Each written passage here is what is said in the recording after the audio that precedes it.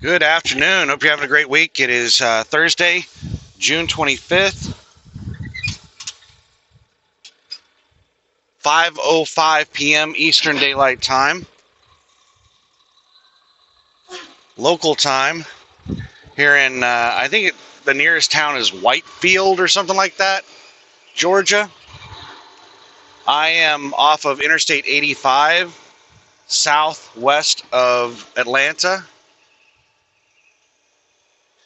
Just about to take off driving. I took my 10-hour break at a way station. And I am the only person here at the way station. Everybody else is gone. There were quite a few people parked here whenever I got here last night.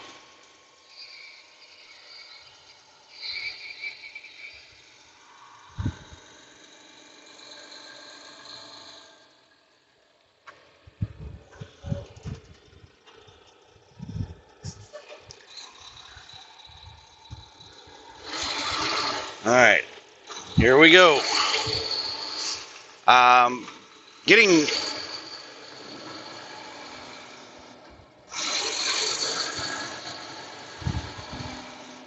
running a little bit late. My pre-trip took longer than anticipated.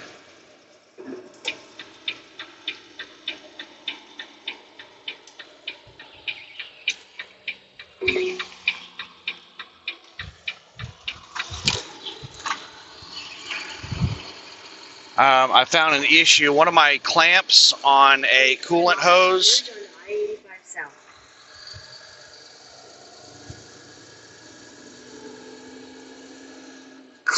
snapped, broke, was just dangling there loose. I don't have a spare clamp, so I zip tied it. And I'll have to get a clamp at some point.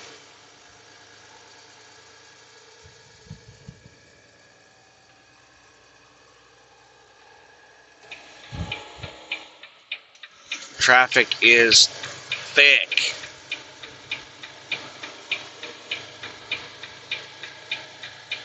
Continue on I-85 south for 35 miles.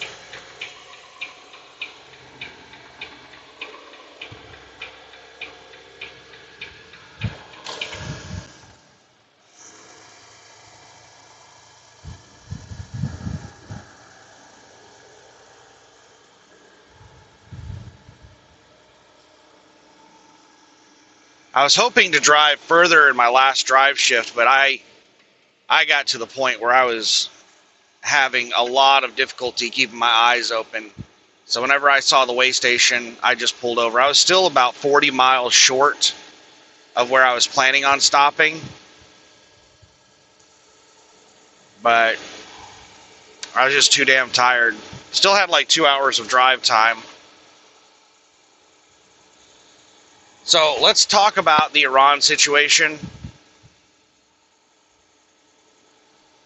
I've got somebody that keeps posting on my videos that I'm just a stupid truck driver and I need to stop talking about, wars and the economy and the oil and gas industry and the freight market and all that stuff. Because I'm just a stupid truck driver. I don't see how anyone can be a business owner and not understand the industry in which their business operates. Like, how can you run a successful business as an owner-operator truck driver if you don't have a basic understanding of the freight market? And in order for you to have a basic understanding of the freight market, you have to have a basic understanding of the economy, of the global supply chain, of geopolitics. Like, you have to have a basic understanding of what's going on in the world, because everything going on in the world affects the freight market.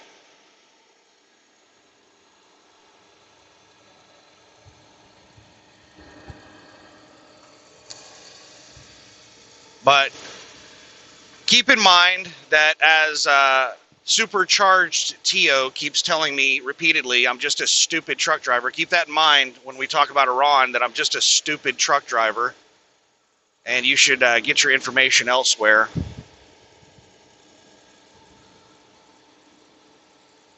Just a second here. I'm waiting for an opening to get in the left lane, get around this rental box truck.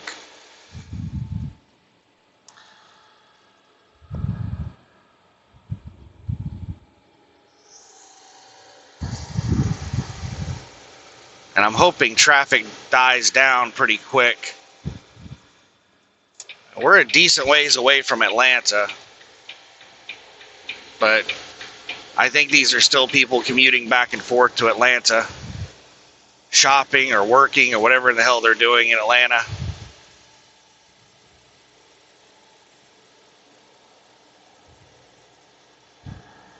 I remember at one point I commuted. No, you're not going to pass me on the right, jackass. Asshole. He saw those cars exit alongside me on the right.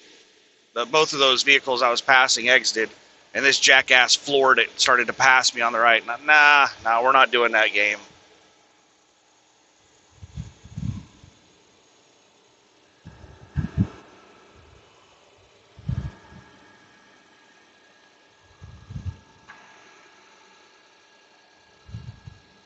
That GMC right there on the left tried to pull that little maneuver.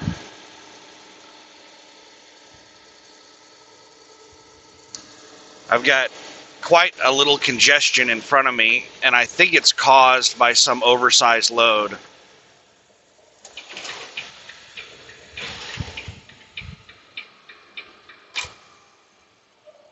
I saw somebody with flashing lights up ahead, and I think vehicles are struggling to pass. No, it's not an oversized load. It looks like a couple of four-wheelers driving slow with their four-ways on. We have slow vehicles getting out in the left lane to pass them, and it's just jamming everything up.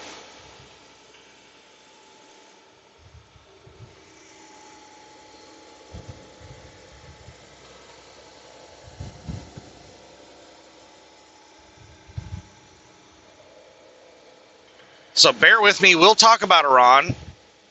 We'll talk about the global supply chain, the oil and gas. We'll talk about all those things I'm too stupid to talk about.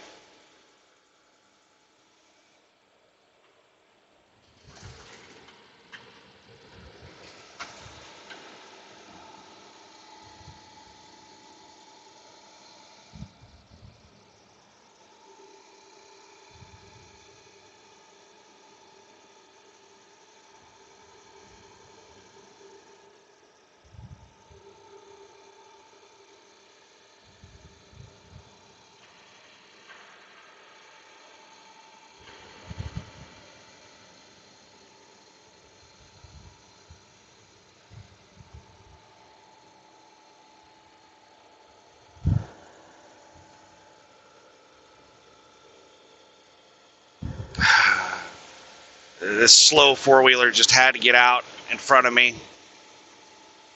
They want to go slow, but they also don't want me to pass them, so they jumped out in front of me. Now they're slowing way down now that they've passed those vehicles.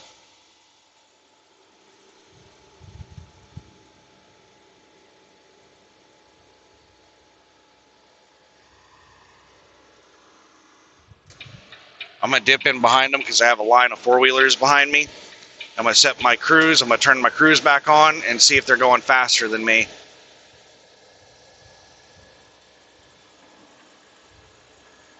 No, they're speed matching me.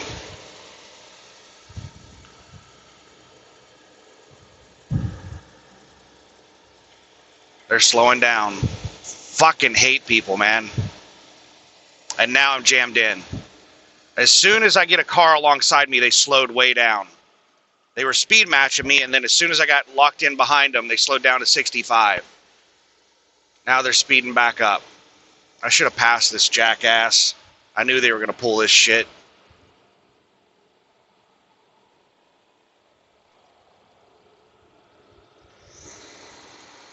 They want to go slow, but they don't want to be behind me.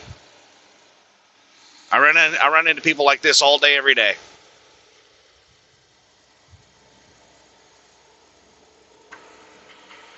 Hopefully they're exiting soon. They are slowing way down. They may be taking this exit. They're slowing down a lot. Nope, they're not taking the fucking exit. All right, one more car and I can pass this jackass.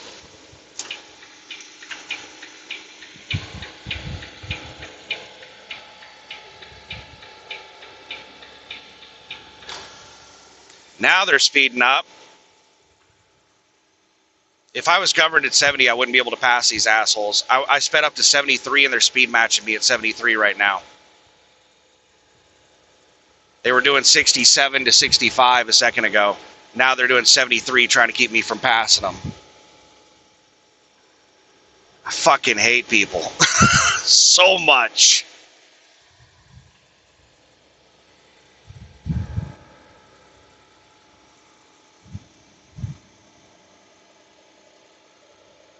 Why don't you just sit back there and do 65 like you want to and forget about me? All right, we're coming up on a slower vehicle. I might be able to rub them off. They're just sitting alongside me, speed matching me. I'm up to almost 75, and they're just speed matching me. But we've got this vehicle that I'm going to be able to rub them off. But what will happen is whenever they go out to pass this vehicle, they'll just pass me as well. They'll get back in front of me again and slow down.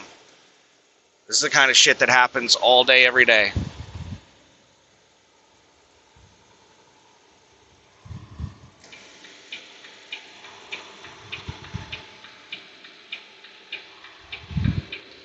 All right, they're stuck behind that slow pickup.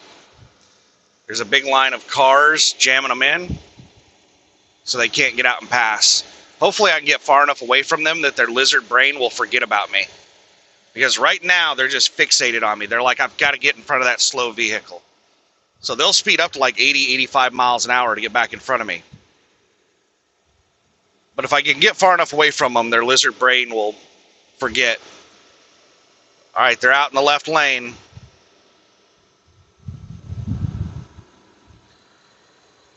They passed the pickup. They're flying up on me right now. So they're doing like 75 to 80, catching up with me.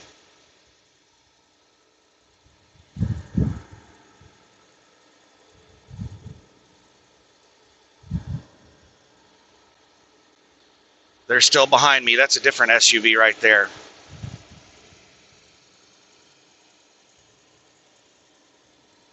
All right, let's try to talk about Iran. I've been talking about Iran for months. What's changed? Nothing has really changed.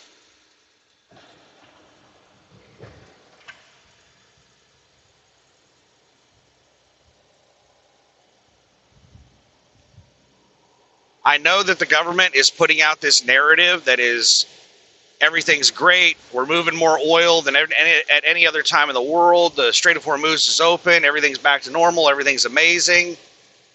I know that that's the narrative the government's putting out, and that Iran has bent the knee, and there they go. There goes the fucking SUV out passing me.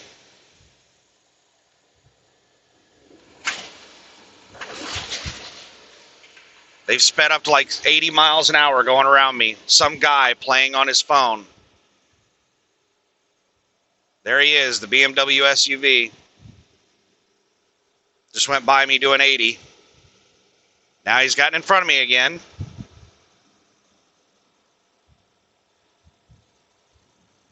Let's see how long it takes him to slow back down to 65 in front of me.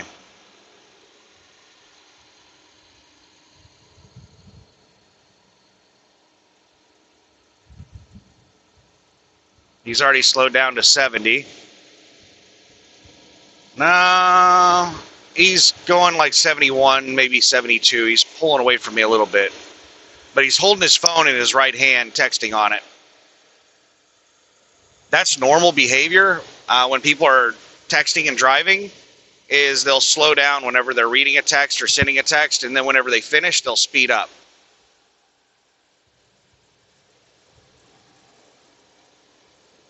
And they like to do it around trucks for some reason. They see trucks as like a stationary object. So people will get alongside me and start sending texts, or they'll get in front of me and start sending texts. They're like, okay, I can calm down and send a text now. I'm in a safe place. Exit. Exit! My trucker powers are not good enough to force this person to exit. I need to collect more piss jugs.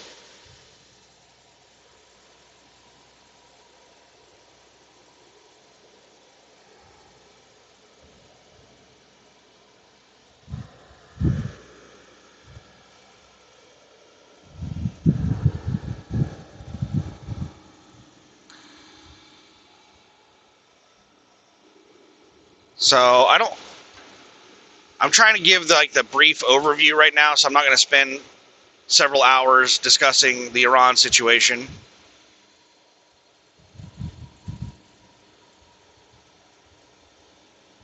But basically, very little has changed with the Iran situation in regard to supply chain disruption. It's not something that can be turned back on overnight. There are police reported ahead.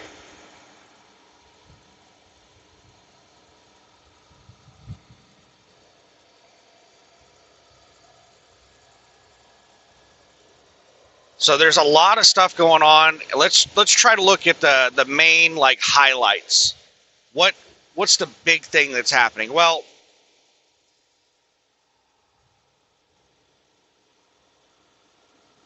the United States government has been manipulating the financial markets by just lying, just blatant lying about what's going on with Iran and what's going on with the oil supply situation, the global supply situation, the global supply chain situation. The government's just been lying. It's just blatant lying. It's gotten quite egregious, easily disprovable lies. Just really, really, it's crazy that people are not calling the government out on these lies.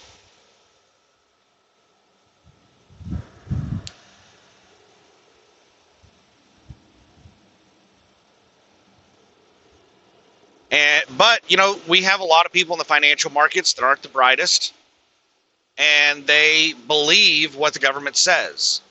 They don't take the time to do research and fact check the government. And the government has successfully manipulated the oil markets. Oil is somewhere in the ballpark of $70 a barrel, which is absolutely crazy. It was about $58 a barrel before it started rising in anticipation of the Iran war. So, and the highest I saw it get up to, not the highest close, I think the highest closing price I saw was $110, $112 a barrel. But the highest I saw it get to in a daily spike was $120 something a barrel. So the government has been very successful in their propaganda campaign to manipulate the financial markets and to manipulate public opinion that everything's perfectly fine. Because we have people like Supercharged Tio who are telling me that everything's perfectly fine and that I'm just a stupid truck driver and I need to listen to the government.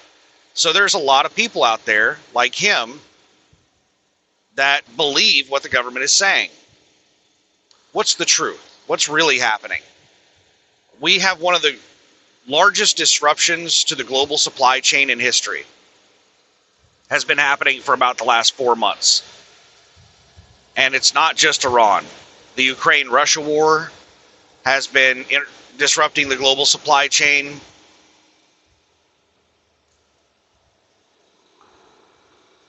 Just a second here. Traffic is clumping up around me. I got these assholes that are driving 100 miles an hour flying up on me and getting caught up behind slow vehicles.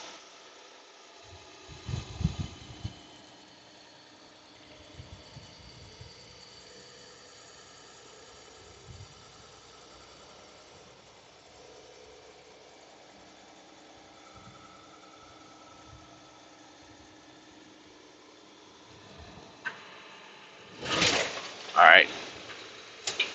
I've got a lot of merged traffic. I've got an opening to get in the left lane, and I need to pass some slower vehicles. So let's go ahead and get out a little bit early and start passing.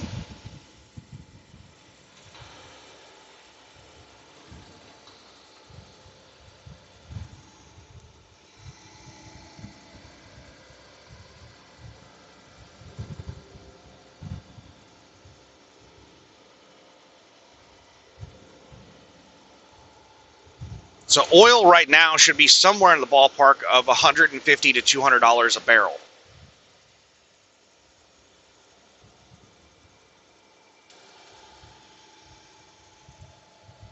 But it's only like $70 a barrel. Why? Because of market manipulation by the United States government. The United States government has just been blatantly lying about the situation, and people in the financial markets have been pricing oil according to the propaganda from the government.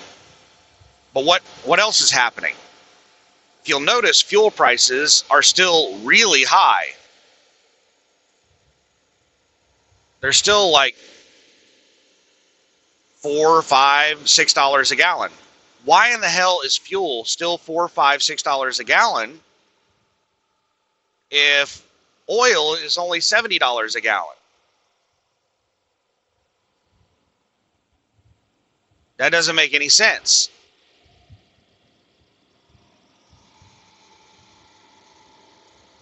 So Trump, here recently in the last week, has started threatening refineries about price gouging because of the high fuel prices. The fuel prices have become disconnected from the oil prices. Why? They are usually locked in sync. It looks like that dumbass BMW driver has slowed down again, and there's a truck up there passing them. I'm not 100% sure it's the same white SUV. We'll find out in a second. But I think it is the same dumbass. They've moved over in front of another truck and slowed down and started texting again. That truck is up there trying to pass them.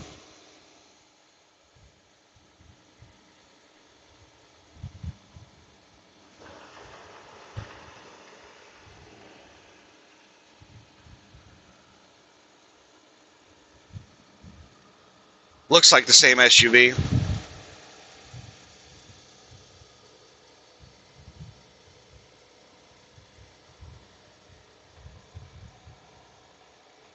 If it is, they're going to go out and pass that truck in a second.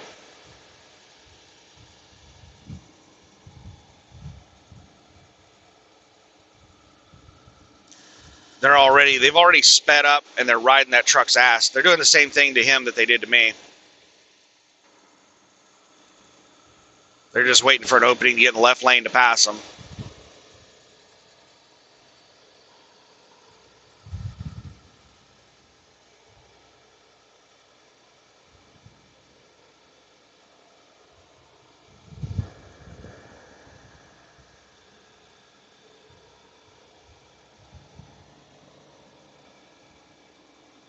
So why is there a disconnect? I don't know for sure because I'm not an industry analyst. I'm not an expert in the refinery industry.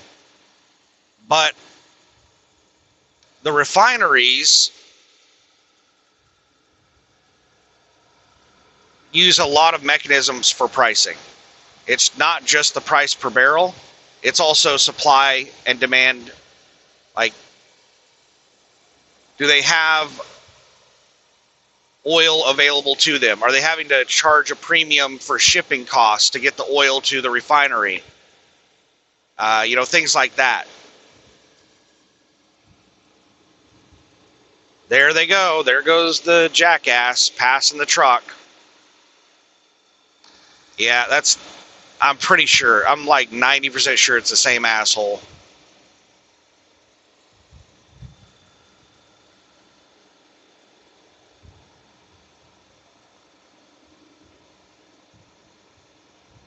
They just keep slowing down to send texts, and then when they finish sending texts, they get out and speed up.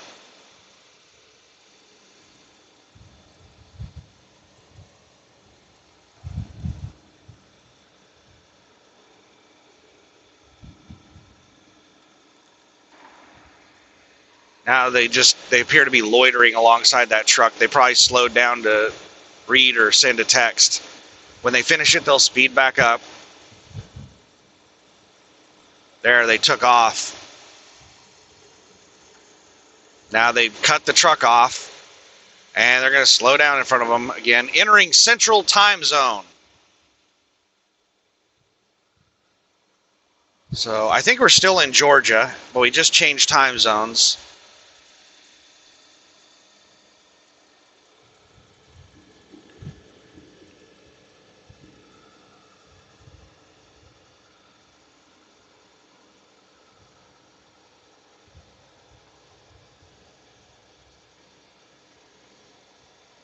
Right now, if fuel prices were paired with oil prices, our fuel prices should be, instead of $4 a gallon, they should be like $3 a gallon.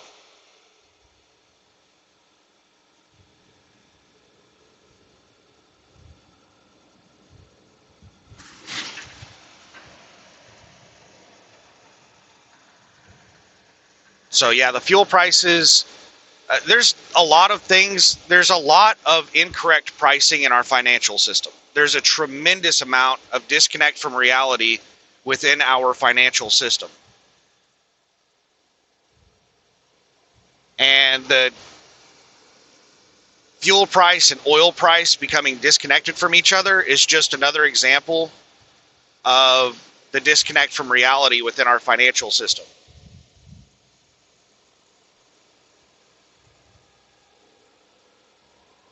Like, you'll see the stock market go up whenever there's negative economic news that comes out. There'll be like rising interest rates and the stock market will go up. That just shows a complete disconnect from reality.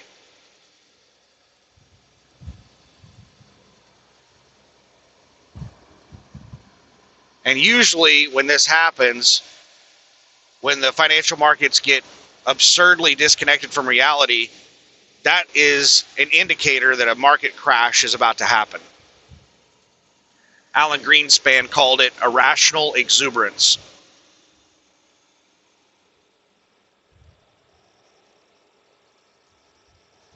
There's usually an event that occurs that forces the financial markets to reprice. They start realizing that all of the pricing is wrong, and it causes a massive sell-off of overpriced items. And those sell-offs trigger more sell-offs, which trigger more sell-offs, which trigger more sell-offs. And that's how market crashes happen. I'm not saying a market crash is going to happen. I'm just saying that, just a second, after this BMW passes me, I'm going to pass this truck. I'm just saying that the conditions are favorable.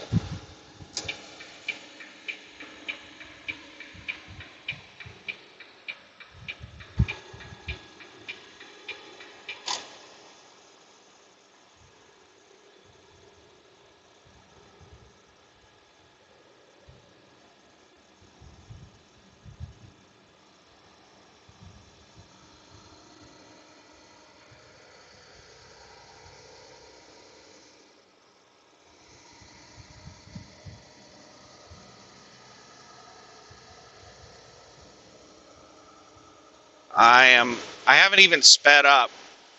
When I get a chance, I'll speed up to pass faster, but I'm still just doing 70 right now. We have a bunch of vehicles in the right lane doing like 65 miles an hour, 60 to 65. I'm still just doing 70, and I'm passing them really fast. 5 miles per hour is just a slow, steady pass. To fly by somebody this fast, I'm doing over 5 miles an hour faster, somewhere between 5 and 10.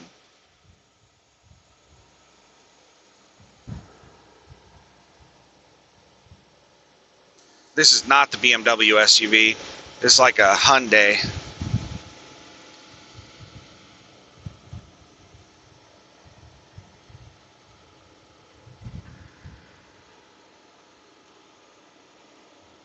I think the BMW is about half mile up in front of me.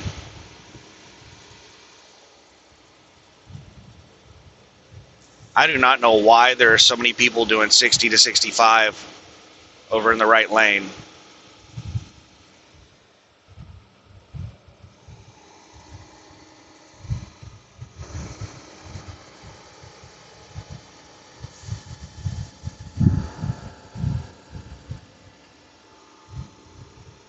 So the financial market is ripe for a crash, and there are a lot of bubbles.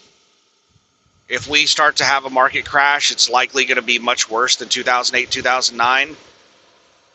Because in 2008, 2009, we only had one major bubble. It was the housing bubble. Now we have a whole bunch of bubbles. We have a student loan bubble, an auto loan bubble, another housing bubble, a bond market bubble.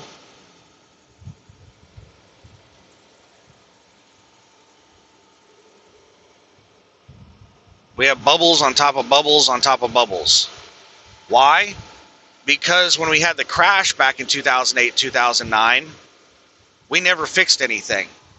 What the government did to keep the whole system from hitting, like, the whole system was going to fail.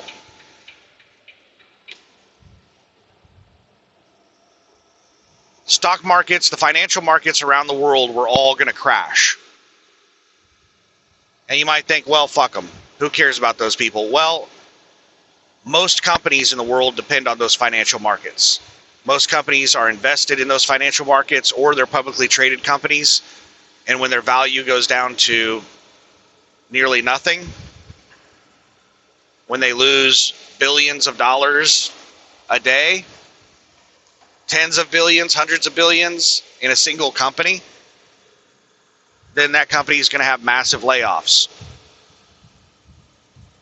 So whenever the entire system starts spiraling downward, it's really hard to stop it.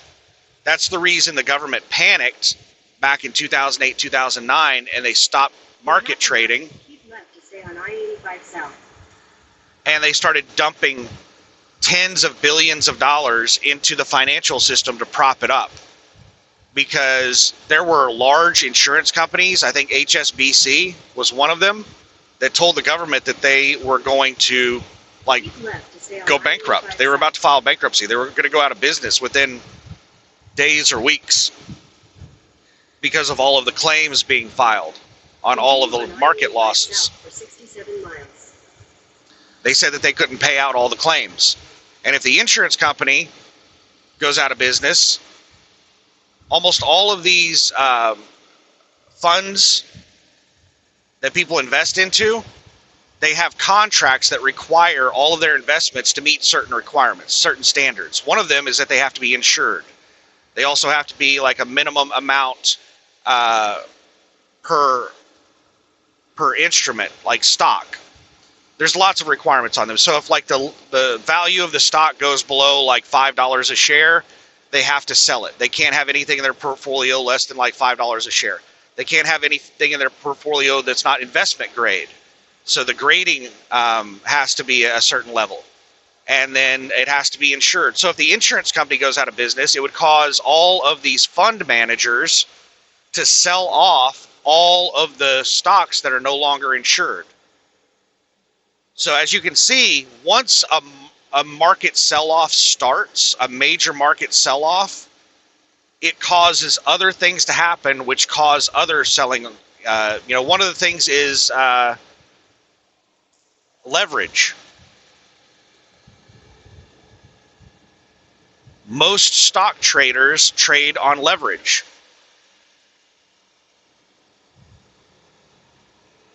And there's no limit on leverage in the stock market. In the financial markets in general, there's no limit on leverage. So you can be trading at 1,000 to 1. So you can have $1,000. Just a second here. I got a car passing me and I'm catching up with a slower vehicle. So you can have like $1,000 in your stock account and have 1,000 to 1 leverage and be buying $1 million worth of stock. Well, what happens is that you can only be leveraged to a maximum of 1,000 to 1. So your maximum leverage is $1 million. Well, if the stock goes down to where, like, by a penny, and now your value in your portfolio is $9,999,000, or whatever that is for a penny. I'm not doing the math in my head. All these four-wheelers are speeding up that I'm passing. So we're going to speed up a little bit to get around them, because that tanker is what they're all behind. They don't want me to pass them, so they're all collapsing. They have space in front of them, so they're speeding up and collapsing that space in front of them to try to block me from passing. So I'm going to have to get around that tanker before I get back over, because all these four-wheelers are trying to block me.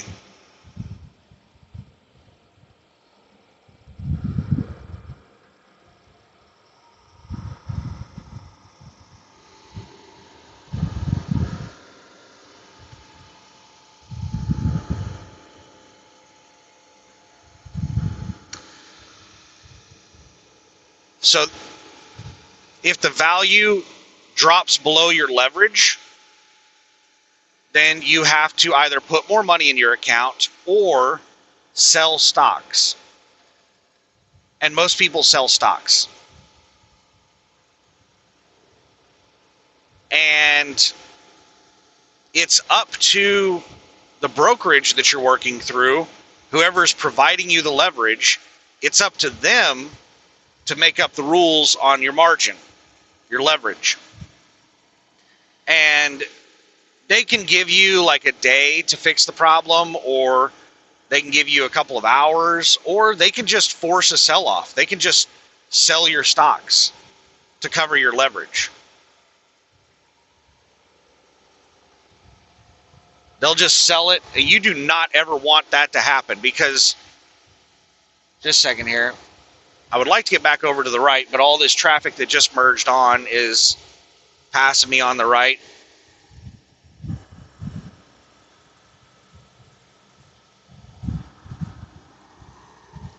And more cars behind me are jumping in behind them to pass on the right.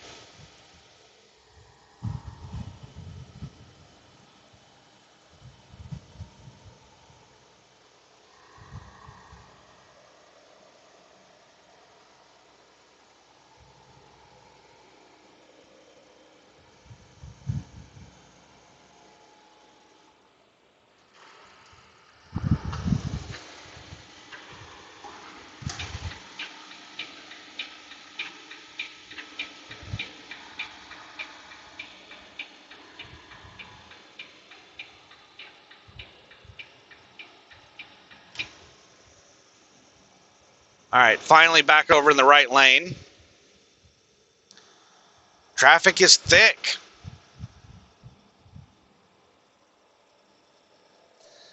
(4:43 p.m. Central Time, now that we're back in Central Time Zone.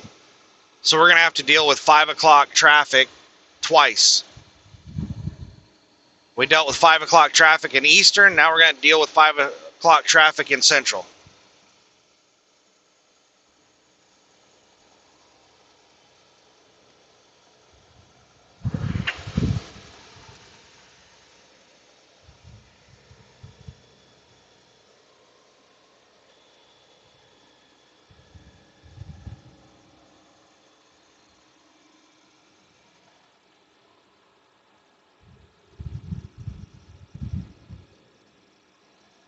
Lots of people exiting here.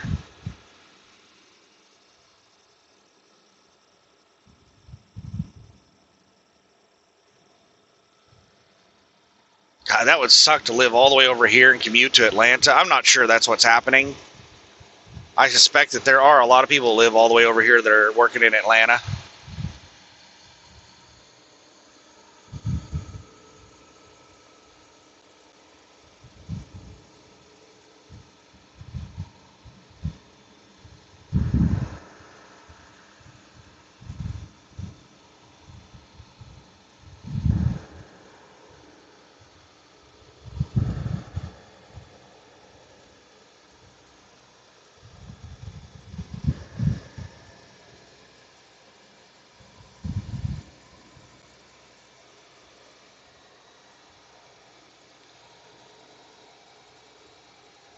But anyway, let me finish what I was saying about margin calls. The price is constantly changing. You have people on stocks, you have people that are putting in buy offers and people that are putting in sell offers. And whenever you're selling or buying stock, you want to do it on a buy or sell offer. You do not want to do it at best. There's an option with brokerages to just sell it at best or buy it at best. And if you do that,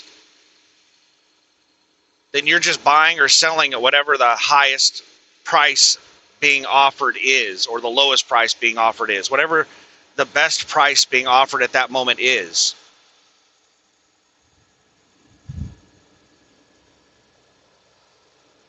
And if you're selling a decent amount, which most people are, a second here, then what can happen is, let's say you're selling 1,000 shares of something, and you do an app, just fucking get in your lane, jackass.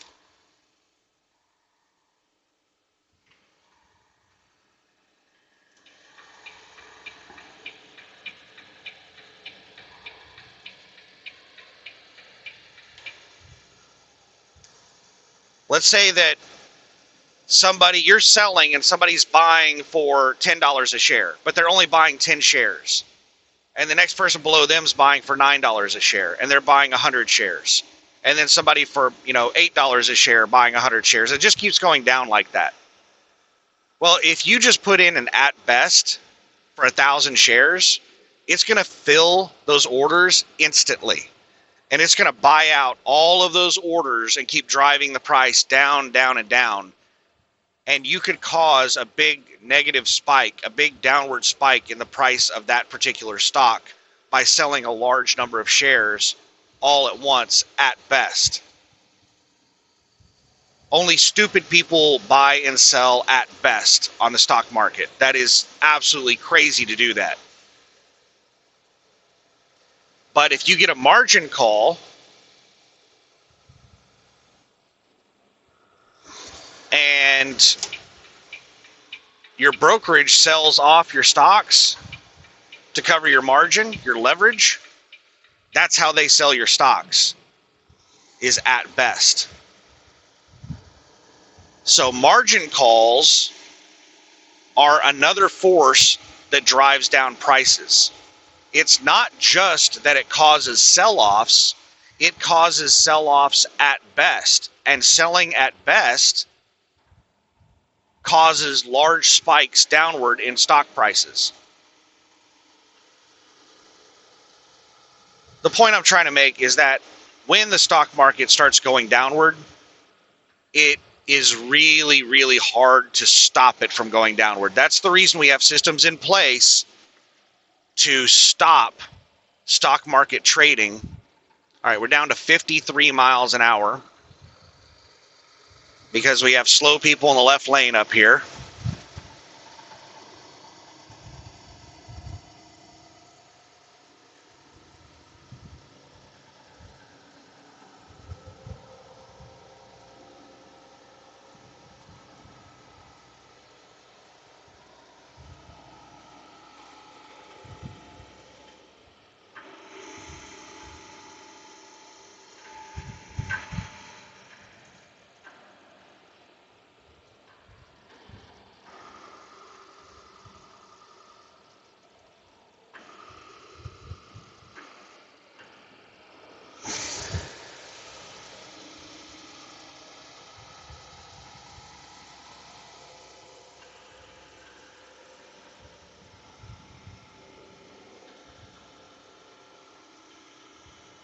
So there's a lot of systems that have been put in place in the stock market to keep it from just going straight to zero. Because whenever the stock market starts going down and it starts triggering margin calls and people start panic selling, it's in a race to the bottom. It's in a race to zero. The whole stock market will race to zero.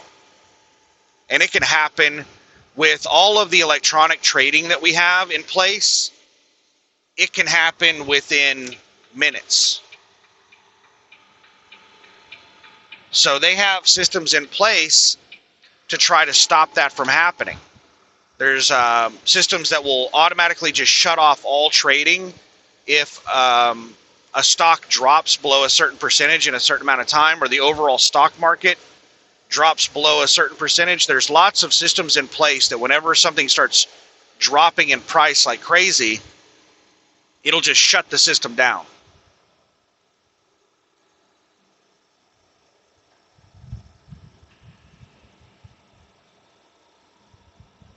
What in the hell does all of this have to do with Iran?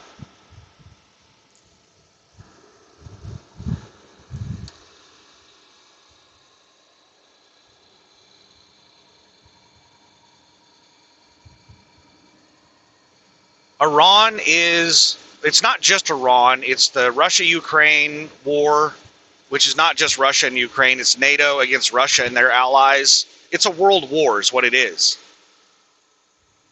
It's NATO fighting against Russia, North Korea, China, Iran. I'm not sure what all other countries.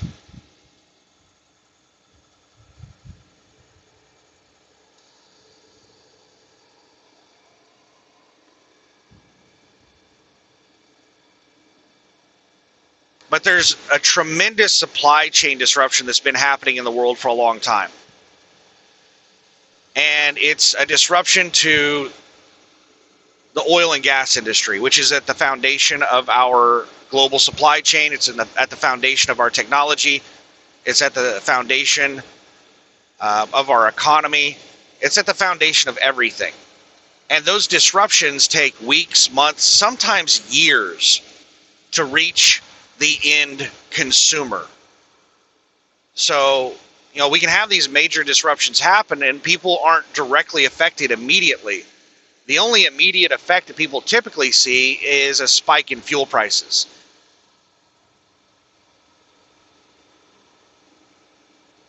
And that's not because the cost of oil for the refinery went up instantly.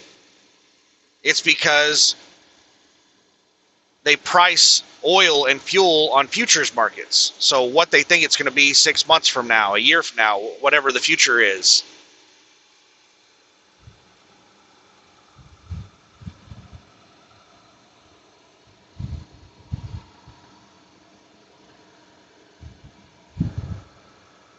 "48 miles to Montgomery." I'm still not 100% sure if I'm going to fuel in Montgomery or I'm just going to wait until I get to Villa Platte. It's basically the same price. I have half a tank of fuel, and I'm only driving 550 miles empty today. So I have enough fuel to make it all the way to Villa Platte. I think I'm just going to wait till I get there to top off fuel.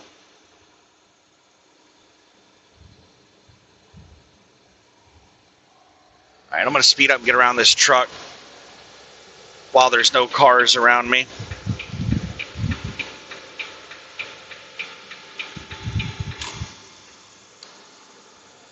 So the financial markets are one piece of the puzzle. What's another piece of the puzzle?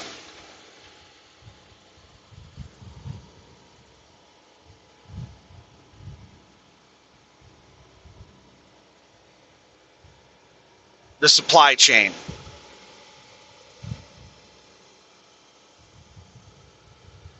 Shortages of items.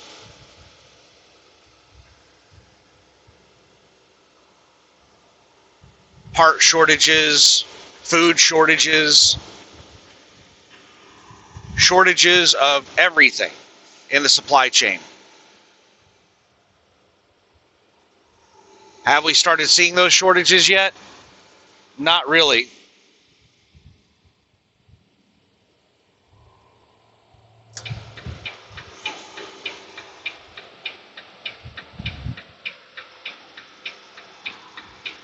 Sorry. As soon as I started to move over to the right lane, some dumbass started passing me on the right.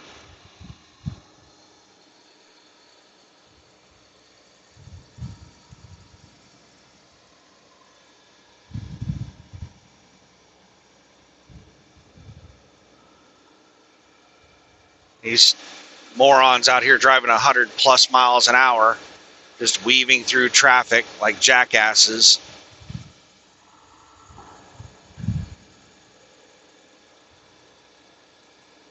So, food shortages, not likely to start happening until first or second quarter next year. Part shortages, I'm not really sure. I haven't been following any industry specific thing on shortages. We could have chip shortages at some point in the near future because of a massive helium disruption. Helium is required to make computer chips.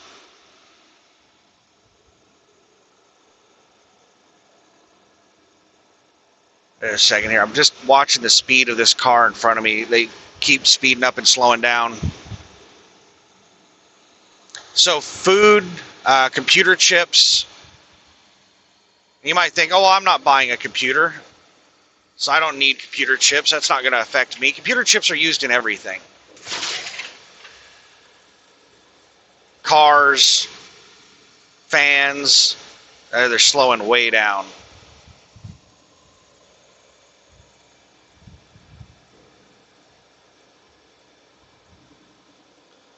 Your phones.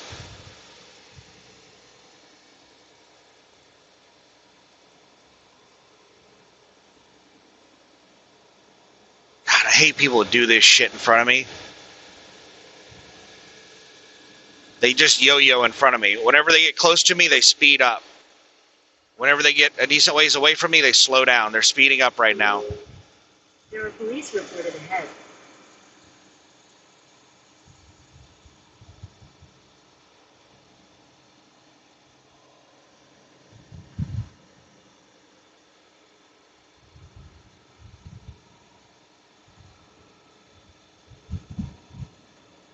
Now all the vehicles around me are slamming on their brakes and slowing down to the 70 mile per hour speed limit, which is what I have my cruise set at, because we had a cop. No, the cop is not there anymore. Fuck all these people.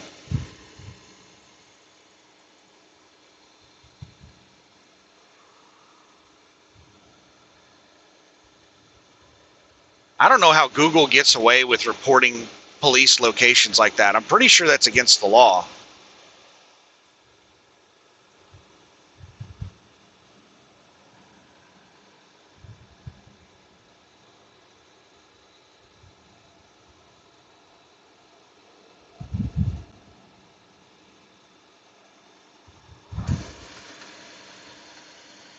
Oh, sweet, this car's exiting. Yay, the yo-yoer is exiting.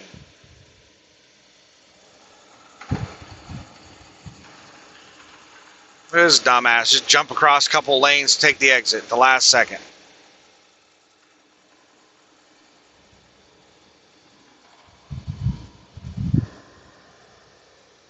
(4:58 p.m.) and we're getting close to Montgomery. We're going to be driving across Montgomery, Alabama during rush hour. I don't think that's going to be too bad. Montgomery is not very big of a town.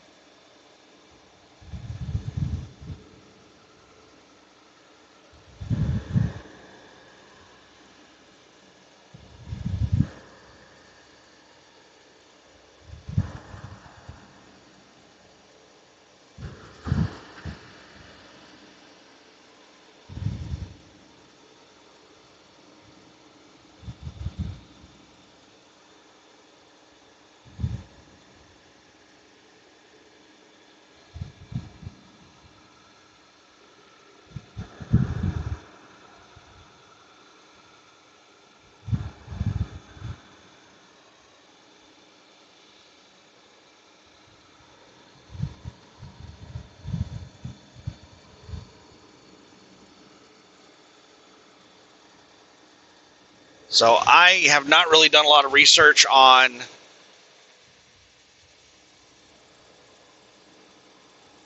item shortages, so I'm not sure what items we're close to being short on. But that's another piece of the puzzle.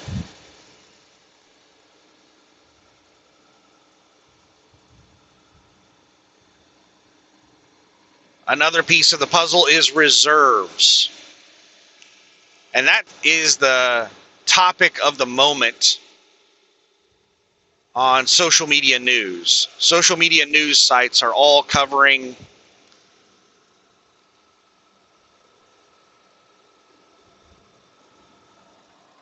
reserve capacity, reserve shortages.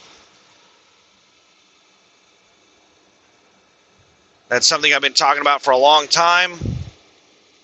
The president let it slip a couple weeks ago, a week or two ago. Whenever we signed, or not even when we signed, whenever we agreed, why is it me? Why am I the one that people choose to cut off and slam on their brakes for exits? Why not the truck in front of me? Why not the, one behind me? Why is it me? Why am I the lucky person who gets people cutting them off and slamming on their brakes for exits?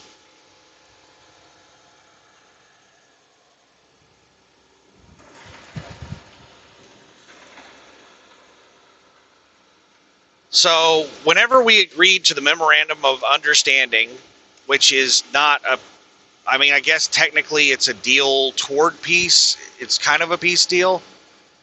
It's just a basic framework to start discussions.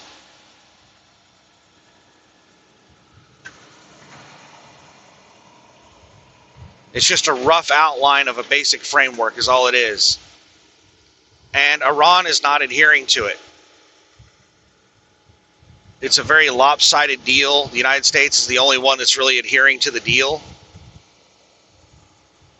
Israel's not adhering to it. They're continuing to attack Lebanon, which is what basically the only thing in the deal that Israel was supposed to do was stop attacking other countries. That's it. That's all Israel had to do in the deal, and they did not do that. And Iran was supposed to freely open the Strait of Hormuz without tolls. They did not do that.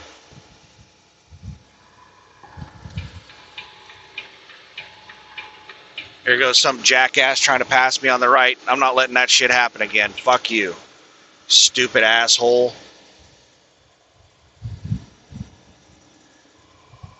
Fucking idiot.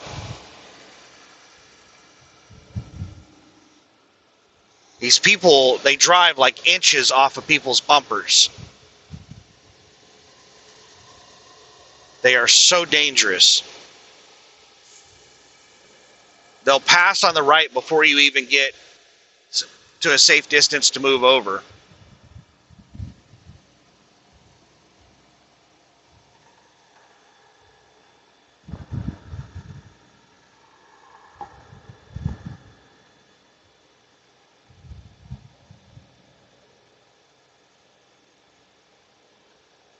As soon as I saw that guy peek around the right, I threw my blinker on and started moving to the right.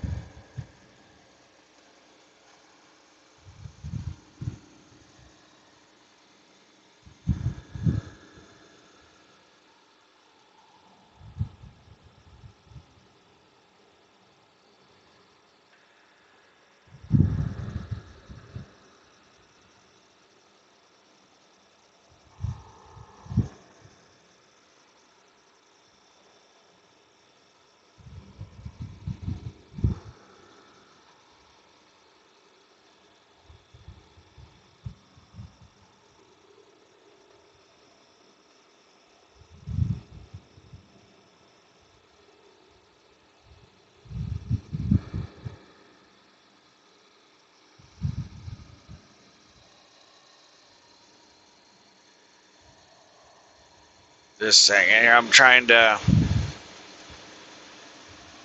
watch traffic around me and judge speed. You know, I'm coming up on slower vehicles, and then I have all these assholes driving 100 miles an hour down the road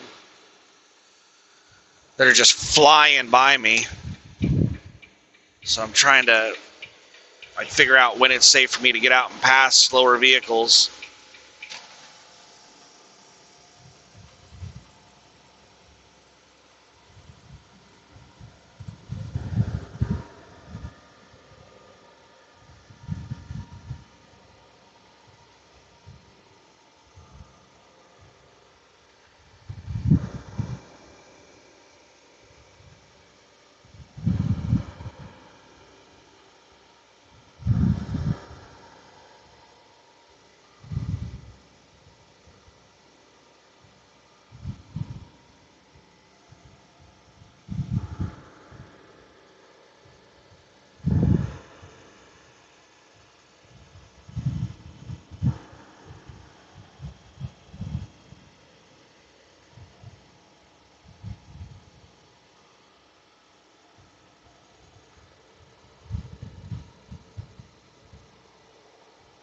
So yeah, the big topic of the moment is the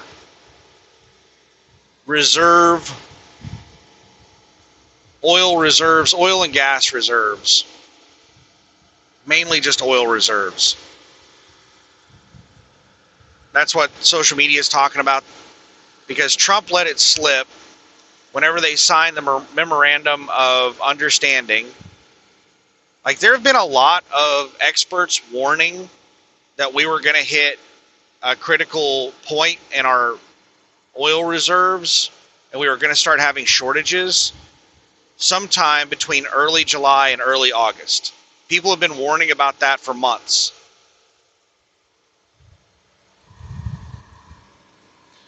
But the government has been saying that everything's great and everything's amazing and we have the most oil of all time and oil prices are going to go down to zero and like fuel is going to be free for everybody, all kinds of stupid crap.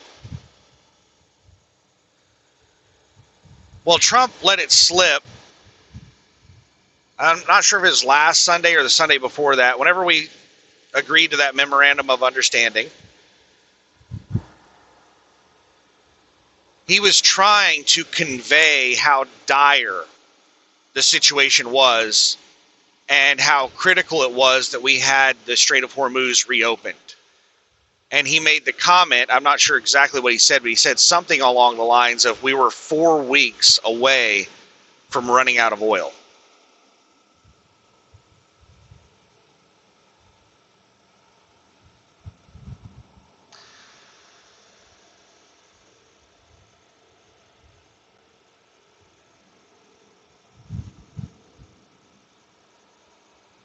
So he slipped up and said something that he wasn't supposed to say because he thought the situation was resolved.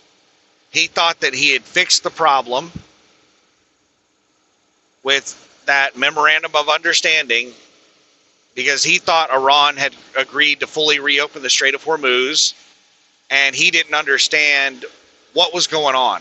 He didn't understand that it was still going to take weeks for ships to start traversing the Strait of Hormuz, and then they had mines to deal with, and Iran is not trustworthy, so they're not likely to keep the strait open. And then you have Israel that's going to sabotage everything at every moment, every time they can, because they want the United States fighting Iran. They've been trying to drag the United States into a war against Iran for decades, and they've finally done it, and now they're going to try to keep the United States fighting against Iran.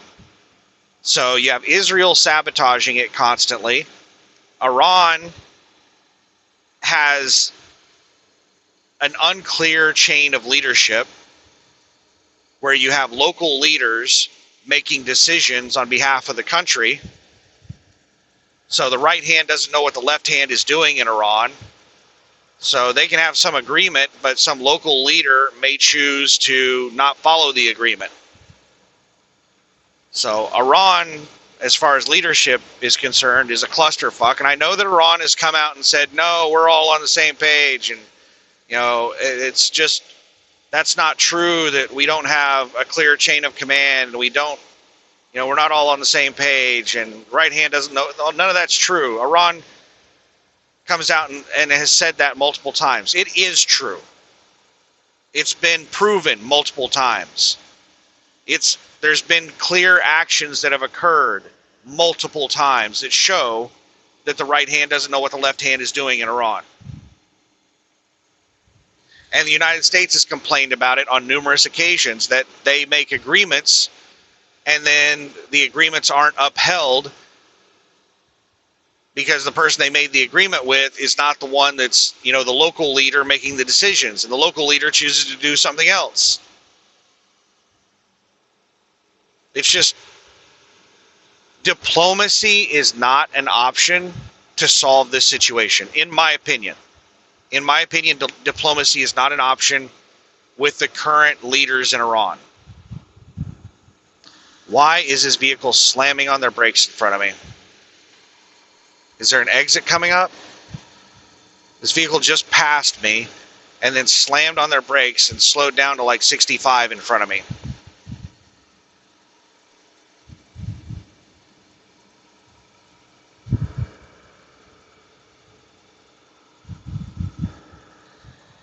All right, let's get out in the left lane and see if we can get this jackass to speed up.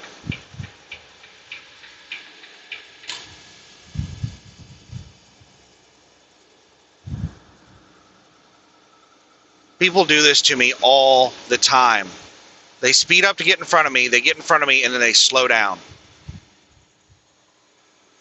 Most are not this egregious to where they just slam on their brakes from 80 miles an hour and slow down to 65 in front of me.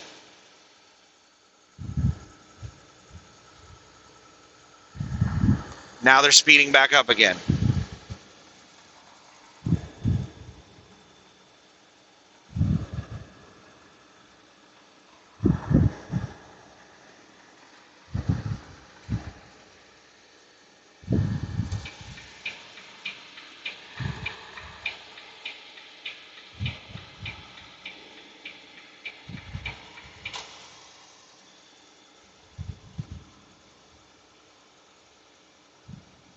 They probably got a text message.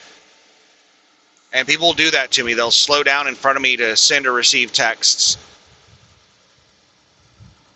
And then once they finish, they'll put their racing helmet back on and get back out there and weave through traffic.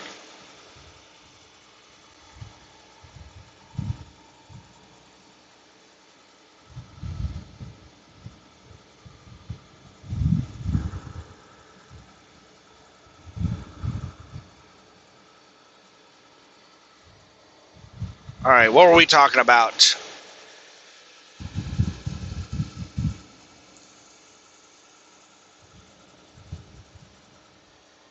There's a large pack of vehicles that just caught up with me. They're stacked across both lanes. About a dozen cars. No, it's more than that. I don't know how many it is. I can't see the end of it.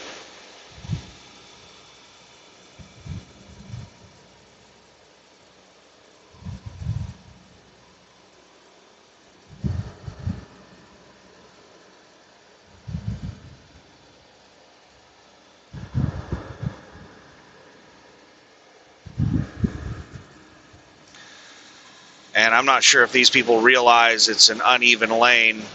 There's a pretty big dip. They're on a brand new road over in the left lane, and this lane is shaved and hasn't been paved yet. So there's about a 4 to 6 inch drop between the two lanes. So I'm afraid of somebody trying to pass on the right flying through here, and they're going to lose control of their car changing lanes. So I've got to keep an eye on that.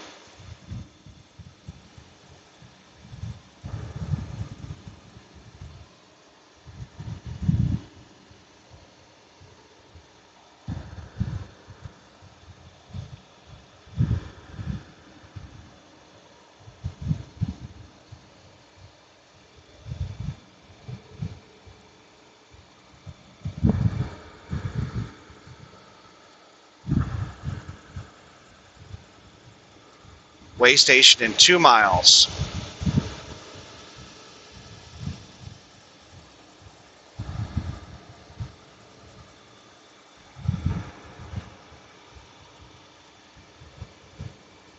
All right. We're out of the uneven lane.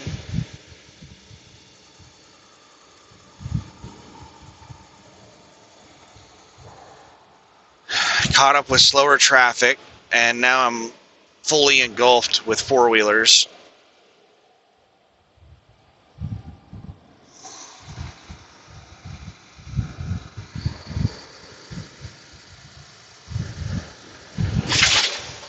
End of the construction.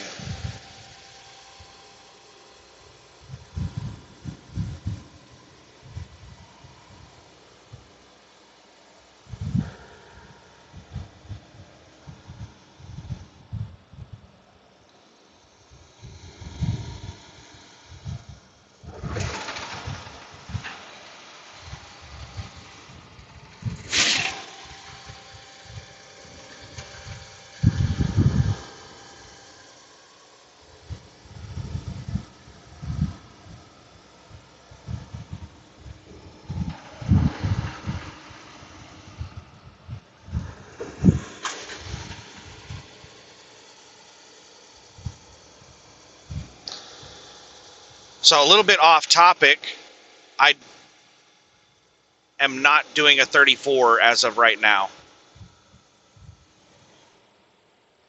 I'm probably going to do a 34 after I deliver this next load. I don't know. We'll see what the hours of service situation is.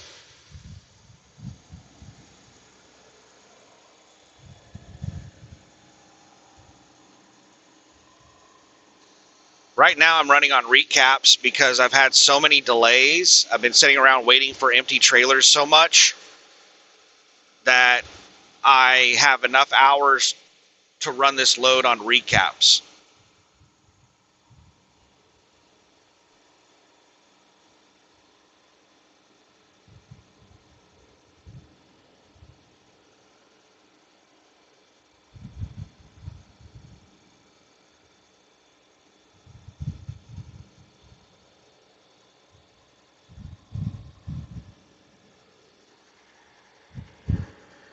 Recaptured hours. So we work on a 7-day, or it's an 8-day, 70-hour clock.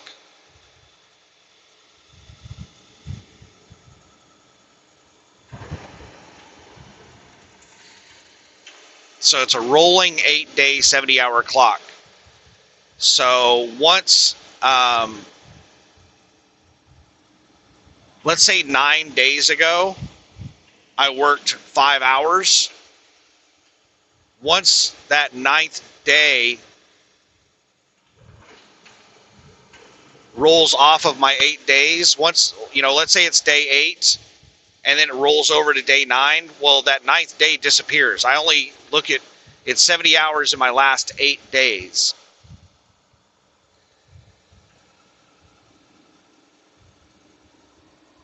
So once something rolls past 8 days, it goes to day 9 or later, then I recapture those hours.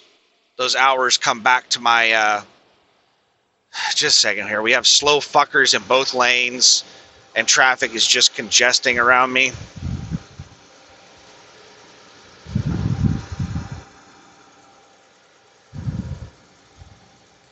Some jackass up here doing 65, and people passed him really slow in the left lane.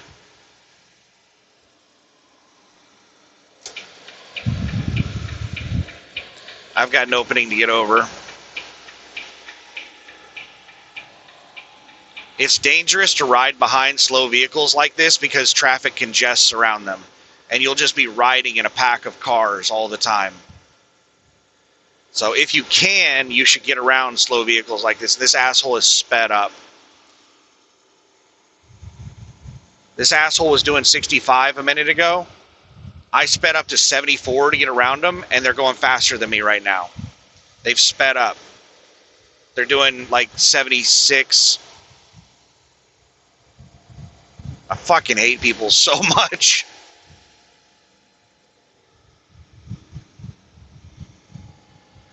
But this jackass in the Nissan Frontier over on the right is the one causing this traffic jam. Now they're slowing way down.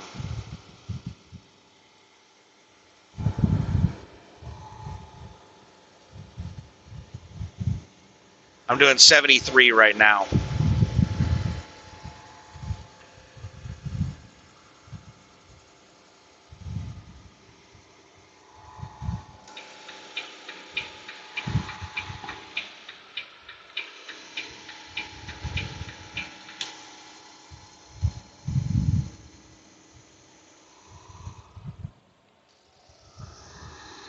Where did this jackass go? Okay, he's still back there behind me. He's about 300 feet behind me. He slowed back down. Not all the way to 65, but he slowed down to like 68, 70. But his speed is constantly changing.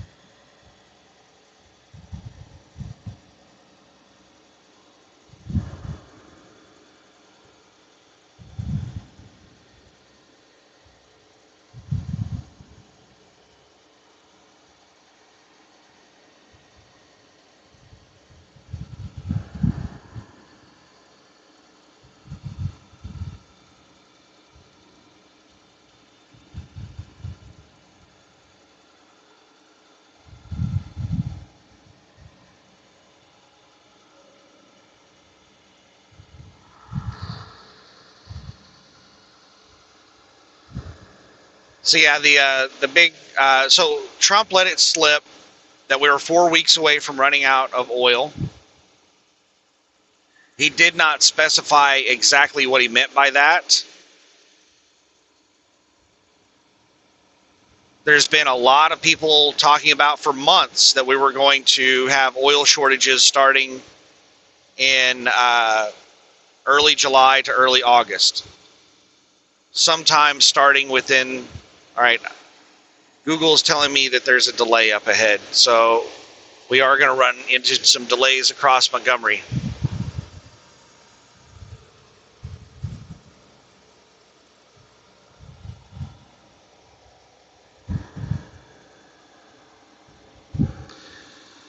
They gave my phone number to some fucking driver. I'm about to lose my damn mind. I've told Trailer Utilization to stop giving my phone number to drivers. I just had somebody text me and say, hey, I'm coming to pick up that trailer. What's the gate code? I'm not going to respond to them.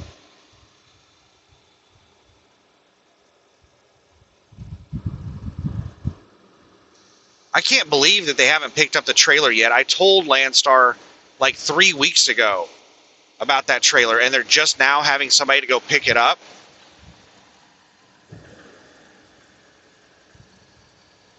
I thought that somebody would take that trailer like the next day.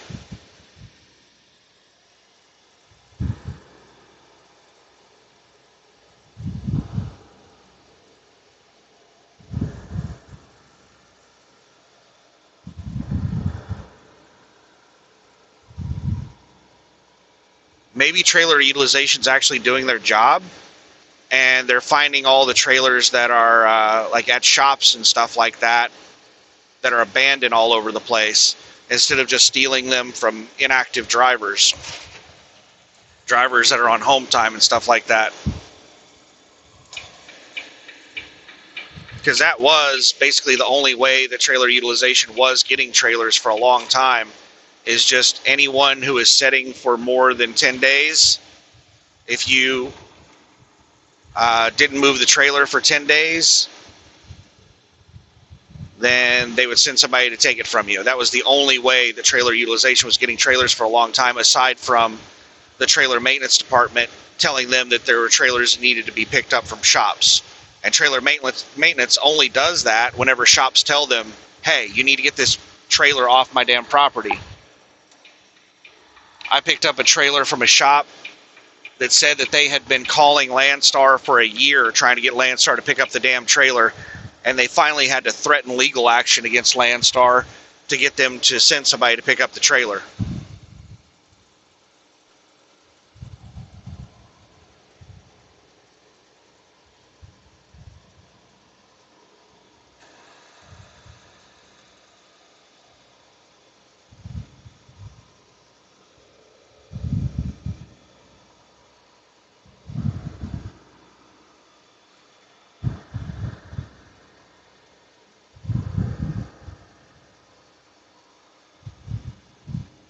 So trailer maintenance doesn't really care about trailers being moved from shops. And that's about the only source of trailers that trailer utilization uses. Like, it must be a really nice job in trailer utilization to just not do shit. It's just like, what department at Landstar is going out and finding all of the unused trailers? Trailers that are just like State in Oregon, the Gelled Wind place. Last time I counted the trailers there were over 20 trailers, 20 Landstar trailers sitting there, and a lot of them were out of service. They had, major issues where they couldn't be used. Just a whole bunch of broken trailers sitting there. And they were using several trailers for storage. They had straps and other things that they were storing inside the Landstar trailers. Most of those 20 trailers were not being utilized for moving loads. They were being used for storage by Gelled Wind, and they were broken down trailers.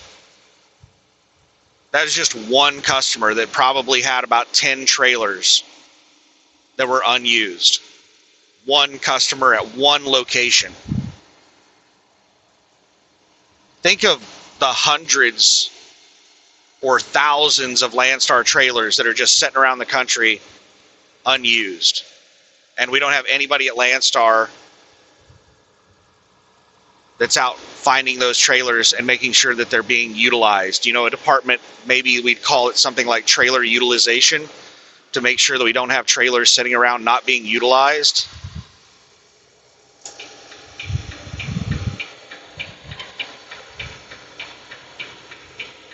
But no, trailer utilization has some idiotic management that's incompetent. The only way they know to find trailers is to steal them from drivers that set for too long. So if you go home and take a 2-week vacation, at the end of your 2-week vacation, Landstar will steal the trailer from you, and then you'll be stuck without a trailer, and you'll have to sit around for like 2 or 3 weeks trying to find another trailer. It's genius, right? That's the Landstar way. But maybe they've changed their ways. If it took them this long to use that trailer, Fort Worth is one of their main locations that they do orientation. So there is a constant stream. Shit. Right when I get to the edge of Montgomery, it starts raining, and all these fuckers are going to slow down to like 20 miles an hour on the interstate because there's water on their window.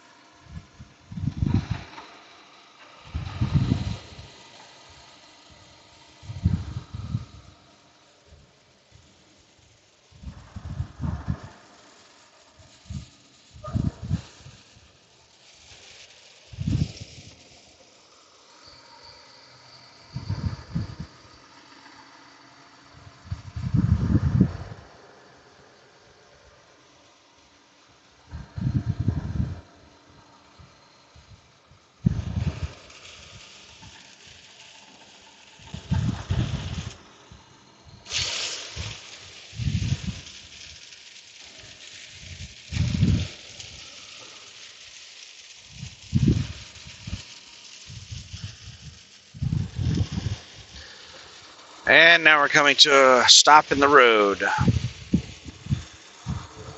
Guess this person doesn't need to get to the left. I think they just left their turn signal on because I left them a space to get over.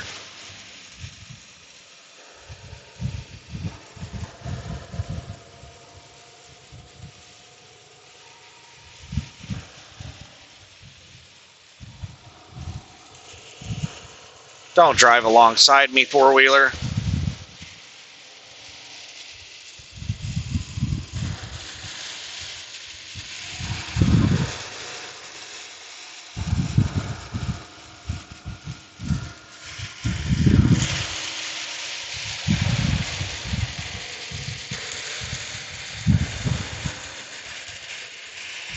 Got to be really careful through here.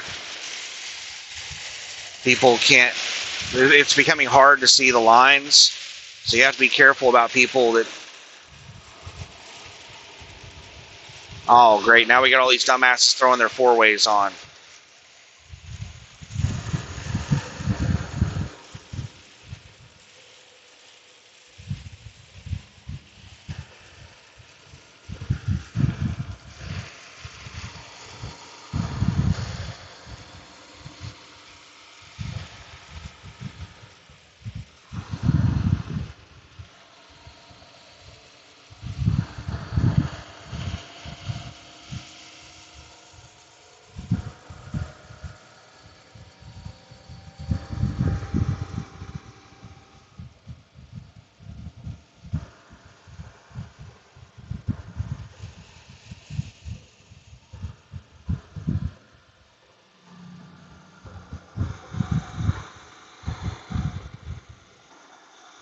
All right, now we're getting to a road surface where you can, yeah, just fucking cut me off. We're getting to a road surface where you can actually see the lane markers. Why did this fucker cut me off if they're going to keep going the same speed as the lane they came from?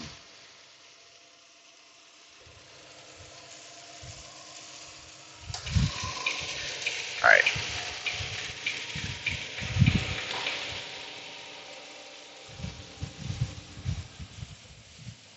Tired of these dumbasses.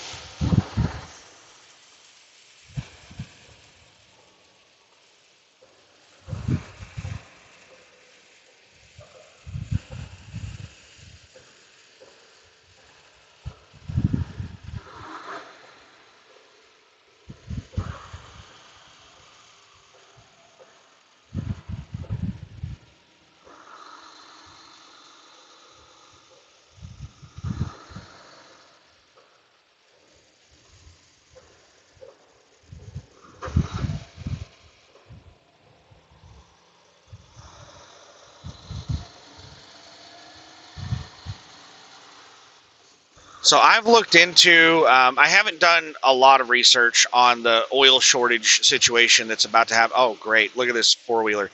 This pickup in front of me put their right turn signal on, and the SUV to the right of them sped up and blocked them from moving over. There was a space for them to move over to the right, and that SUV sped up and closed that space and blocked them. Now they're just going to stop in the road in front of me because nobody will let them over. This is the reason that we have these traffic jams, is because of aggressive drivers defending their place in line and then dumbasses just stopping in the road so that they can make a lane change.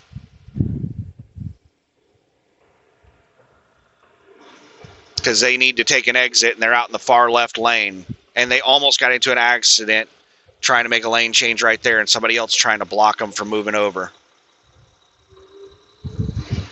And I think they missed their exit. I think they were probably, yep, they're driving across the median to take that exit right there. They missed their exit, but no, they're just going to drive across the median to take it anyway. Dumbasses.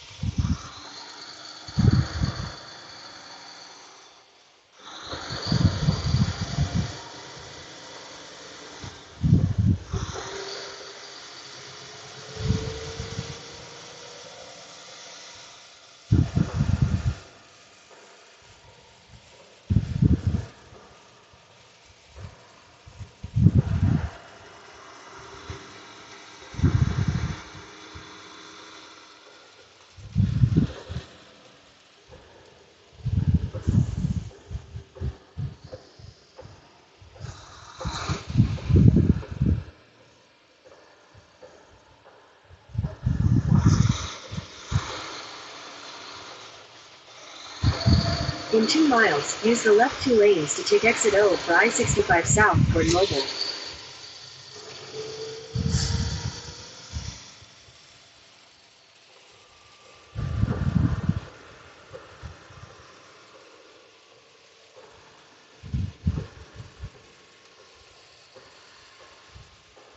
So I looked at our strategic petroleum reserves, and we are somewhere in the ballpark of like 320 million barrels. 150 million barrels is reserved for national security. So we're not supposed to go below 150 million barrels. The maximum that we can drop it down to is estimated to be somewhere around 50 million barrels. We can't pump out all of it. There's about 50 million barrels at least that we can't, that's unrecoverable. We can't like take it all the way down to zero. So we still have a lot of strategic petroleum reserves. Just a second here. This van is going all the fucking way across traffic. Dumbasses.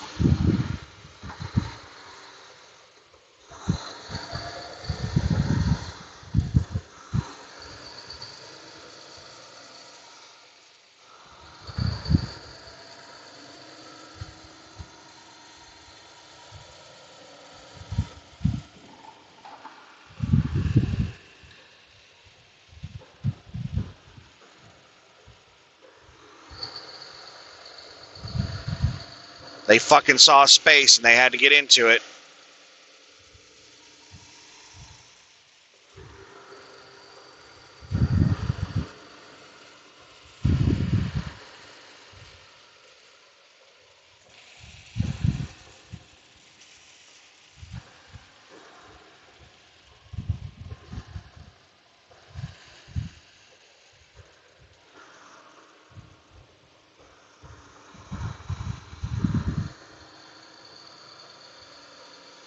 I was not expecting stop and go traffic across Montgomery. It looks like the sky is clearing up ahead. We're about to get out of the rain. And I think that's the main reason we're going so slow.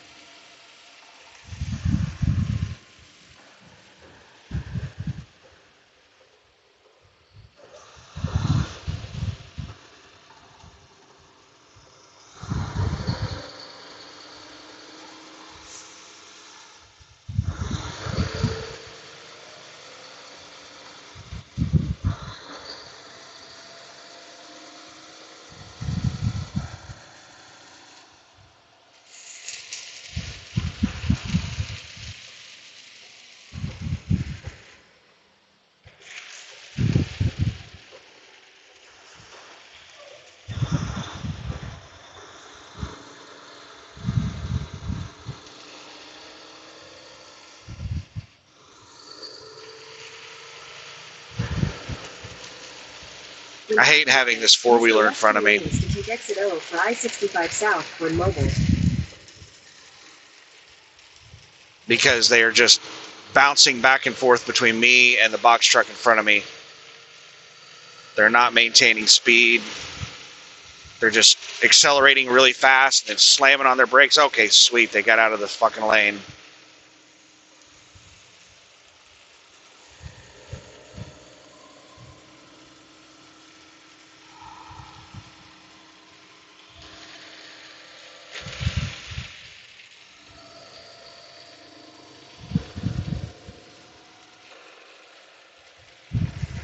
Use the left 2 lanes to take exit O, then you'll use the left 2 lanes to take the I-65 south ramp to Mobile.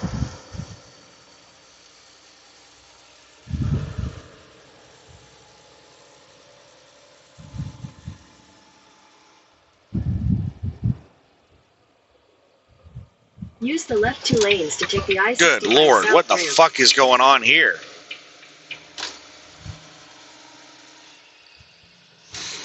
Continue on I-65 south for 13 miles. Oh, now all these four-wheelers that are just sitting behind this dumbass, now that the trucks are passing it, now all the four-wheelers are going to get out and finally pass it.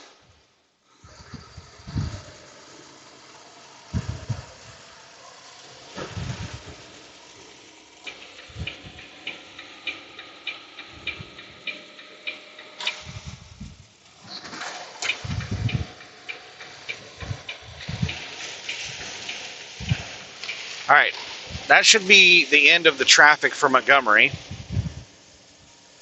13 miles until fuel. To get fuel or to not get fuel, that is the question.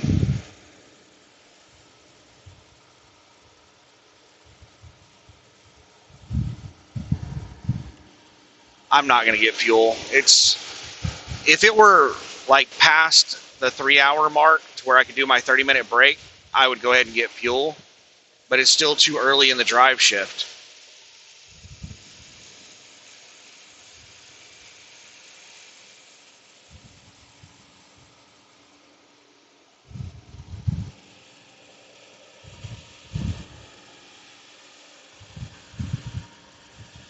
All right, we should be getting out of the rain in a minute. It's partly cloudy up ahead.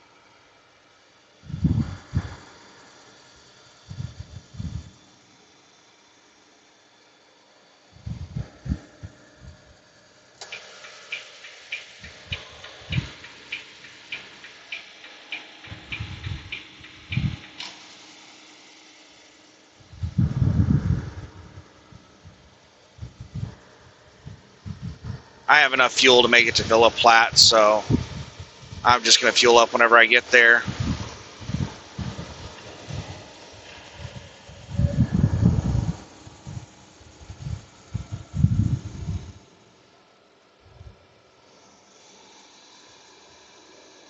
And we're out of the rain.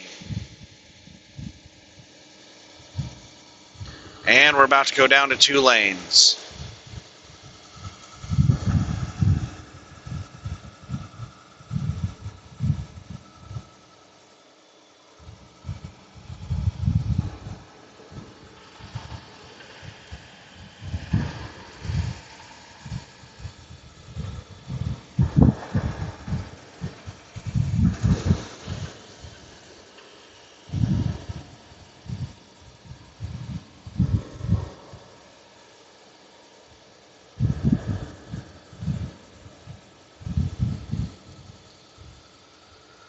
So, we are nowhere close to tank bottoms on our strategic petroleum reserves. So why is everybody saying we're going to run out of oil in July? Why are we going to have oil shortages in July? Well, I don't know. I've been able to do a little bit of research, but not a lot of research. What it appears is that what they're talking about is one specific location of our strategic petroleum reserve. They're not talking about our overall strategic petroleum reserves. They're talking about Cushing, Oklahoma.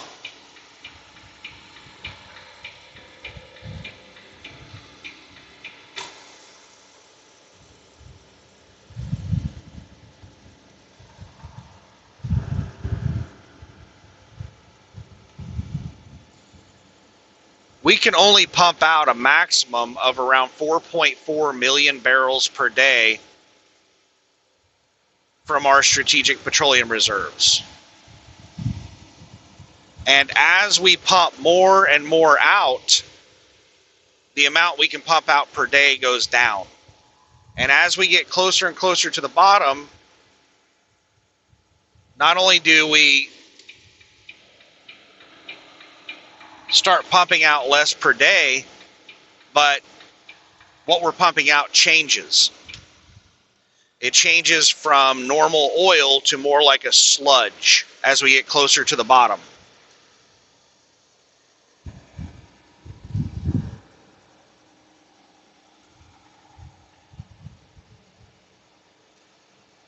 The theoretical bottom of the Cushing Reserve, Cushing, Oklahoma Petroleum Reserve,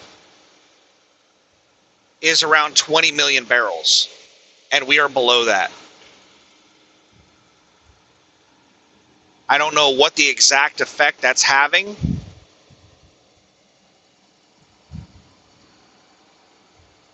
I suspect that it's reducing how much oil we can pump out per day, and I suspect that the type of oil that we're pumping out is not the same that we were pumping out a couple weeks ago.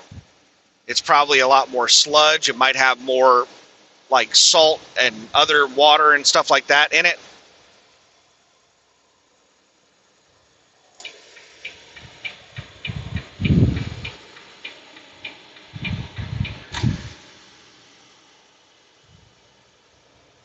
So we are approaching, it's kind of like, they talked about the oil shortage. They've been saying since like I don't know when, the 60s or 70s or something, that we were hitting peak oil.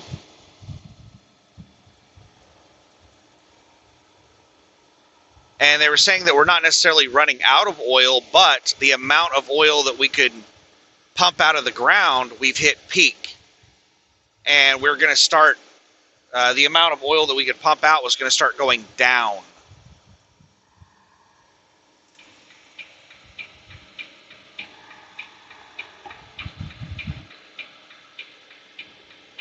And that was going to have dire consequences on our civilization. Well, they were wrong about when peak oil was going to happen, because we found more oil reserves, and we found newer methods to pump oil out. But that is kind of like what's happening right now with the oil shortages, is we're not running out of oil, but our ability to the amount of oil we have available is reducing. And I suggest you go out and you listen to an expert talk about Cushing, Oklahoma. It is a critical oil location. It's not just an oil reserve. It's also a critical substation where pipelines and all kinds of oil production comes into, and it gets distributed out. It is a major distribution facility. So if the levels of oil get low at that location, it's not just going to reduce the amount of oil that we're pumping out of our strategic petroleum reserve. It is going to reduce the total amount of oil distributed in the country. I think most or all of West Texas Intermediate oil goes through Cushing, Oklahoma. So if that facility starts hitting tank bottoms and they can only pump out reduced amounts of oil, then that's going to affect all West Texas crude. It's not just the reserves, it's also the oil coming out of the oil pumps right now.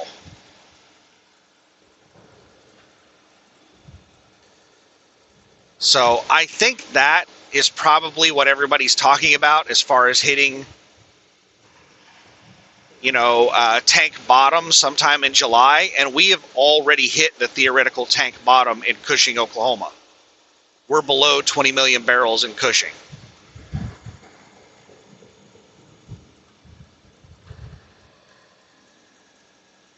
In 2 miles, take exit 158 toward US 31 and Walla.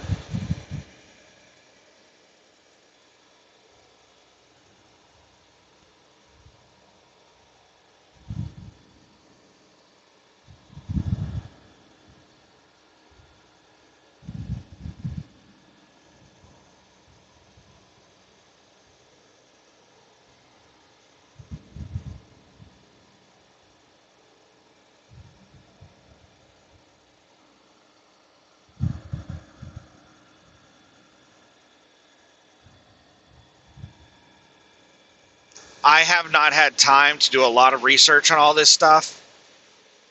because I've been working 90-hour weeks on this damn contract, which I cannot wait until this contract is over with. I don't like doing this. Like, I don't mind coming out for like 1 month and just running hard, making a lot of money. But to do this for a long period of time, oh man, that's one of the reasons I became an owner operator, so I wouldn't have to deal with this shit.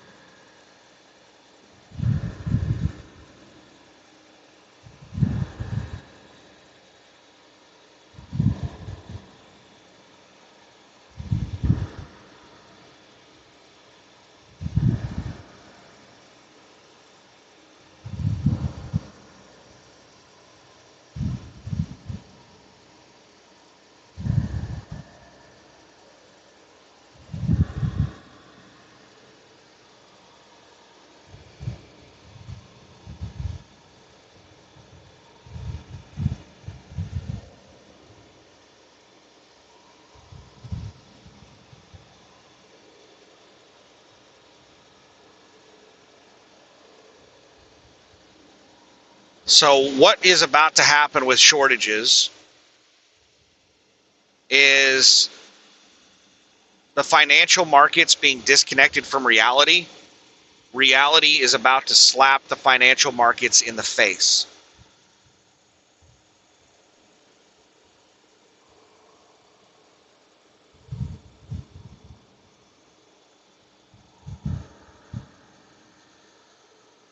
Oil is way, way too low.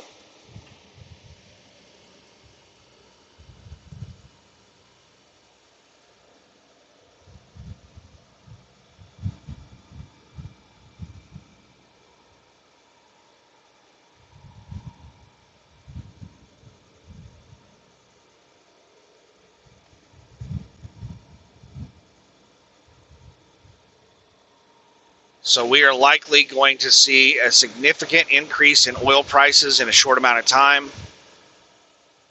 And when the financial markets are slapped in the face with reality, whenever they have something priced wrong and something happens that forces them to reprice something in a short amount of time, it typically causes tremendous volatility in the financial markets.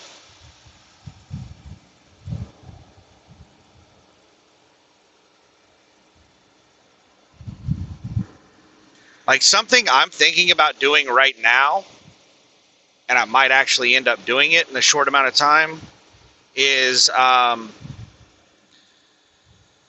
what I typically invested in the stock market were royalty trusts, special Ks. Basically, what I invested in were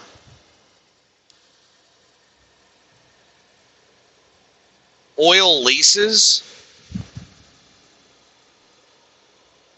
that paid out really high dividends.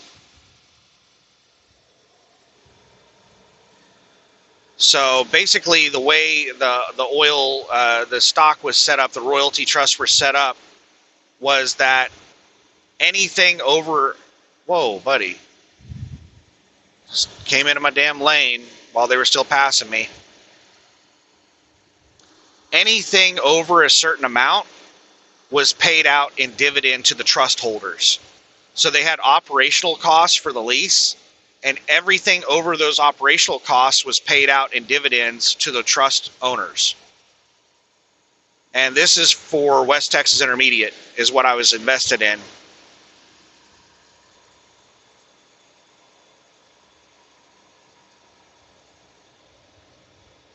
So what I'm thinking about doing is taking a few $1,000s,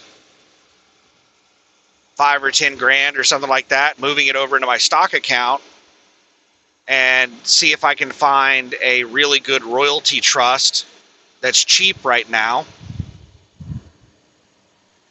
I'll have to do research and see what the prices are, see if the prices are low right now. And then if the prices of royalty trusts are really low right now because the price of oil is dropped down quite a bit, then I might go dump 5 or 10 grand into it, into some royalty trust, because I think oil prices are going to skyrocket.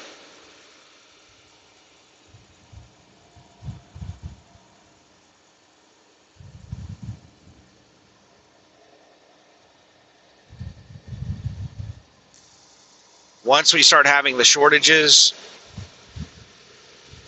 they can't hide the price issues anymore. The markets will be forced to reprice.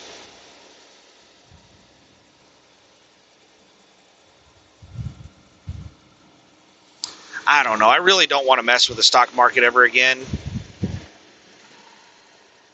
I file my own taxes, and doing taxes with stocks is a pain in the ass. Whoa, buddy. That four-wheeler just drove past their exit, and then at the last second, whipped across the median for the exit. Looks like we have a little road rage going on with somebody that won't move over to the right lane. The person behind them got pissed off, whipped around them, and then aggressively cut them off.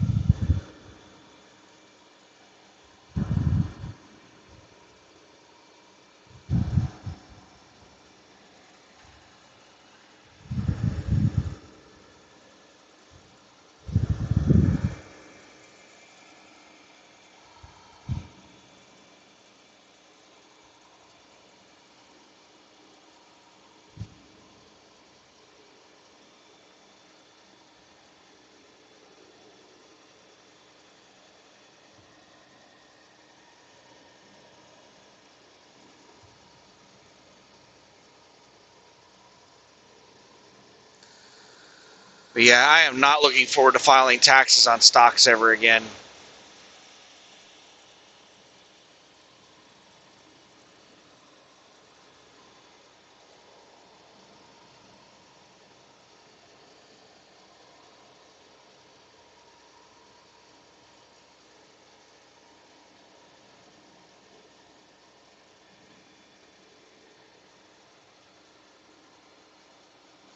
Because in the type of things, the royalty trust that I invested in, the special Ks you have to fill out for the IRS, they give you like an entire pamphlet on how to file those special Ks about depreciation and all kinds of shit. Because it's not like a normal stock.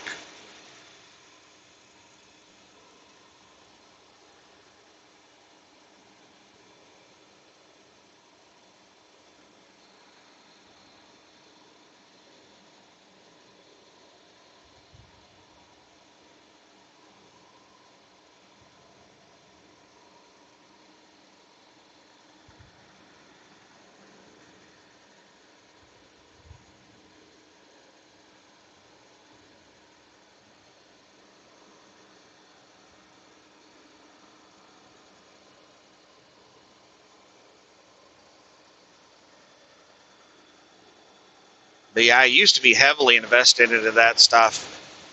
I'm not sure. I'm not sure if it's like an SEC regulation or if it was just a requirement at my specific brokerage. I think it was an SEC regulation that to trade stocks on margin, you had to have a minimum of $25,000 in your stock account.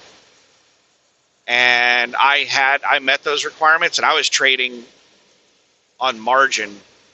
I think it was like 100 to 1 margin, 100 to 1 leverage, that I was trading special Ks or royalty trusts, oil royalty trusts.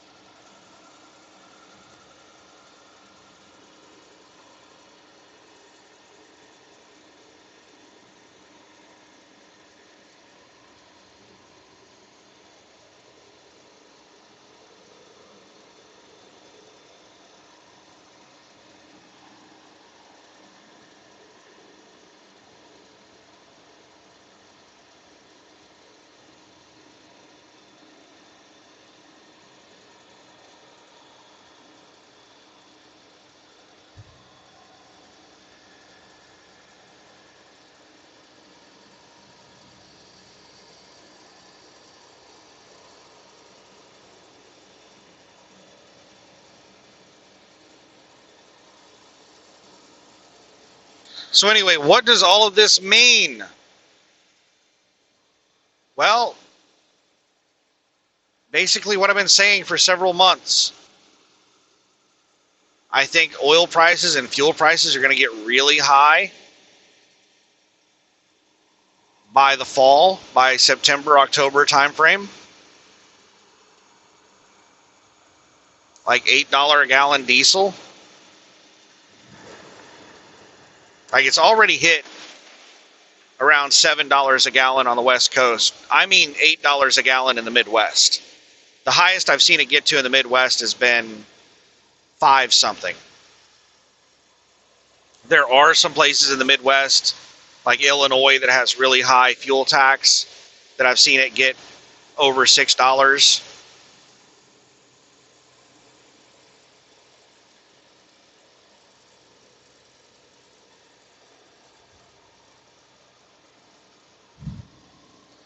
I think we could see places like Oklahoma City, which the highest I've seen it, Oklahoma City. This truck in front of me is swerving all over the road. Come on, hurry up and pass. Don't sit alongside me rubbernecking.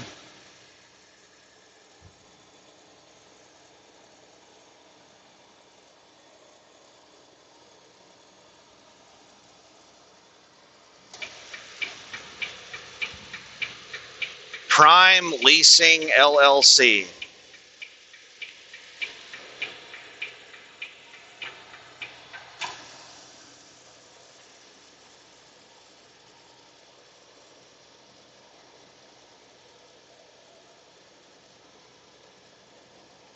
SSC Logistic.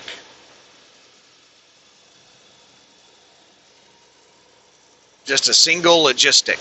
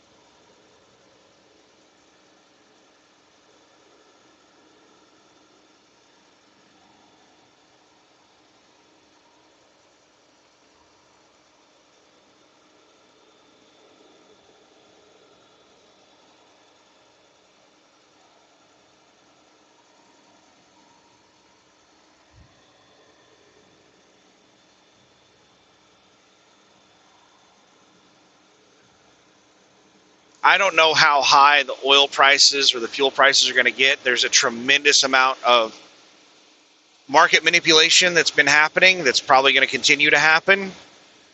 And there's also a disconnect in the financial markets from reality. So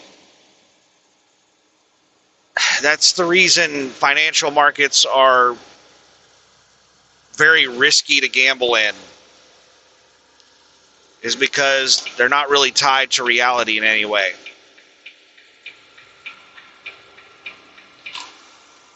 And they can be manipulated.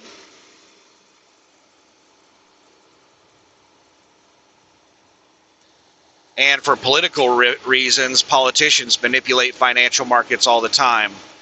They lie about data,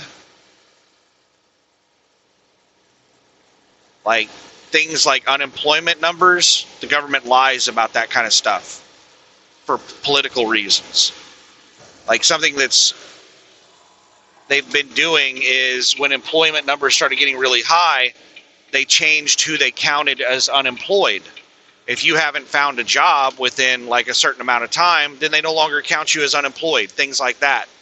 So the unemployment numbers of today that they use to compare against unemployment numbers of, decades ago, that if you understand what they're doing, that is absolutely idiotic.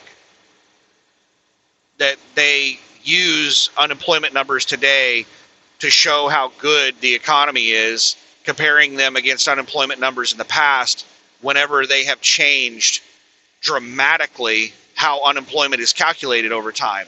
You cannot compare unemployment numbers today against unemployment numbers of decades ago if you've changed the method of calculation significantly, if you've changed who's counted in unemployment.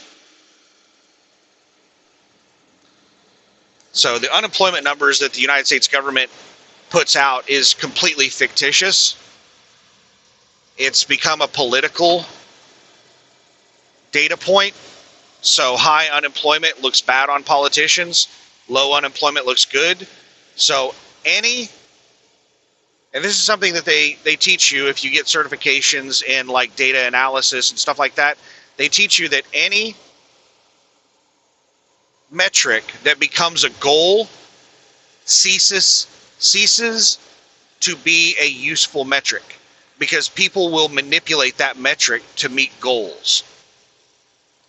So unemployment has become a metric that politicians are evaluated on, and because of that, politicians have manipulated that metric and made it useless. It is useless information that the government gives out. It is completely fictitious. Not only do they adjust who's counted to manipulate the number, but they also falsely report the number. A lot of government data is falsely reported, and it's Orwellian. If you've ever read George Orwell's 1984, the main character works in a department of the government that goes back and alters news stories, like the number of shoes that are produced in a month. They'll produce like 30,000 shoes in a month, and then he'll go back and correct the story to the real number of like 20,000 shoes.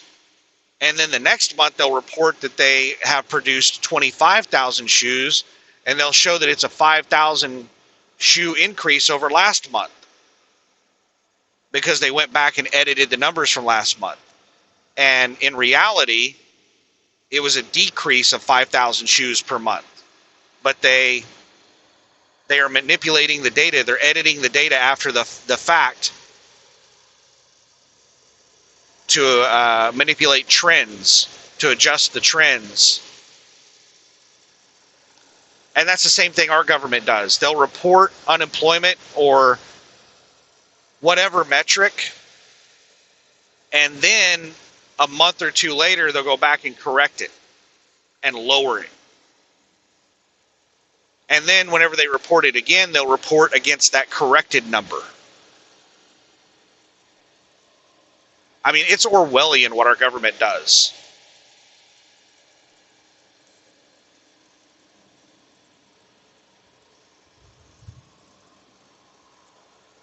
There's a website that I haven't looked at in years called Shadow Stats that tries to report actual information, real data on government numbers.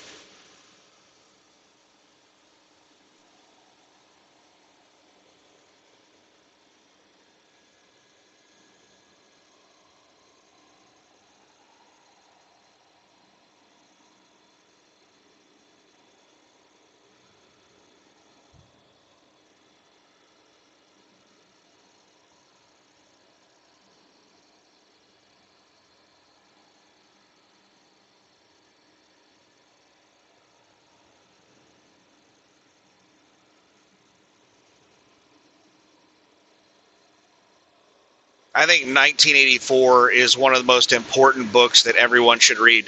There was a time in my life over, a few years that I was like, okay, I want to be able to get all of these references in movies and stuff like that. So I'm going to go and read all of these books that people are always referencing. And I went out and I read 1984 and Catcher in the Rye, and I can't remember what all books I read. I think I tried to read Dickens. I can't stand Dickens. Dickens is my least favorite author ever. He is horrible at writing.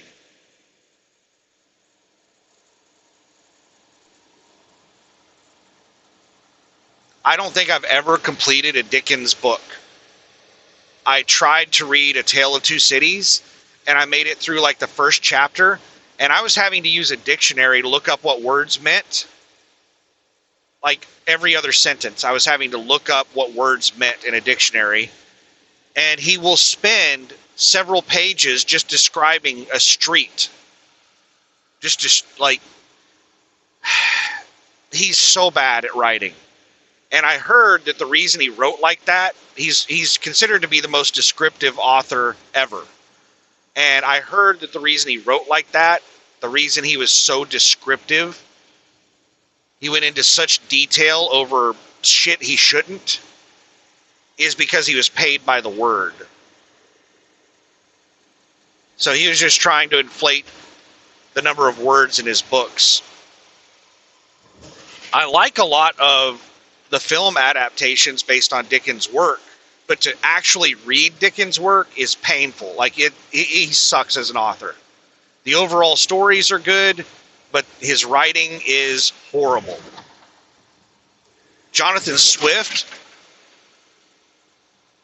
one of my favorite authors. He wrote Gulliver's Travels, which is a really, like,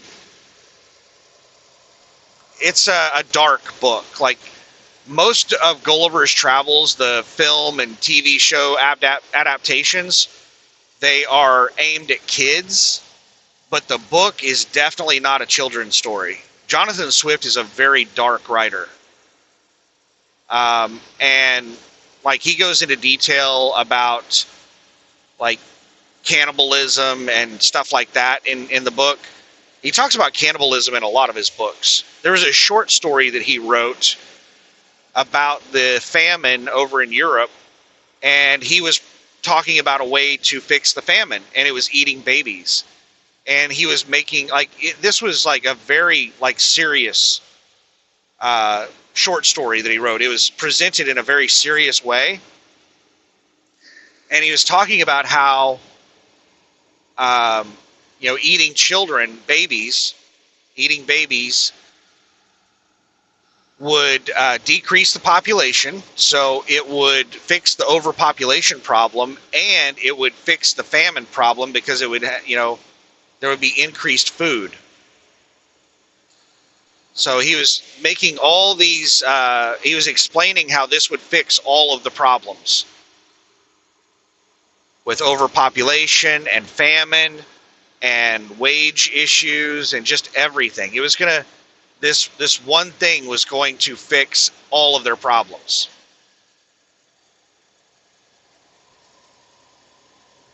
And he was making the point that it's not a matter of finding a solution to a problem. It's a matter of finding a solution to the problem that people are willing to do.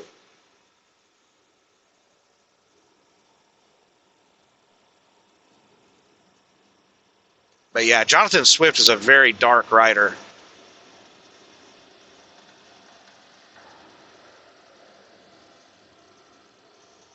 And Gulliver's Travels was mainly a story about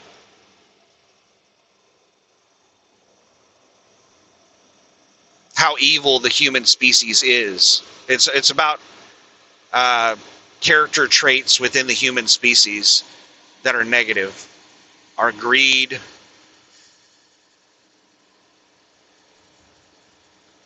our dishonesty, things like that.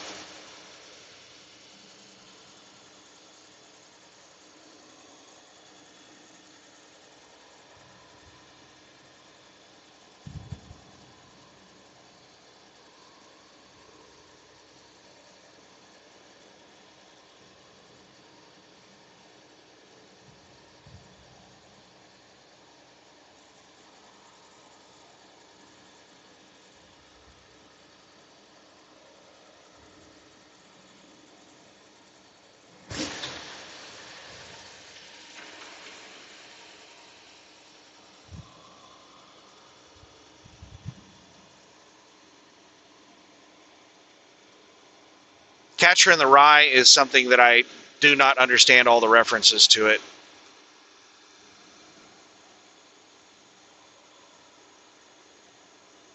There have been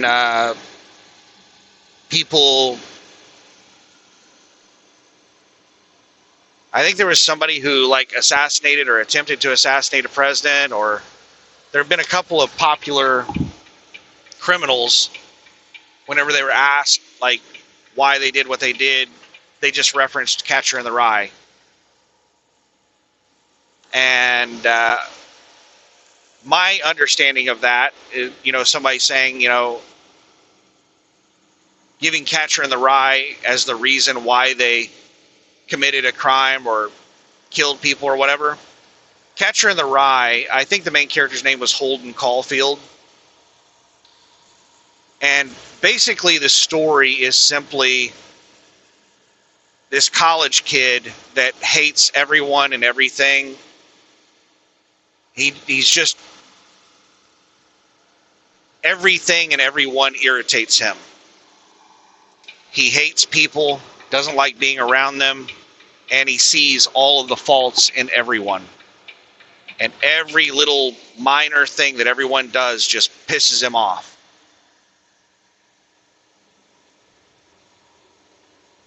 So it's basically the story of a misanthrope.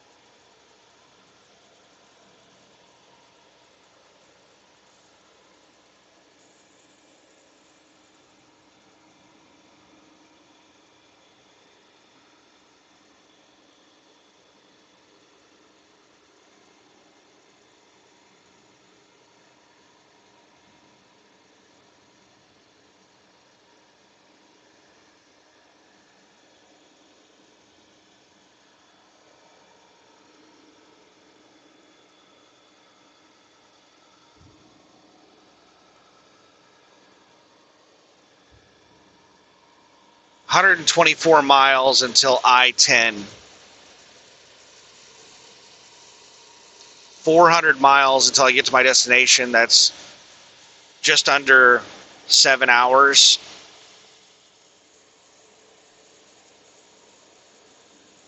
I might actually be able to get there in closer to 6, a little over 6 hours. I know I have to take a 30-minute break, so it's going to be about 7 hours.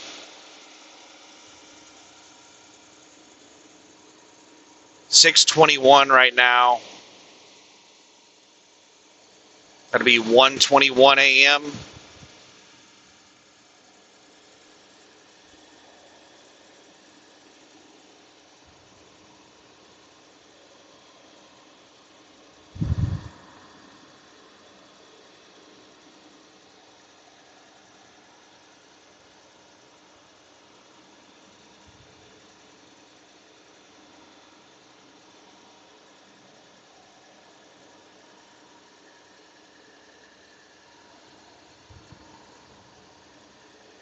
So I think I'm going to go straight to the shipper, check in with them, drop my empty. My trailer is not supposed to be loaded until tomorrow.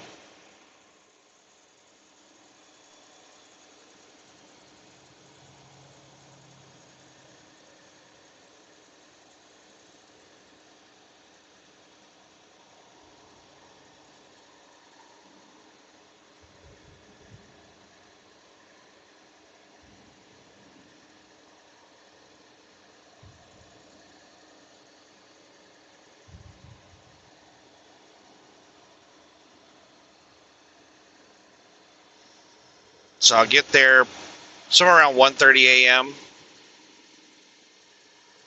Drop the empty, check in with them, and then take my 10-hour break.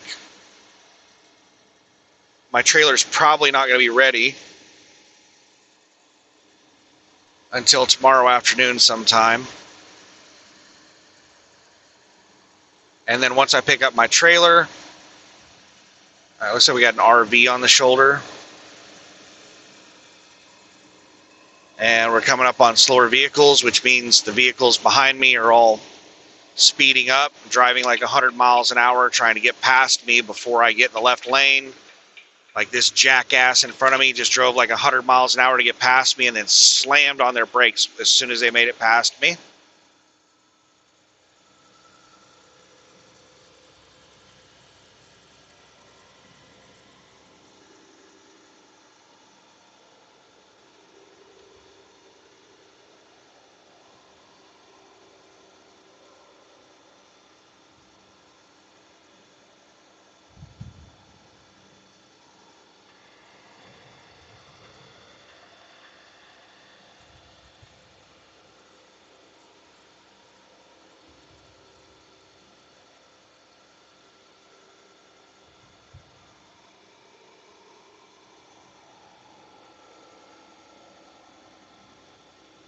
I think I'm going to look into starting up a different business that drives a four-wheeler instead of one of these trucks.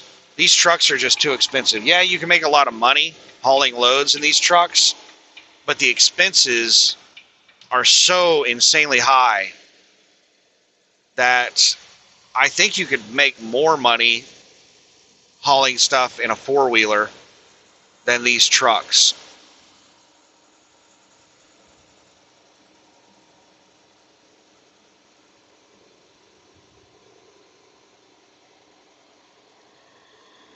Let's do some simple math in our head here.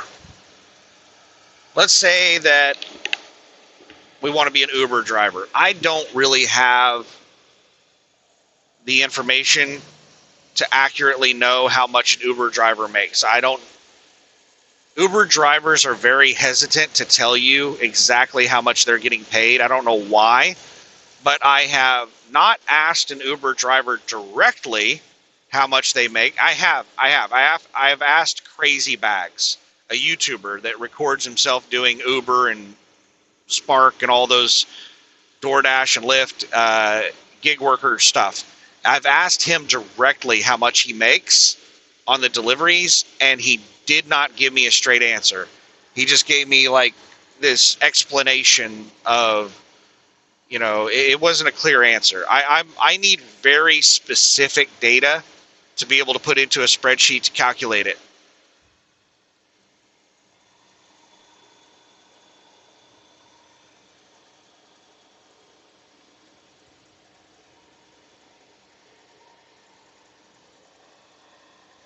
So all I can do is make a guess. So let's try to make a guess. I've heard from several drivers that almost everything you do in gig work, you get a $5 tip. And that's where the majority of their money seems to come from, because they all talk about the tips.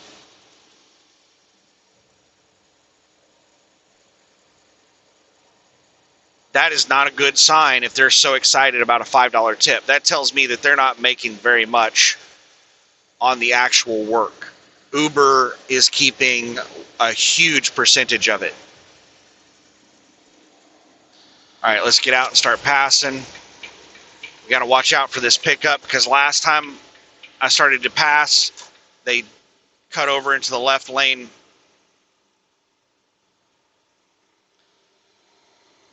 Some people just have the mentality that they don't like being passed by trucks. And every time you try to pass them, they'll speed up or cut you off or something.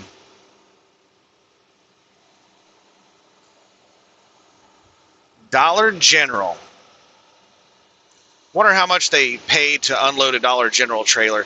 When I drove for Swift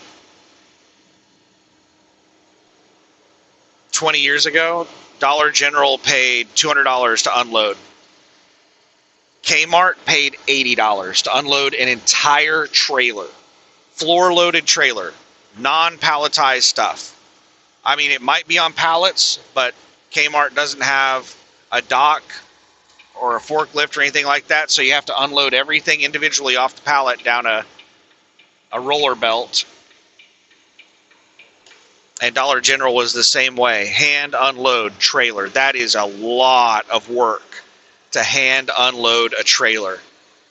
And 20 years ago, Kmart paid $80 to do that, which is laughable. And Dollar General paid $200.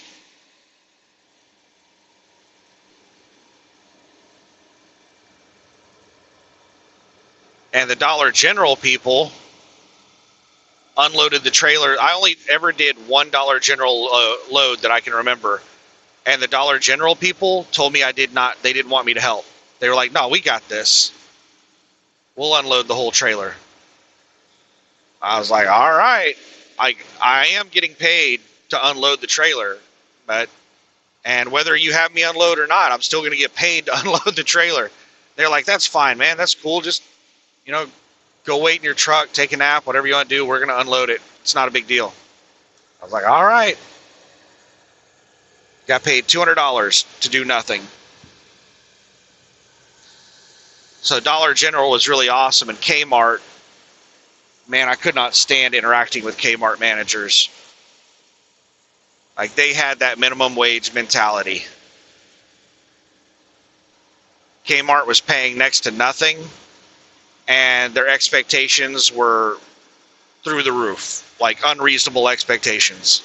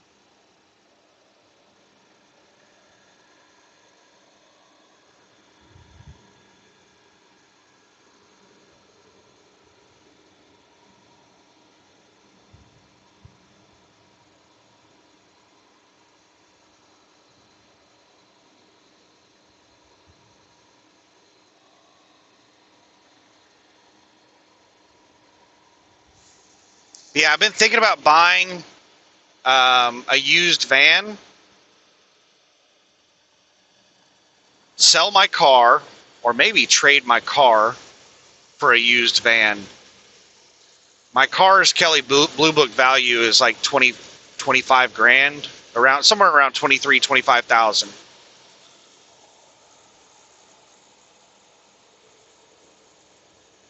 All right, we got looks like a tanker on the shoulder. There's nobody behind me for about a quarter mile, so we'll go ahead and move over for them.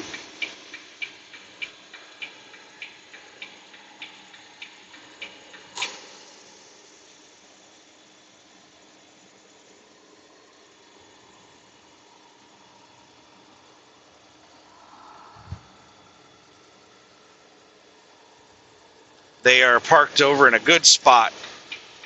High visibility. You can see them from a mile away.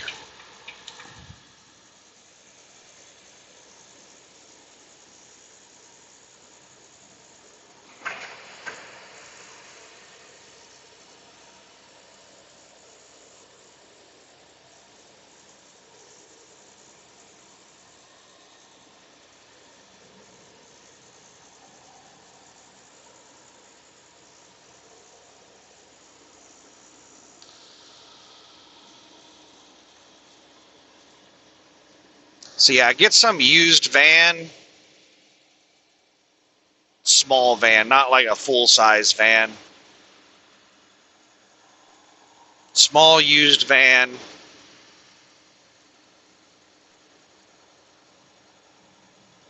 And do deliveries in that thing.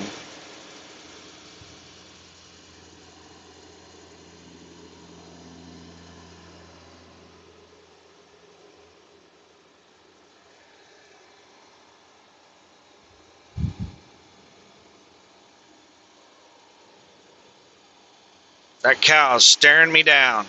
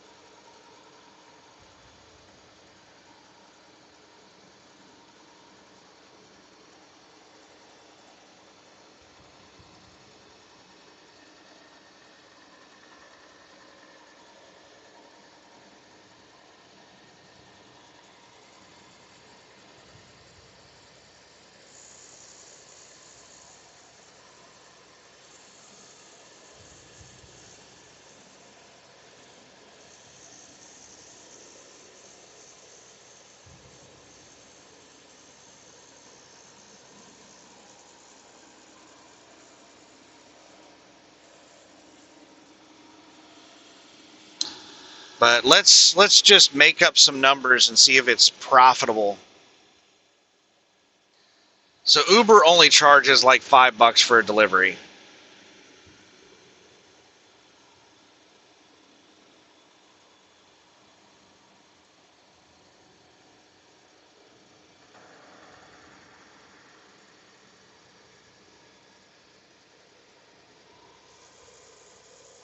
Let's Google it so I can try to get some better numbers.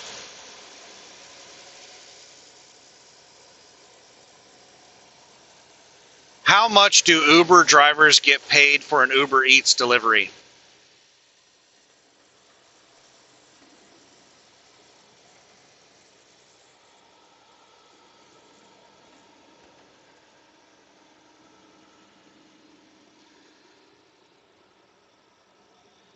Oh, wow.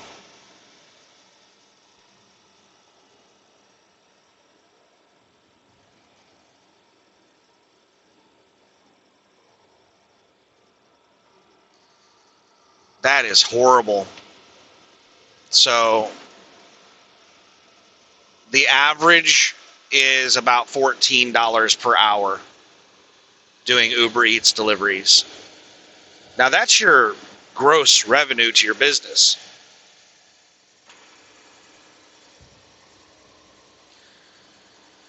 What's your fuel cost going to be over the course of an hour? I don't know what the idle fuel rate is on a car.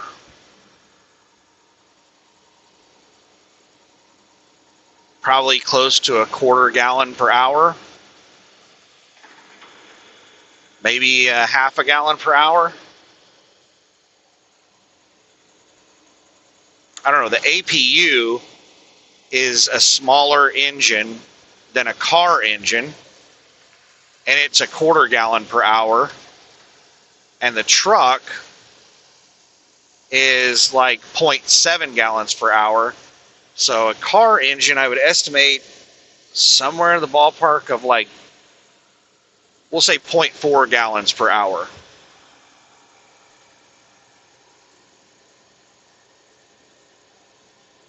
And fuel is what, like $4 a gallon?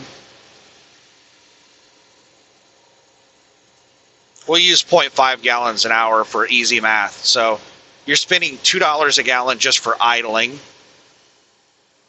or $2 an hour just for idling the car.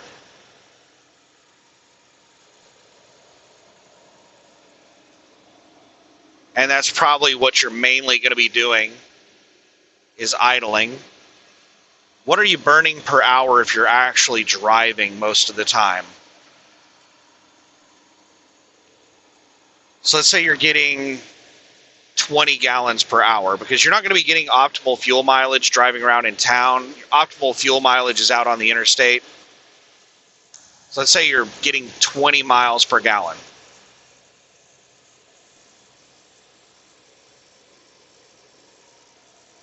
How many miles are you doing in an hour? So let's say your average delivery is 3 miles.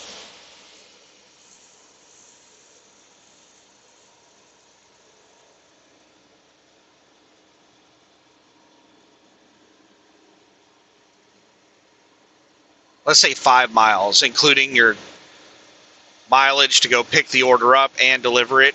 Your average delivery is 5 miles, and you're doing, I don't know, like 3 deliveries an hour. We'll say 4 deliveries an hour for easy math, because that puts it at 20 miles. That's 1 gallon. So you're using anywhere from a half a gallon to 1 gallon per hour.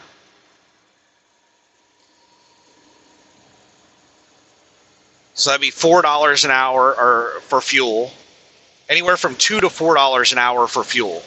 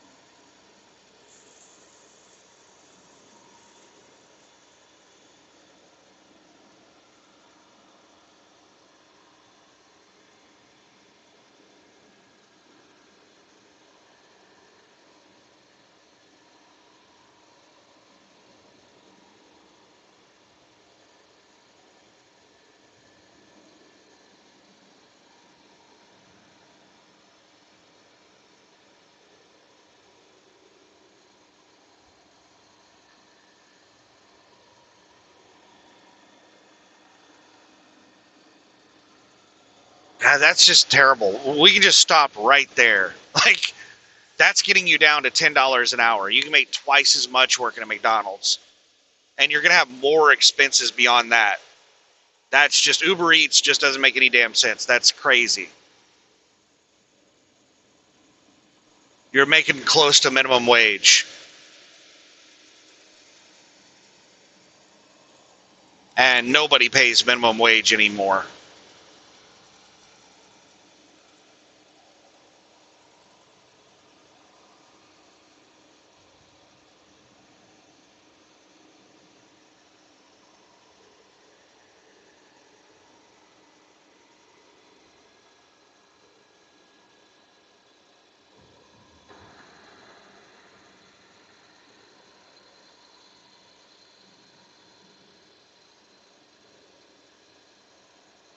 And with cab rides, you're probably, well, okay, now let's throw in tips. So if you're getting a $5 tip on that Uber Eats delivery,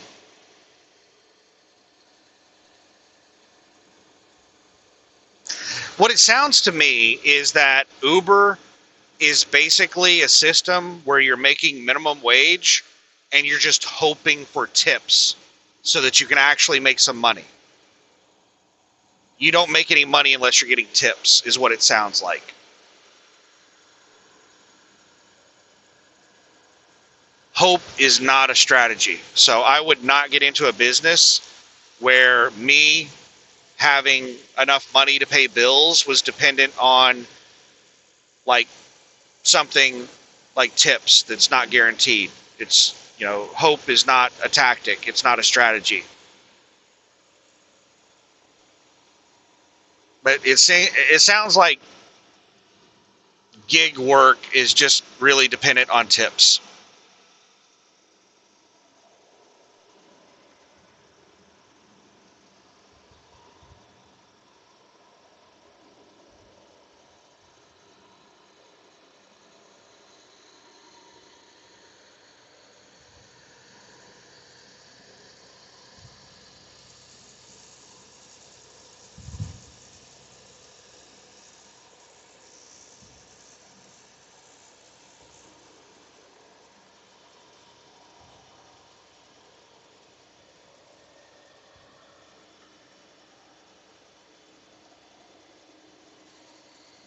So I need to look and see if there's something else that I can do.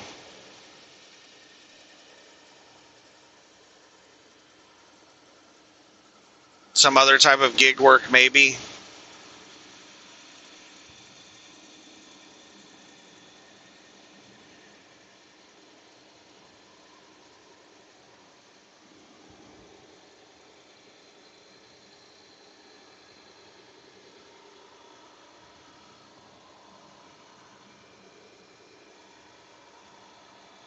Just a second. I'm trying to do another Google search.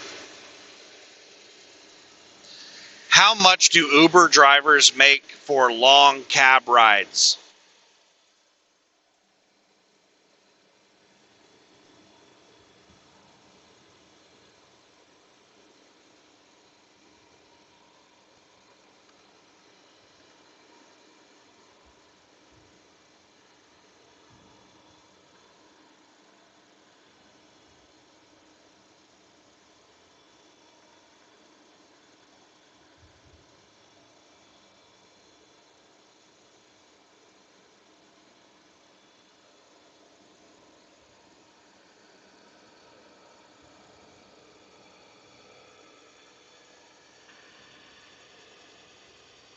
So they say that you're making anywhere from 60 cents to $1.80 per mile.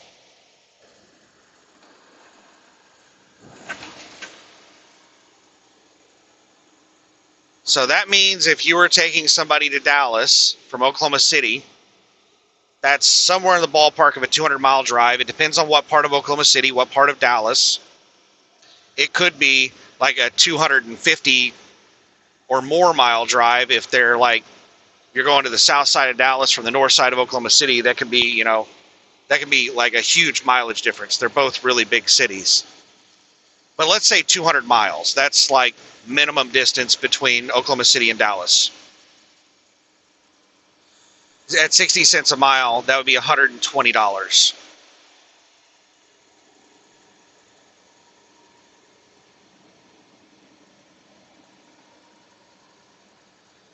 And that's about a 3-hour drive.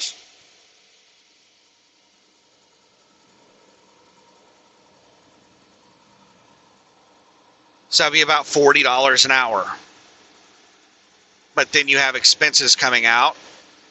Your fuel cost is going to be about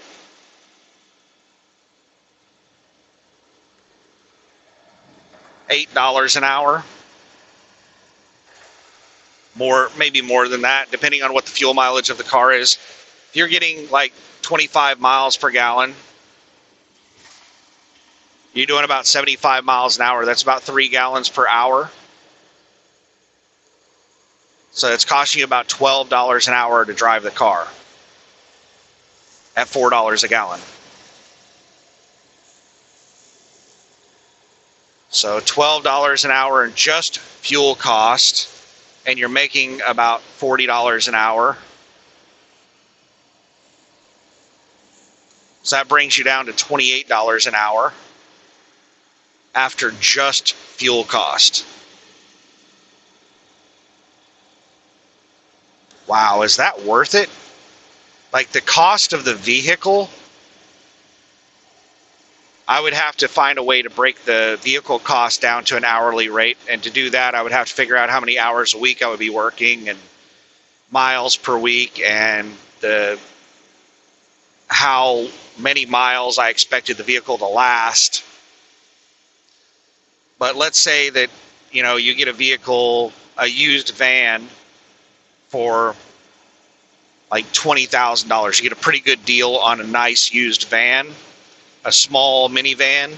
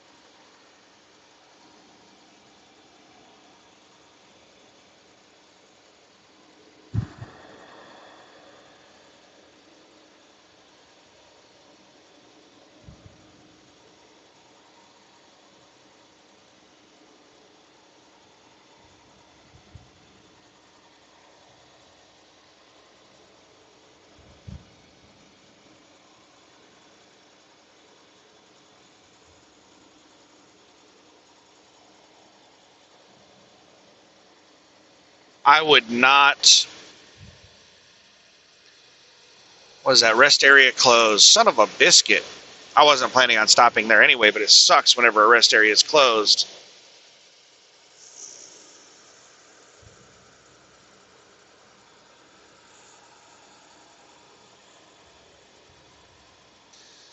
But there's a wide range, and it says that it depends on how busy the market is. It says that busy markets like San Francisco and New York pay closer to like $1.50 a mile.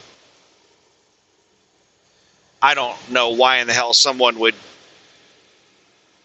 drive somebody around in Uber for $1.50 a mile in New York City. Like, that's really cheap for New York City.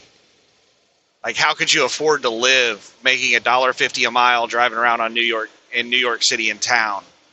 Yeah, making $1.50 a mile, if you're out doing interstate speeds all day long, you could probably afford a place in New York City. You're driving like 200 miles a day. 200 miles a day at $1.50 a mile. Well, what's the hourly rate at $1.50 a mile? We'll use the same thing, Dallas, to figure it out.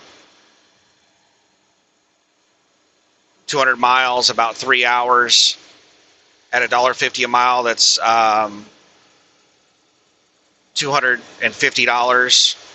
No, $300.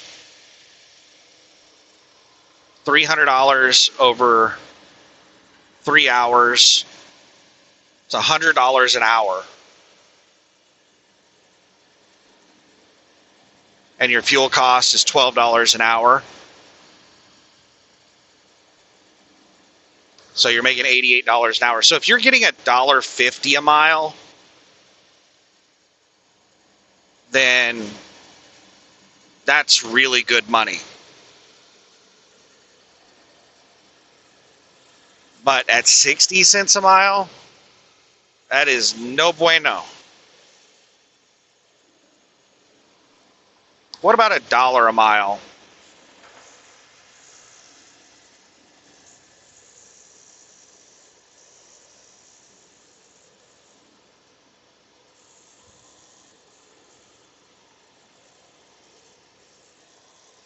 Second here, just watching the cars passing me, and I'm catching up with a flatbed.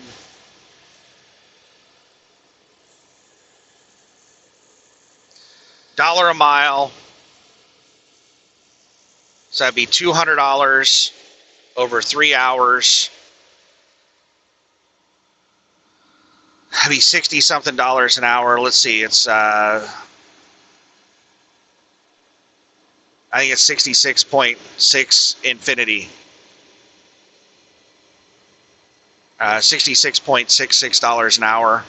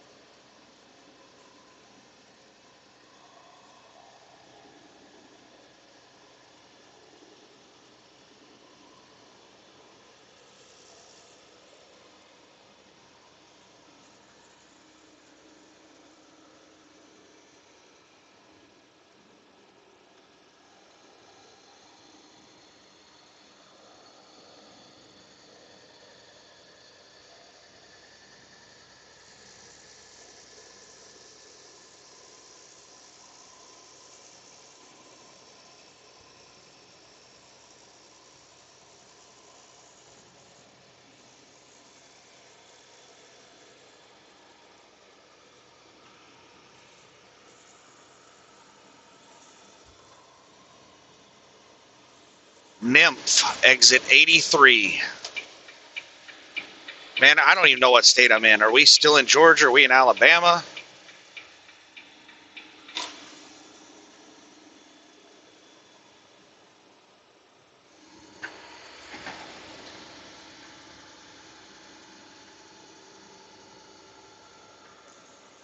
We've got to be in Alabama. All right, I remember.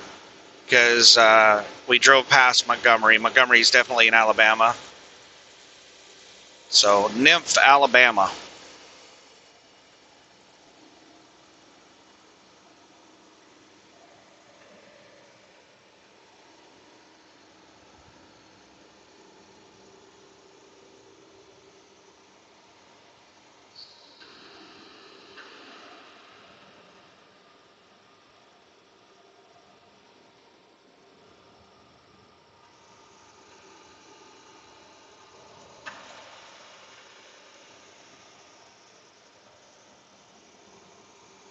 All right, I'm going to have to look into the Uber cab rides because I can probably make that work. Long distance cab rides.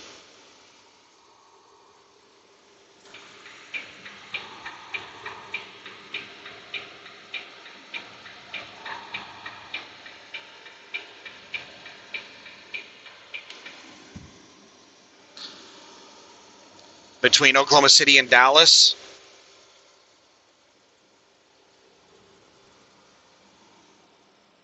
The only thing that would really suck is to do a cab ride down to Dallas from Oklahoma City, and then you can't find a cab ride back up to Oklahoma City.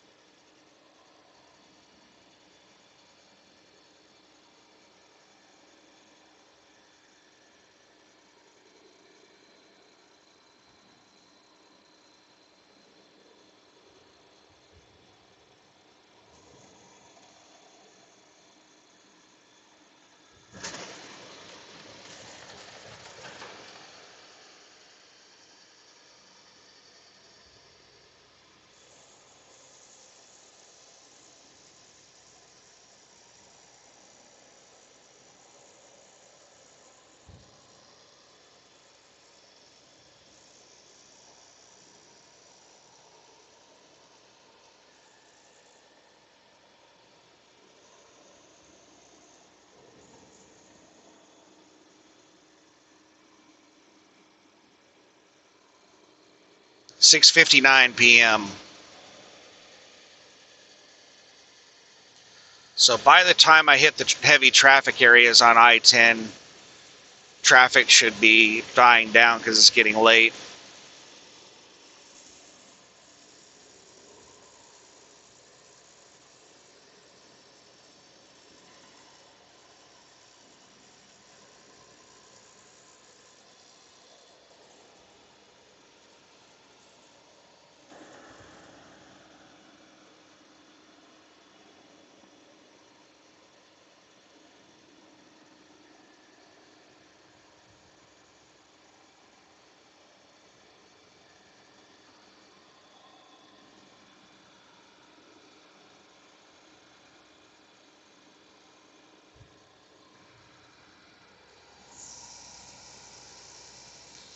All right, I have a pack of four-wheelers catching up with me, and I am catching up with this truck. So let's go ahead and speed up by a couple miles an hour and get out and around before I get jammed in behind them.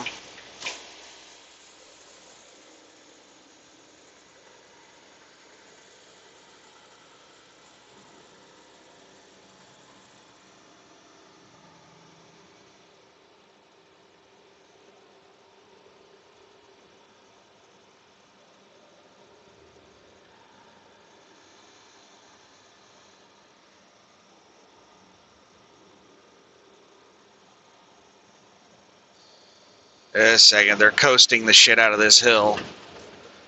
I'm doing 75 right now, and they're going a little bit faster than me.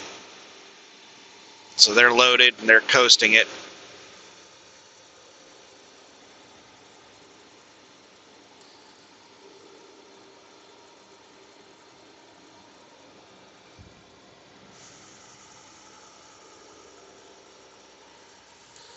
All right, now they're dropping speed. We've hit flat land.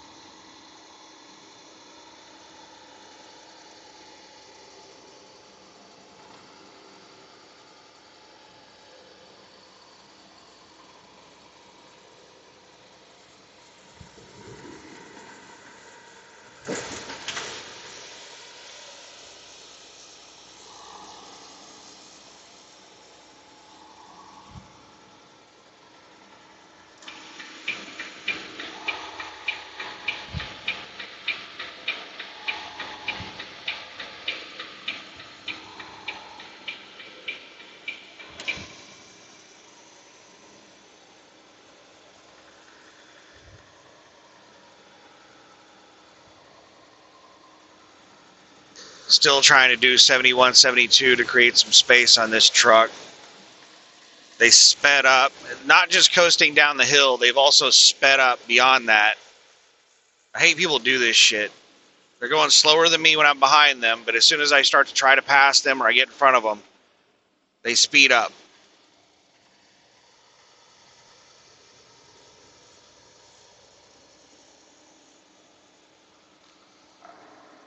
All right, so Uber gig work in general doesn't make sense to me unless I can get a cheap vehicle.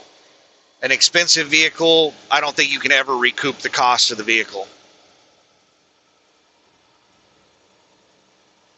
But if I can get a $20,000 van, and if I can make $1 a mile doing, taking people back and forth between Dallas and Oklahoma City, that would be amazing. What would I need to make for it to be, like, worth it? How much per hour is 10 cents per mile? So at 200 miles, 3 hours to do 200 miles, 10 cents a mile. And this is just like, I could be a lot better, putting this all into a spreadsheet. But let's just do some basic math in the head. I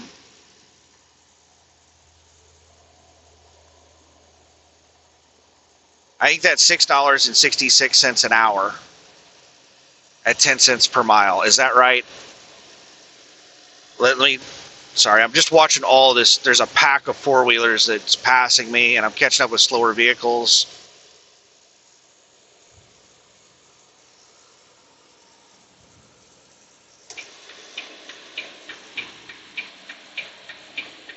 So 10 cents a mile at 200 miles would be $20. Why did this jackass move over in front of me going the same fucking speed they were doing when I got out to pass them? Now they're speeding up.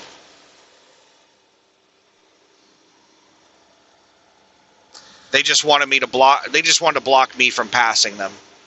They saw me getting out and they were like, I don't want to be stuck behind that truck. So they got out in front of me.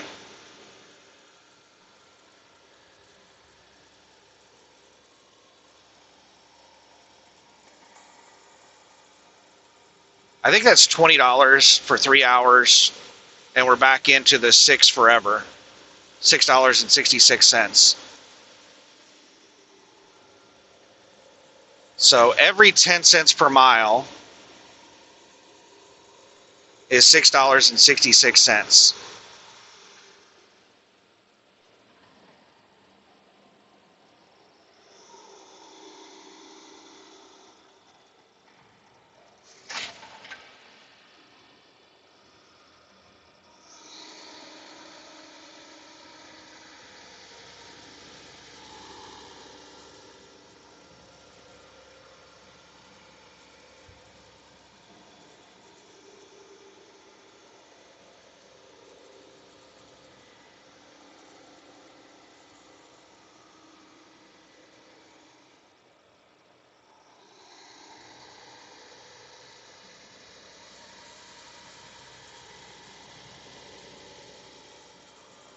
And then I have to take out fuel cost.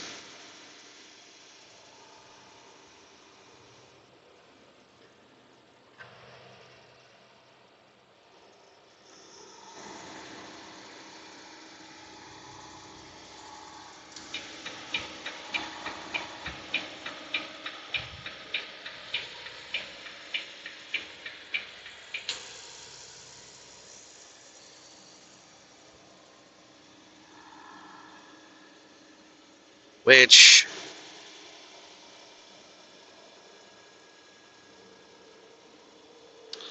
just a second here. How to so it looks like this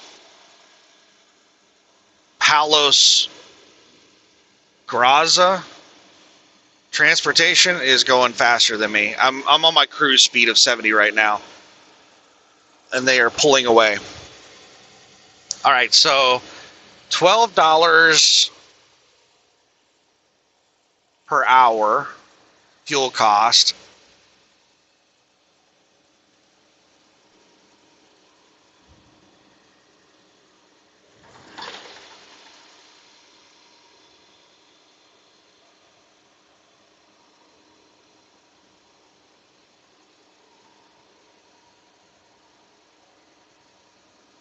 Yeah, there's not a good way to convert that.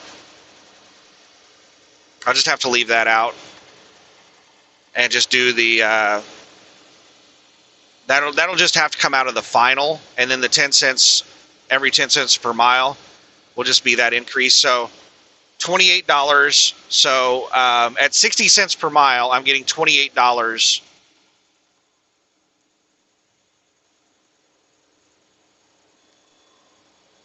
per hour. And every 10 cents per mile is going to increase that by $6.66.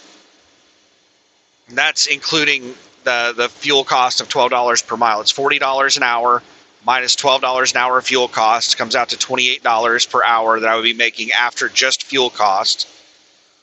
What would I need to make per hour for it to be really worth it?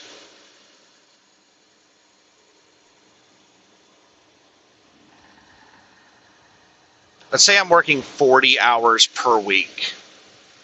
What would it cost to pay for the vehicle? If I'm doing 400 miles a day, 2 Dallas round trips, I go and taking somebody from Oklahoma City to Dallas, and then Dallas back to Oklahoma City, that'd be 400 miles per day.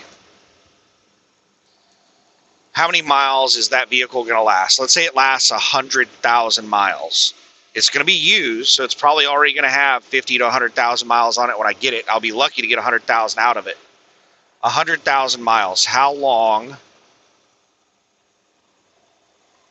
Well, let's figure out if I paid $20,000 for the vehicle,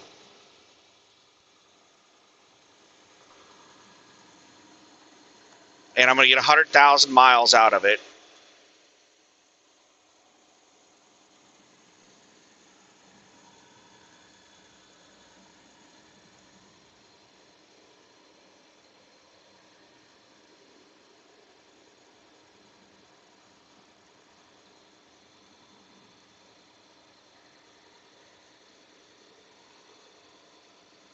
5% of 100,000 is 20,000, right? This our fucking shit. No, it's not. A second here. I have two dumb shits that just cut me off. I don't know if these two are road raging or what the deal is, but they're following each other way too close. Driving like a couple of fucking morons. That was extremely dangerous what they did. Riding about 5 inches off each other's bumper and then cutting me off. Both of them at the same time. Okay. I'm trying to bring it down to a mileage cost.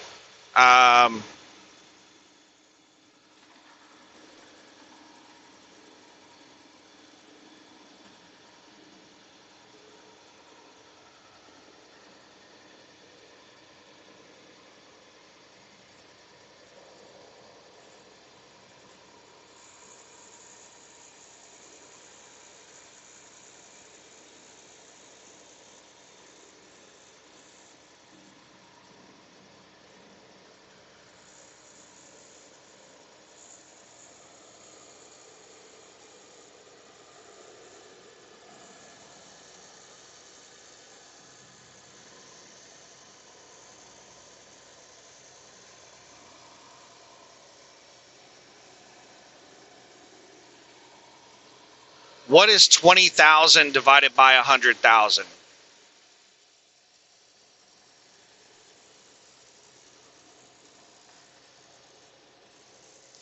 0.2, so 20 cents per mile.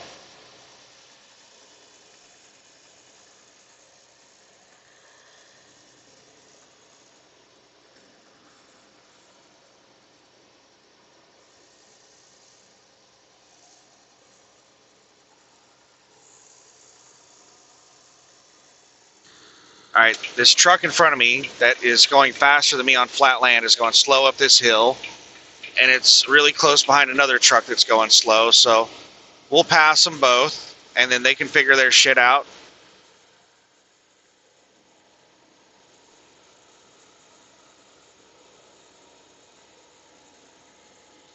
This Palos Graza or whatever is not maintaining speed. It was going quite slow whenever I was behind it earlier, and then whenever it got out and started passing vehicles, whenever I was going out to pass it, it sped up. So who knows what speed it's going to choose to go now.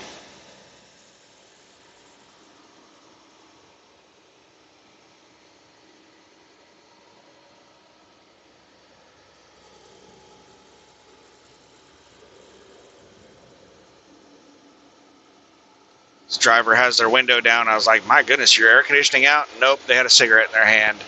You don't see a lot of truck driver smokers anymore. There was somebody that made a comment on one of my videos a long time ago, and they were like, why are so many truck drivers smokers? And I was like, they're not. Like they used to be 20 years ago. Almost all truck drivers were smokers, but these days, hardly anyone smokes.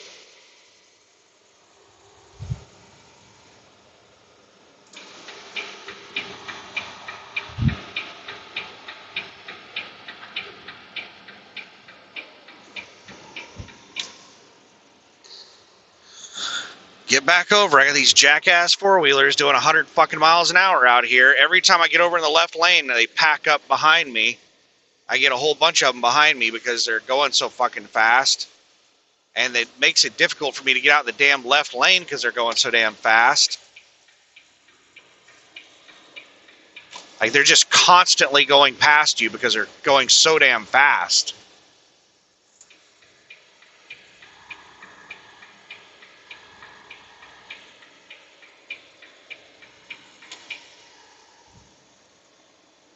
That truck behind me did not move over.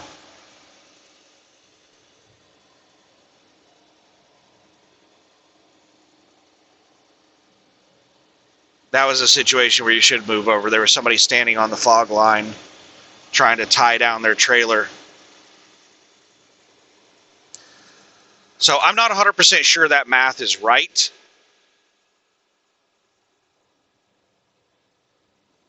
I think it's right. 20 cents a mile cost.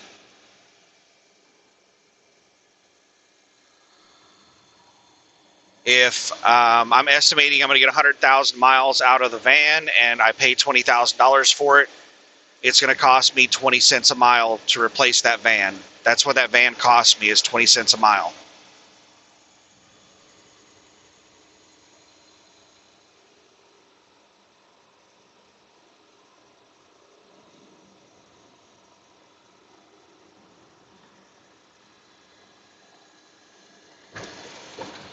So now let's recalculate. So at the 60 cents per mile, the low end of what Uber pays for cab rides, at 60 cents a mile, just shave off 20 cents a mile going to the car cost. That's 3 hours at 40 cents a mile.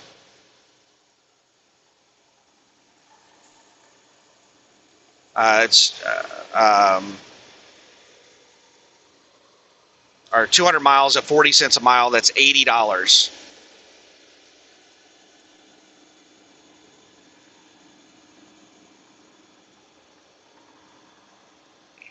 Sorry, I'm watching all the traffic around me. 80 $80 over 3 hours. So that'd be 20 something dollars an hour. Let me see what it is. 80 over 3 hours. 26.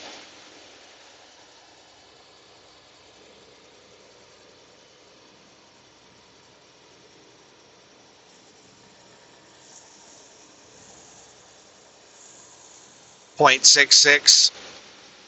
I think it's $26 infinite. 26.66666.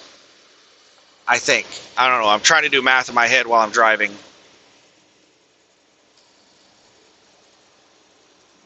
And then it's going to cost me $12 a mile for fuel. So that takes me down to $14 an hour.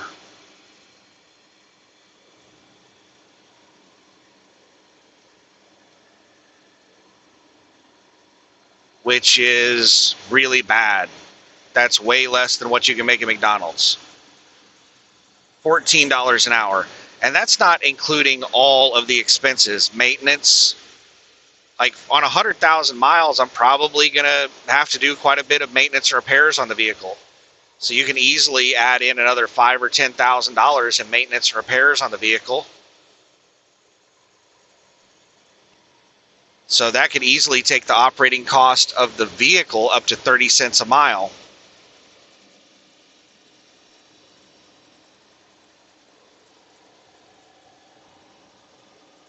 That would probably be a better estimate.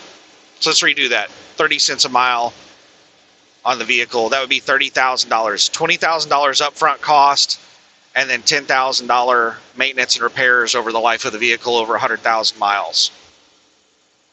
That'd be 30 cents a mile. I'm getting 60 cents a mile, so cut that in half to 30 cents a mile.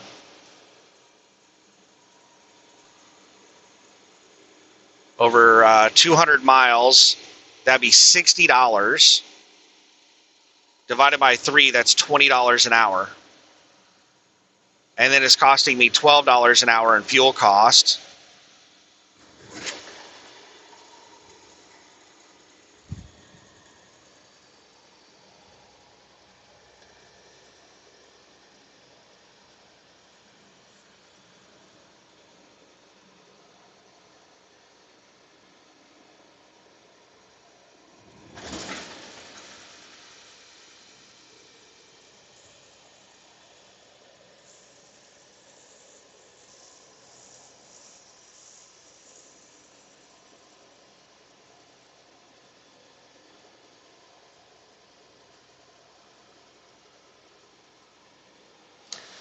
Puts you down to making $8 an hour. That's really close to minimum wage.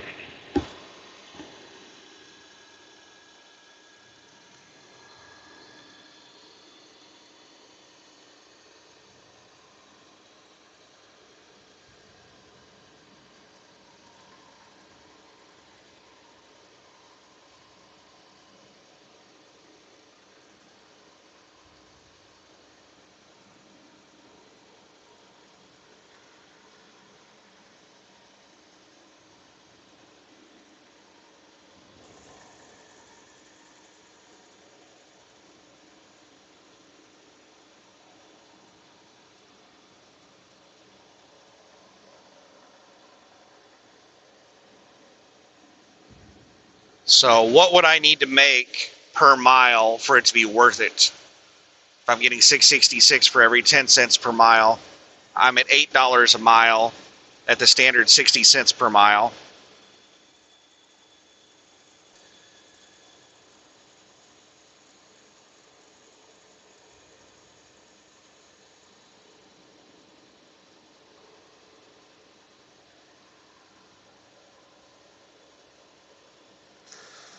What number would I need to make per hour after expenses for it to be worth it to me personally?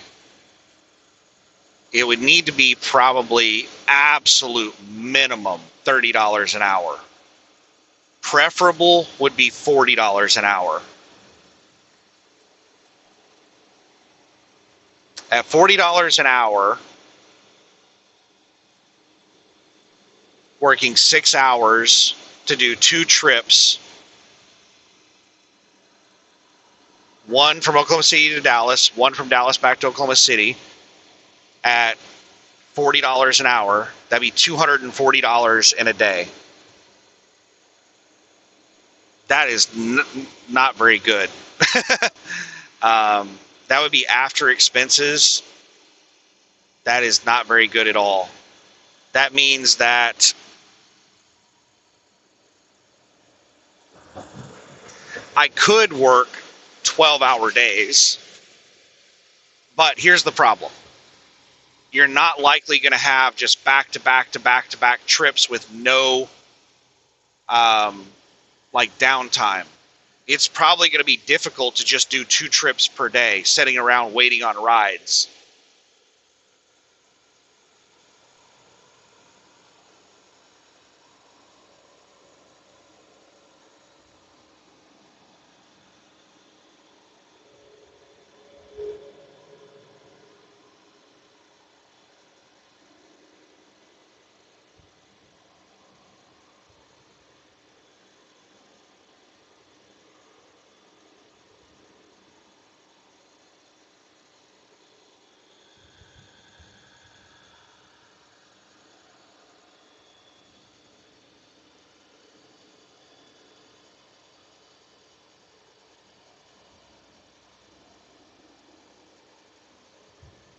So, yeah, it sounds like you're not working very much. You're only working 6 hours a day, but you'd have to compare that to trucking as well, where, yeah, I'm only logging that I'm working 60 or 70 hours a week, but I'm doing a lot of stuff off the clock. So I'm working 90 plus hours a week, but I'm only logging that I'm working 60 or 70, or sometimes even less than that. So it would be the same with Uber. Yeah, it would be 6 hours of actual driving, but it could be 10, 12-hour long days just to do 6 hours of driving, sitting around and waiting for rides and stuff like that.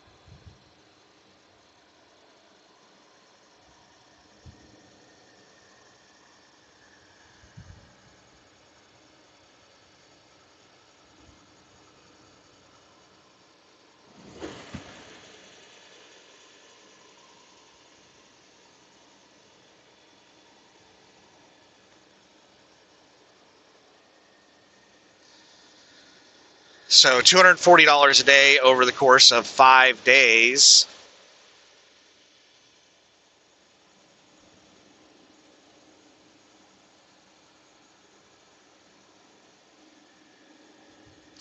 Be $1,200 a week, right?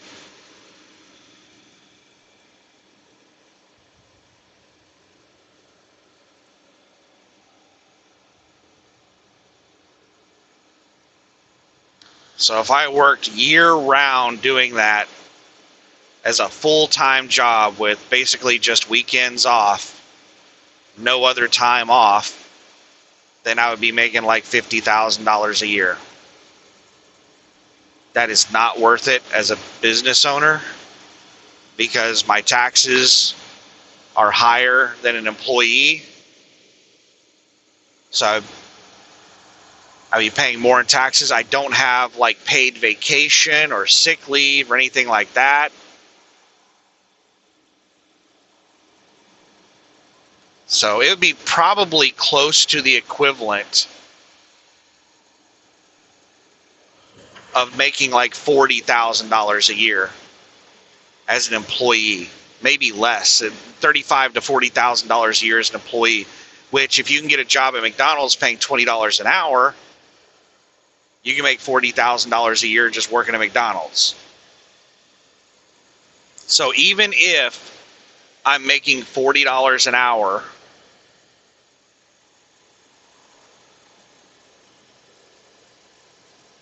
when I'm driving, the inconsistency of sitting around and waiting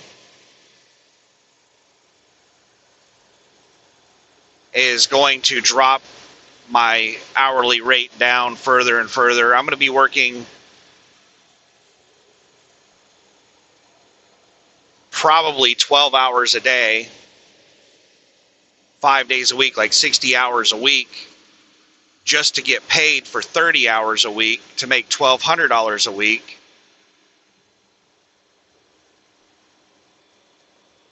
To make somewhere around $60,000 a year. But I'm not going to be able to work every single week. I'm going to eventually take time off, so I'll be lucky to make $45,000, $40,000 a year, somewhere in that area.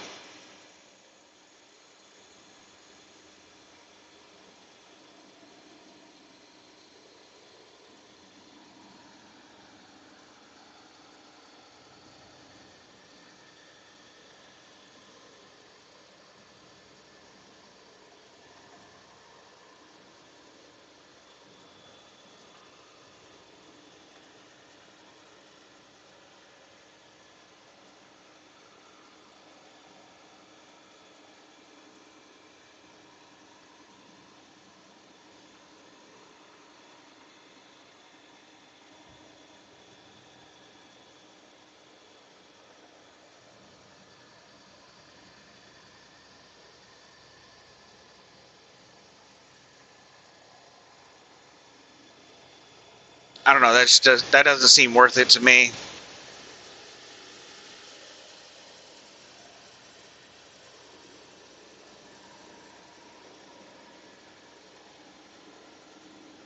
So it said that the range was between 60 and $1.80 per mile. I'm not getting $1.80 a mile in the Oklahoma City, Dallas area. That is probably just like San Francisco, New York City, places like that. Let's say that I can get $1 a mile.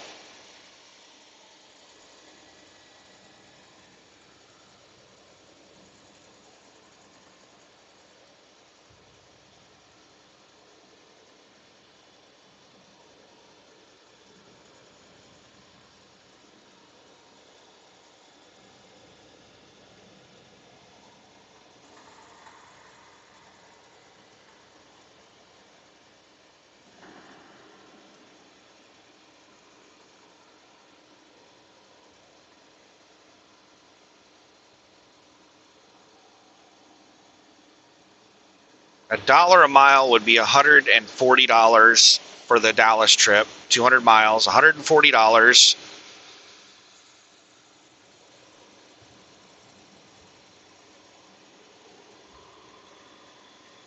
Divide that by 3.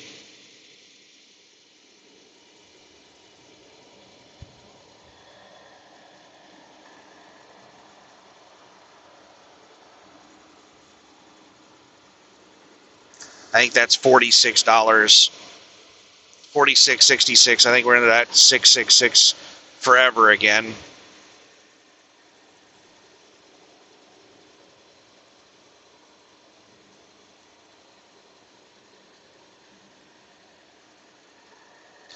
and then minus $12 an hour for fuel cost.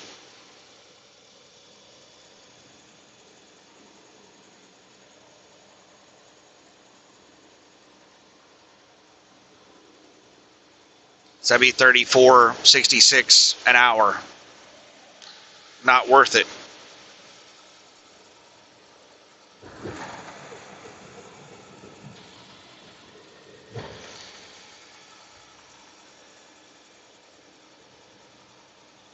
Now, maybe if I had no downtime, if I could just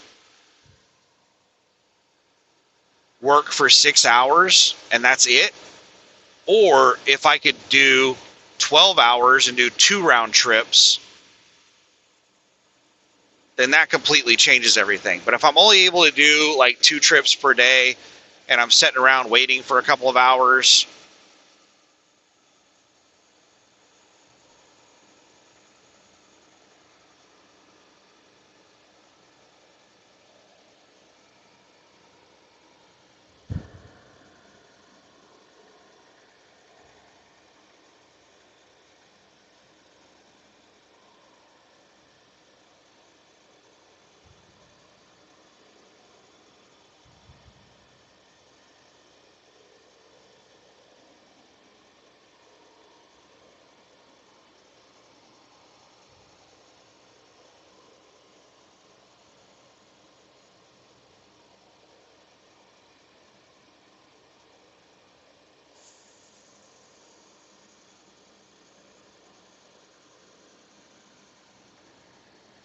I don't know if this person in front of me is inebriated or distracted, but they're swerving all over the road and they're going slow.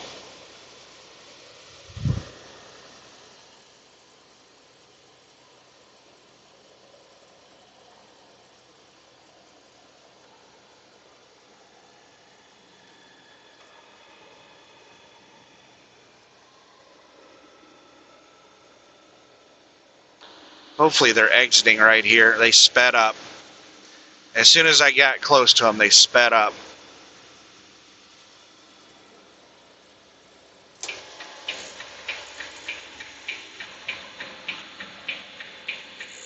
I'm speeding up to try and get around them, and they're speeding up with me. So I was going faster than them at 70. Now I'm doing 73, and they're speed matching me. So they sped up by like 5 miles an hour. 5 to 10 miles an hour.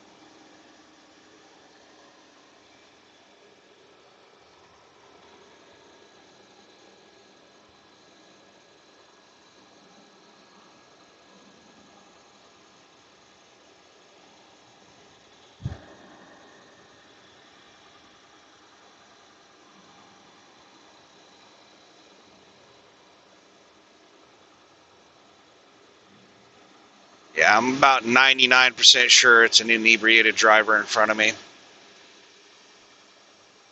The way their speed's all over the place, they're swerving all over the road.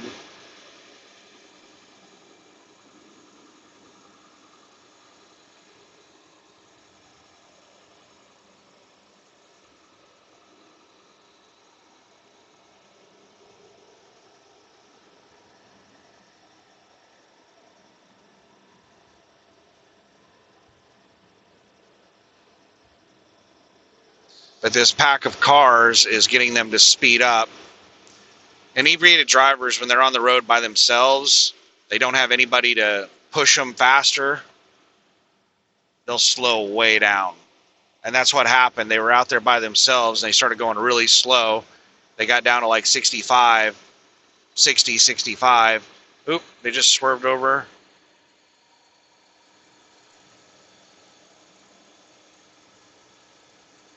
And then whenever I started to pass them, they fucking woke up, sped up.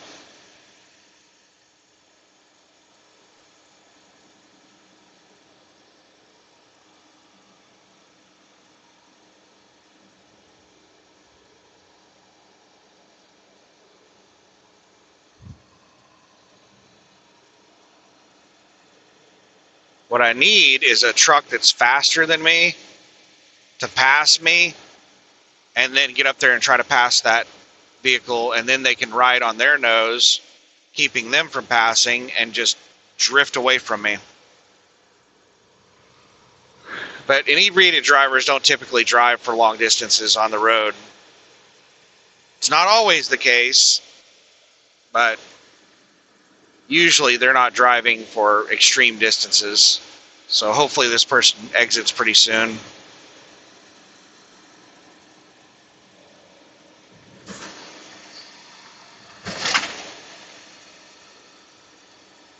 They're slowing way down again. They're starting to get by themselves.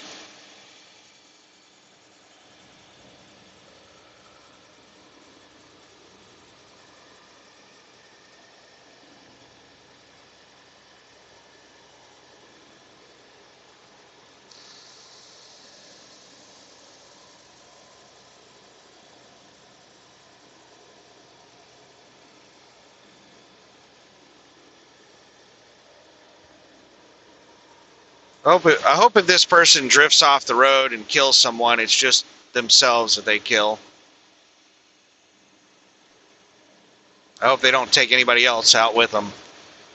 Inebriated drivers piss me off. Inebriated drivers should get like attempted murder charges. Because that's what you're doing. Whenever you get behind the wheel of a vehicle inebriated, it's attempted murder to everyone you encounter on the road.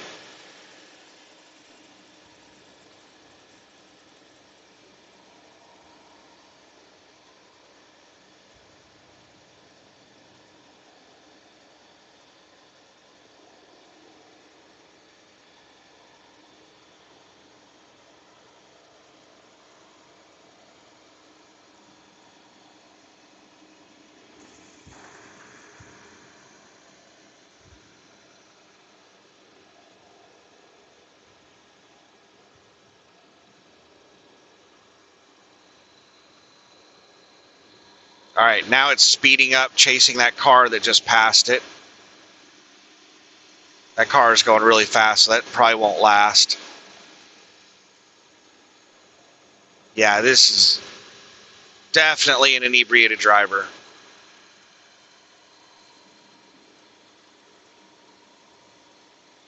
These are all characteristics of inebriated drivers. They'll follow people, latch onto them, start speed matching them. You try to pass them, they'll speed up. What you have to do to pass an inebriated driver, because they'll speed up on you, is you have to fly by them really fast, and you'll startle them, and they'll actually slow down instead of speeding up.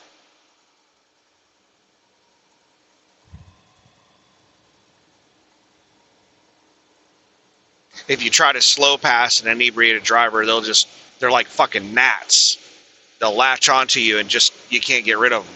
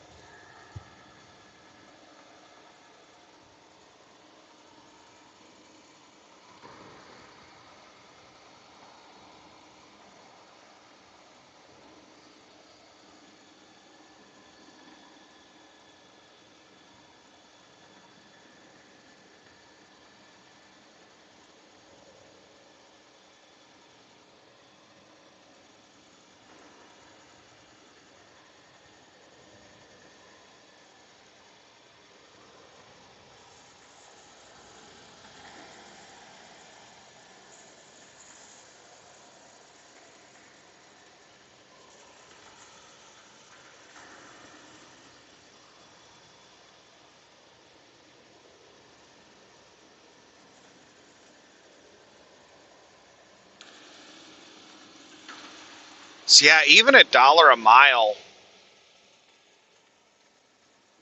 on long distance runs for Uber does not sound very good. And there's also another really big downside to that, and that is you've got somebody else in the car with you, some stranger, for 3 hours. You never know what the dice roll is going to be on that passenger.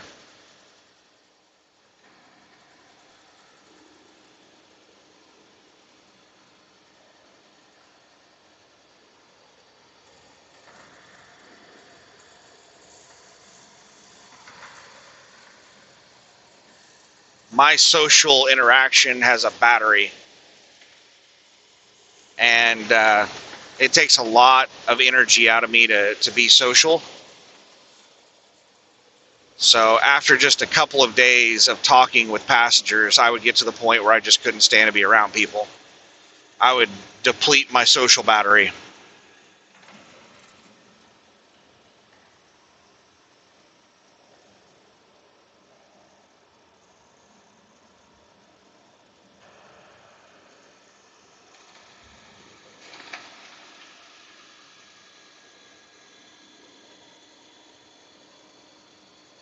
Yeah, I just don't see how gig work.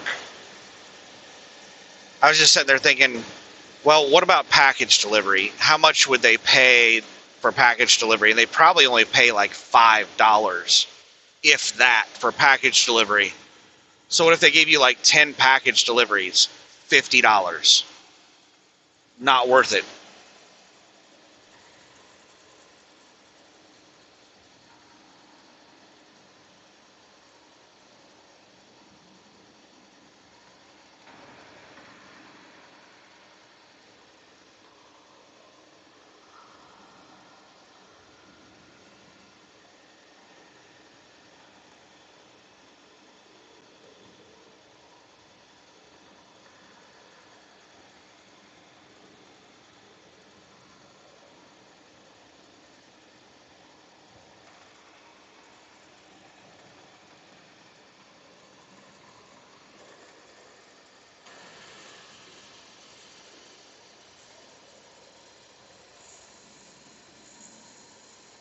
Little Lizard Creek. We are entering Mobile County. 25 miles to I-10.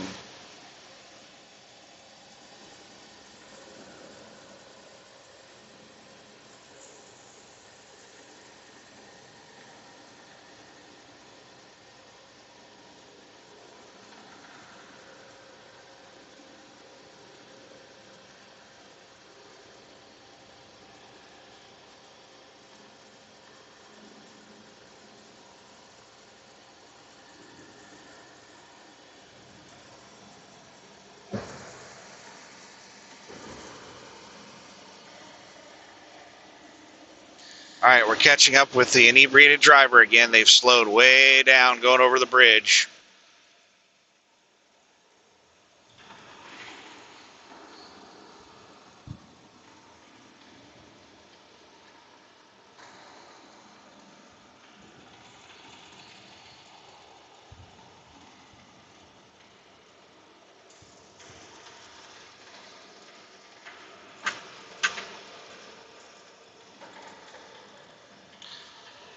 All right, now they're speeding back up.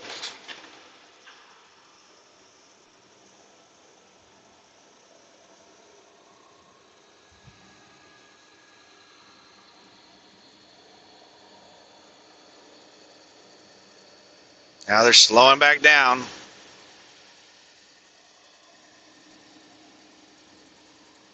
I want to turn my high beams on. Maybe that'll get them to speed up.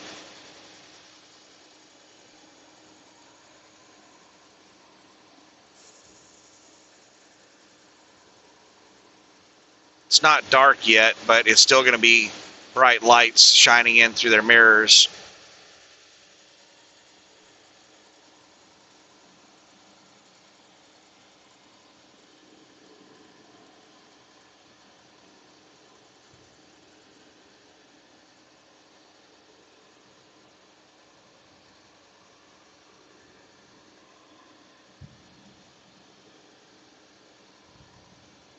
I'm going to rock back and forth in the lane.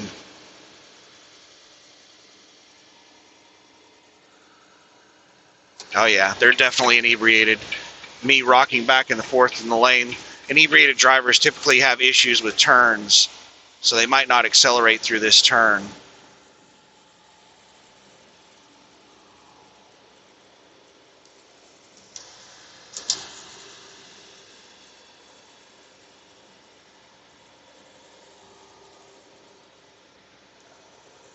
They did not accelerate through the turn. Now they're accelerating. Let me get over before they can get alongside me.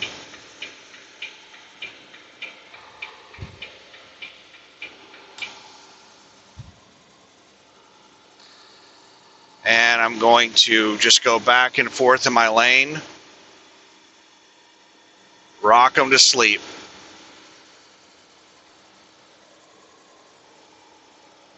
It's going to make them a little dizzy, make it hard for them to concentrate, and they're slowing down. They're slowing way down. Yeah, they're definitely inebriated. They have all the characteristics of an inebriated driver. Inebriated drivers have issues. Second here, I'm still watching them.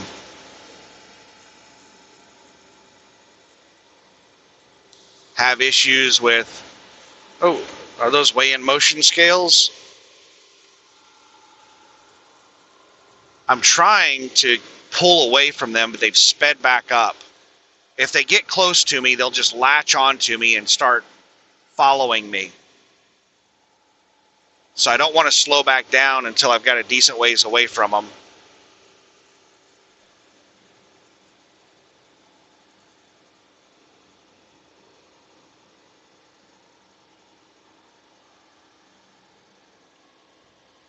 And they've sped up. They've sped up again, and they're catching up with me. Motherfucker. I'm still doing 73.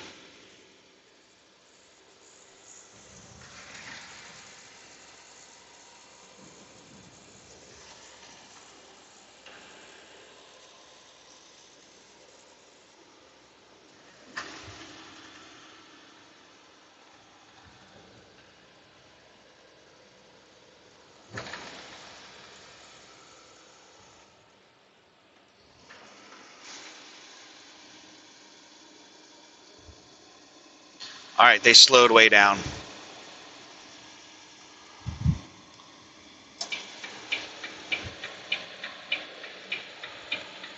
Yeah, just fucking run me out of the road, bro.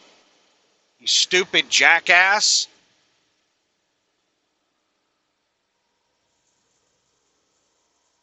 People come in here like they own the place, just start merging into the lane right alongside me.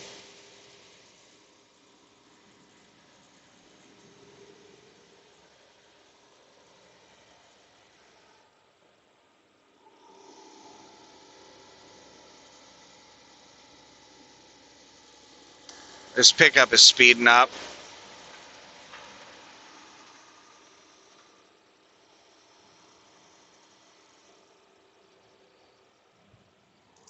All right, we'll get behind this stupid fuck because they were going 65 and now they've sped up to almost 75 to keep me from passing. I fucking hate people so much. Go fast, go slow. Pick a fucking speed. Stop speeding up when I catch up with you and blocking me from passing and just sitting in front of me going slow. I hate people so fucking much. And now that inebriated driver is flying up on me.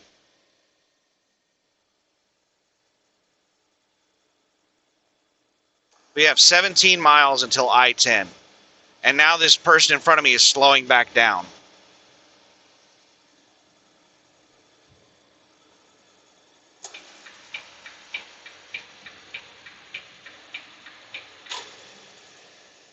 How much you want to bet they speed up again?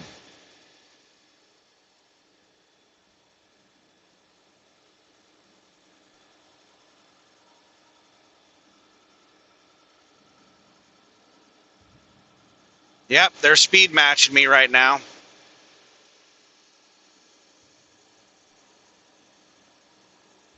Now they're pulling away. And the inebriated driver is coming up on the right. So now I'm in between two fucking idiots.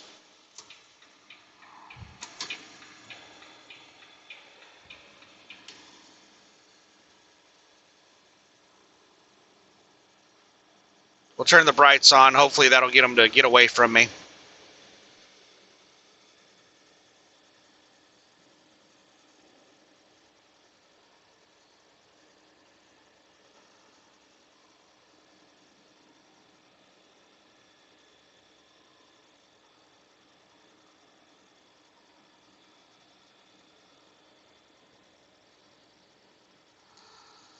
The inebriated driver is right on my ass.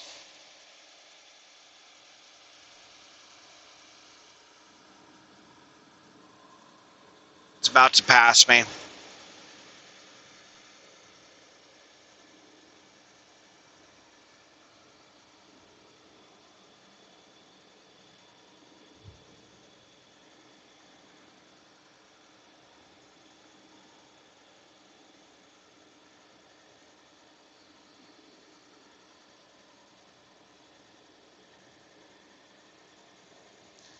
All right, now we have a long line of four-wheelers merging on this on-ramp.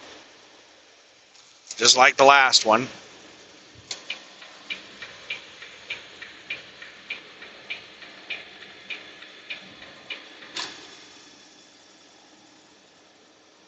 (7:54 p.m.)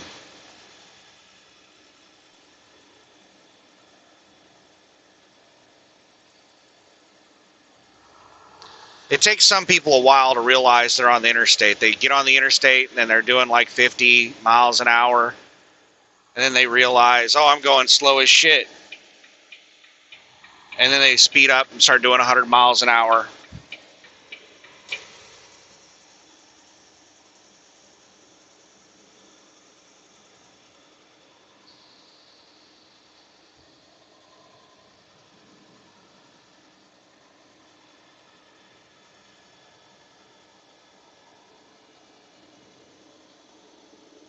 This car in front of me is slowing down in this turn.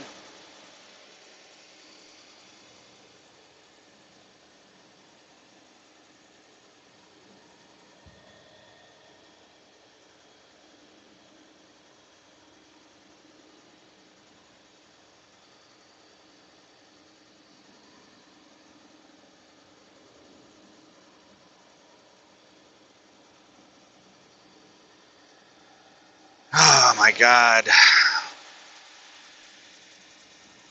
All these sons of bitches want to go slow, but they want to be in front of me. This car just keeps yo-yoing in front of me.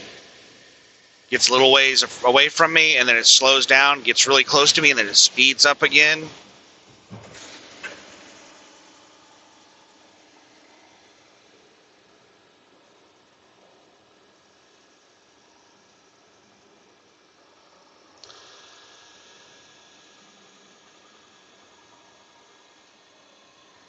All right, I don't know what happened to the inebriated driver.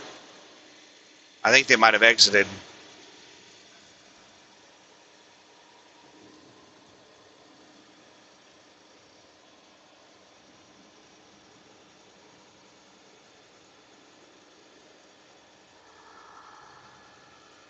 So yeah, I'll have to do more research on gig work, but based off what limited information I have, it just doesn't seem like you can make any money doing it. It seems like McDonald's pays more than gig work.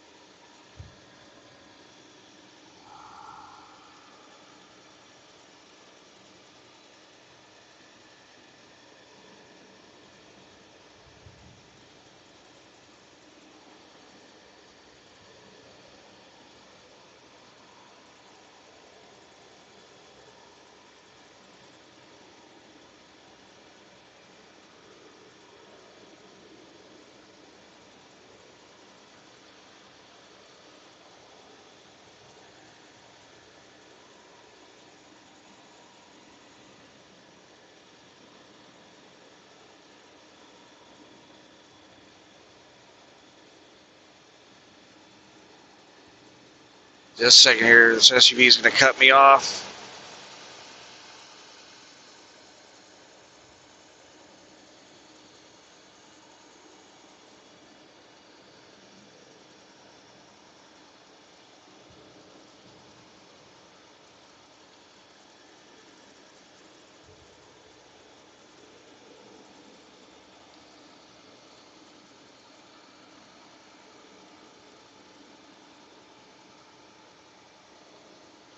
Yeah, I really don't want to do cab rides. Just sitting here thinking about it. Like, even just having one person in the vehicle with me. Short little cab rides, maybe not a big deal. But 3 hour long cab rides, oh my goodness. That would be annoying.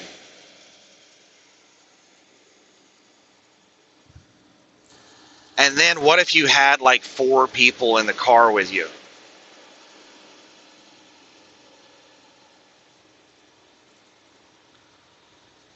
What if they were rude people?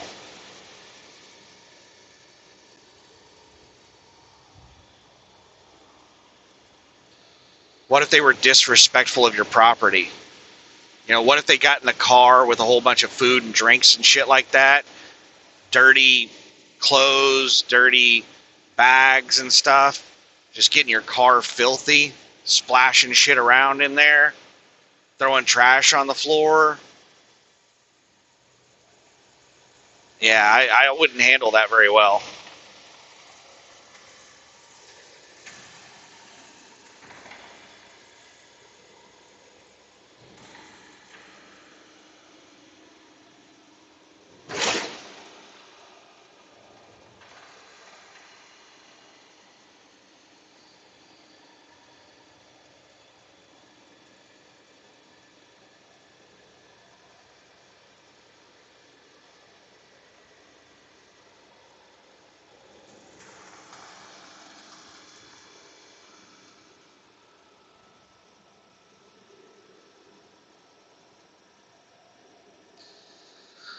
So yeah, if I did gig work, I don't think I would do any cab rides.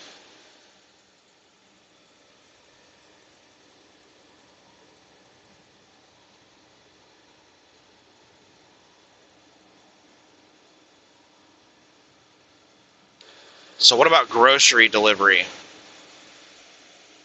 I don't think I'd want to do that because they've moved over to where they're having the delivery drivers. Used to, the stores like Walmart, grocery delivery, they would have a Walmart employee go around and put the order together. And then the delivery driver would just pull up and they would throw the groceries into the car and they'd take off. Now the delivery drivers are going around doing the shopping. That's messed up.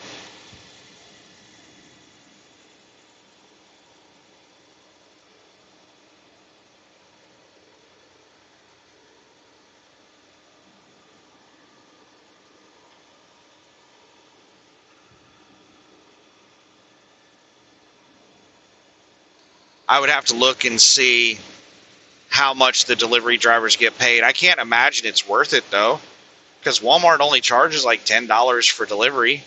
Even if you got the entire $10 as the delivery driver, it's not fucking worth it. Because you're talking about like an hour for a delivery. You're shopping for 30 minutes at least, and then 30 minutes to deliver the food. An hour for $10. That is not worth it.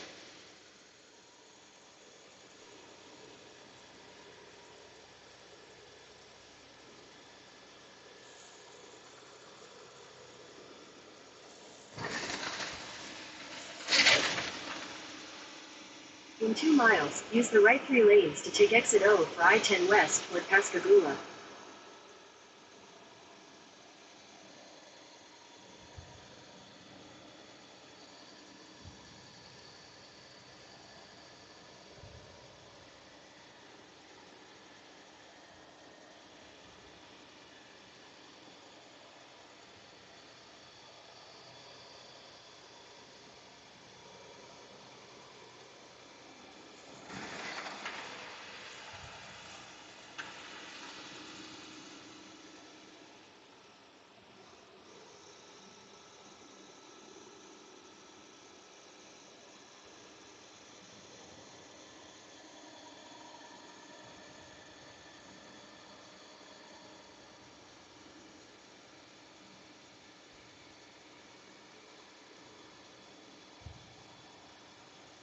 All right, we're about to get on to Interstate 10.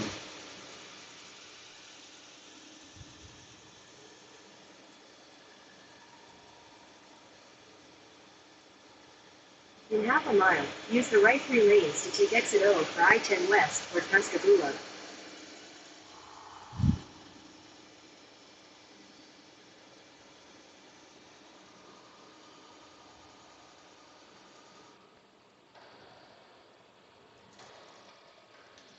Use the left 2 45 lanes to take exit O.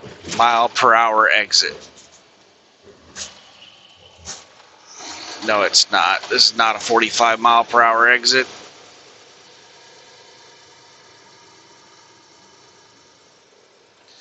Maybe at the next turn, we'll see.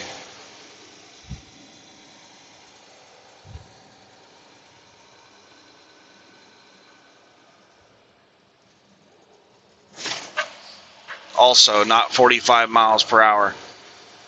Maybe they put that 45 mile per hour exit on the wrong side of the road. Maybe the other side was 45 miles per hour.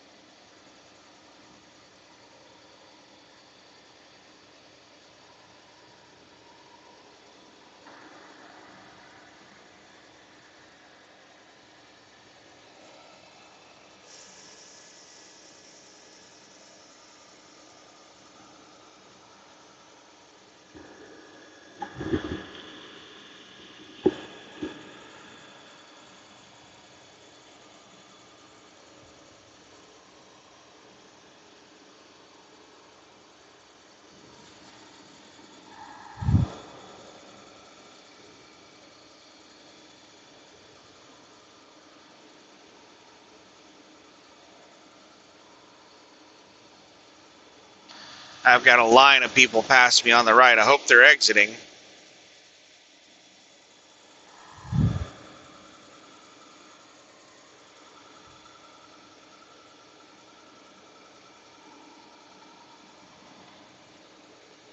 Some dude over there fishing.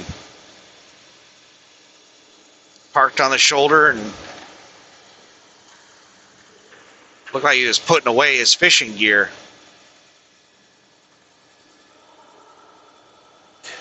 I used to see that all the time driving through Louisiana. Seemed like every bridge I went across, there was people fishing.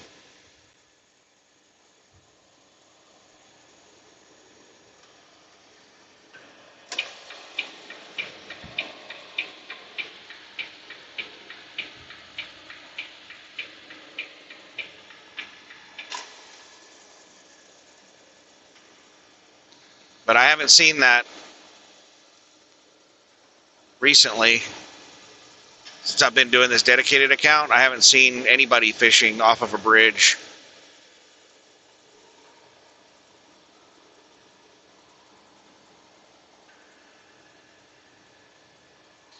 You'd come up to a bridge. It wouldn't necessarily be fishing like straight off of the bridge. You'd come up to a bridge and there would be a whole bunch of cars parked on the shoulder and in the grass and stuff around the bridge. And it would be people just parking alongside the interstate to go fishing. Wait a second, we have fucking awesome. As soon as I went to get over to the right to pass, some fucking jackass just whips out from behind me, blocks me.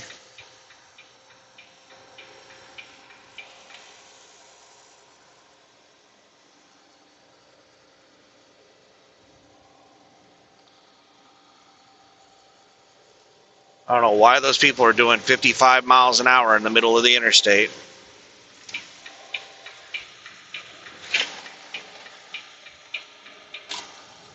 Got their damn brights on, all their windows down.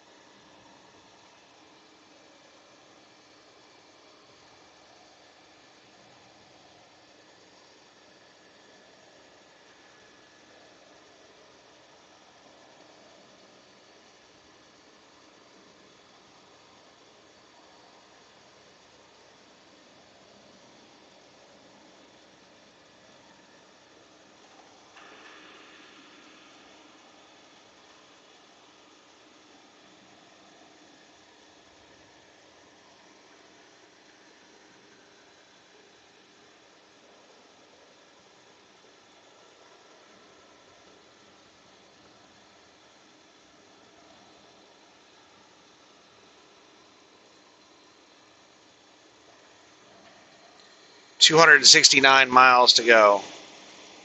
It's a little over 4 hours, 4 hours and 29 minutes. I have 3 hours and 52 minutes left in this clock before I have to take a 30-minute break, so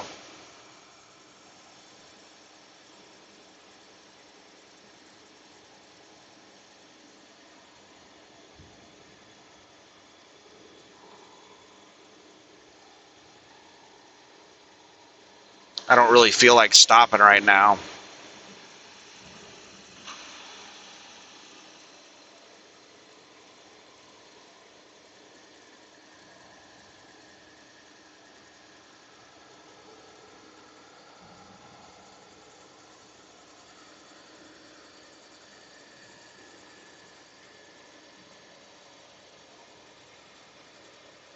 But it's going to be a bit of a pain in the ass once I get onto Interstate 12.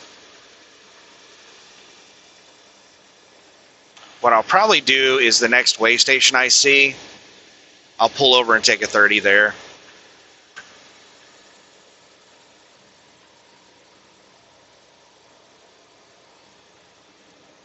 Because I don't think there's many rest areas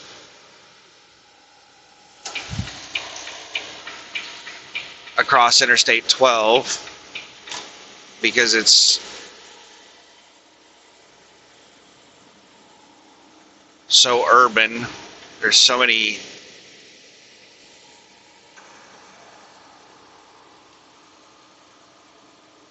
houses and businesses and stuff.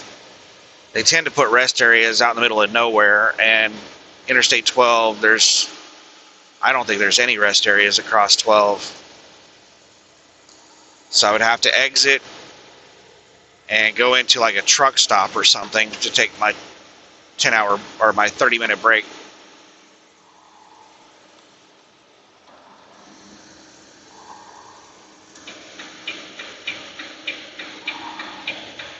Fucking shit.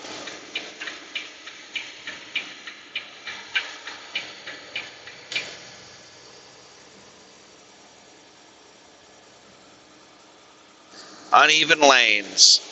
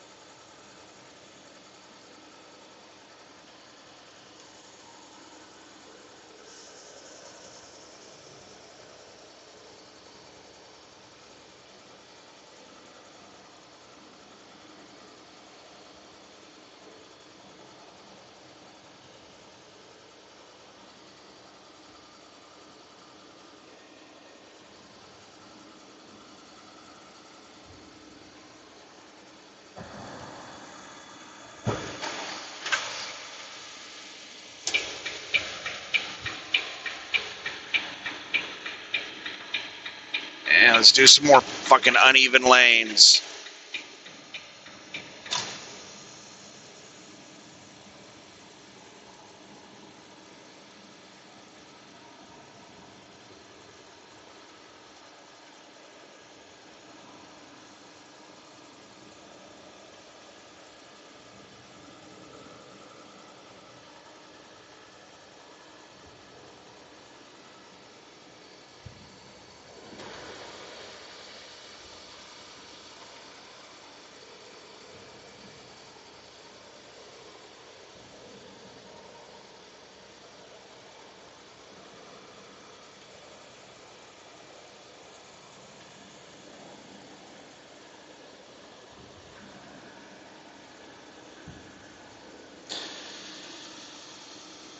I really do not want to get back over into that other damn lane while it's uneven lanes. We have some signs up here. Maybe this is the end of this construction.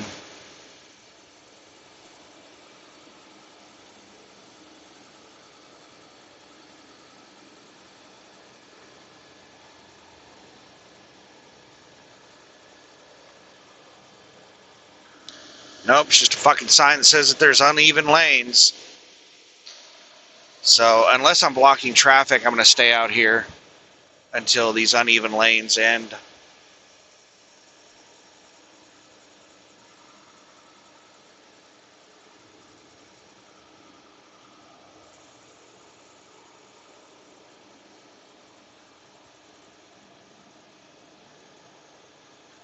Because it is really dangerous to change lanes in uneven lanes.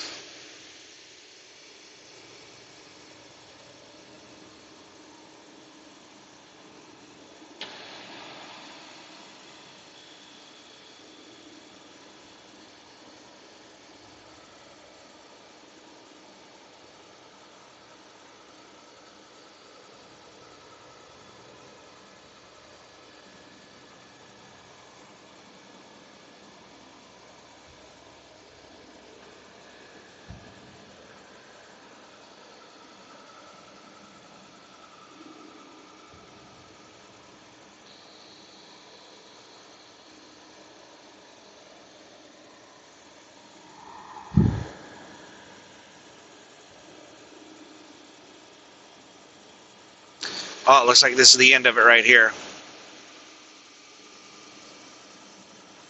Nope, just a bridge. Shit. I could have gone across right there on that bridge. But that was a really short... I couldn't have made it all the way across.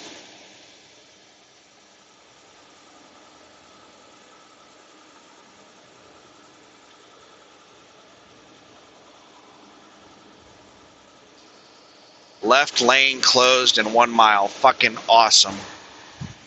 And now a pack of cars just came out of fucking nowhere.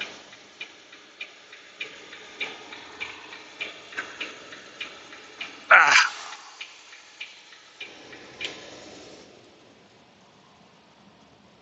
Bunch of cars driving like 100+ miles an hour.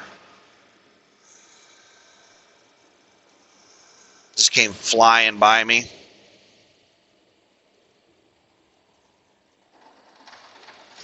What are these four-wheelers doing? The left lane is closed, and they're all jumping out into the left lane, passing vehicles in the ending lane. And now we're at a complete fucking stop in this left lane closure.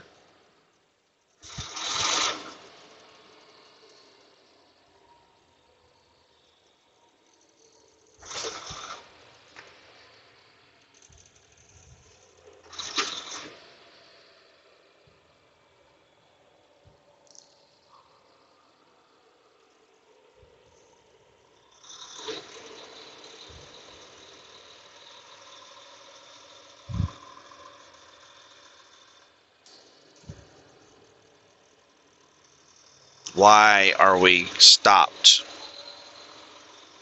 We're moving now 10 miles an hour. I don't know why traffic was completely stopped.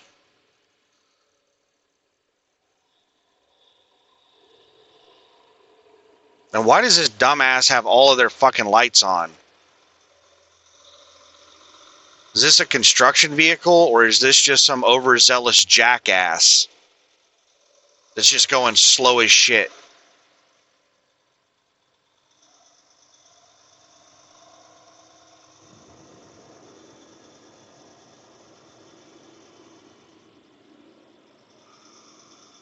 Because this person is doing 5 miles an hour through here, and traffic is moving much faster than him. So this person is impeding traffic. I don't know if they're part of the construction or if it's just some overzealous jackass.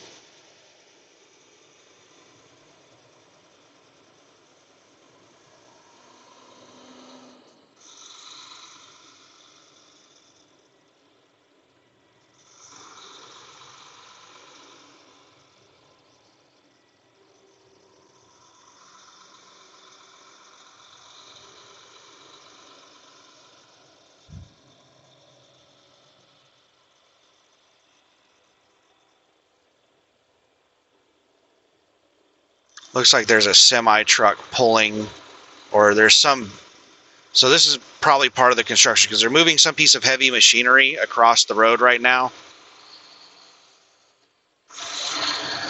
And this asshole was blocking traffic so that heavy machinery could go across the road.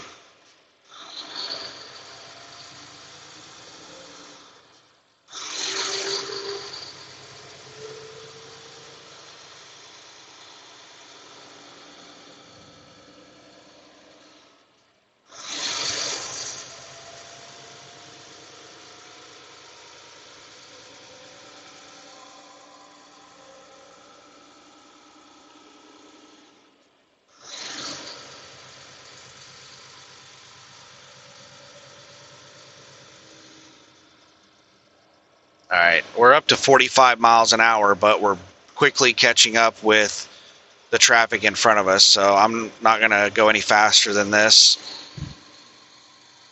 Otherwise, we're just going to hurry up and stop.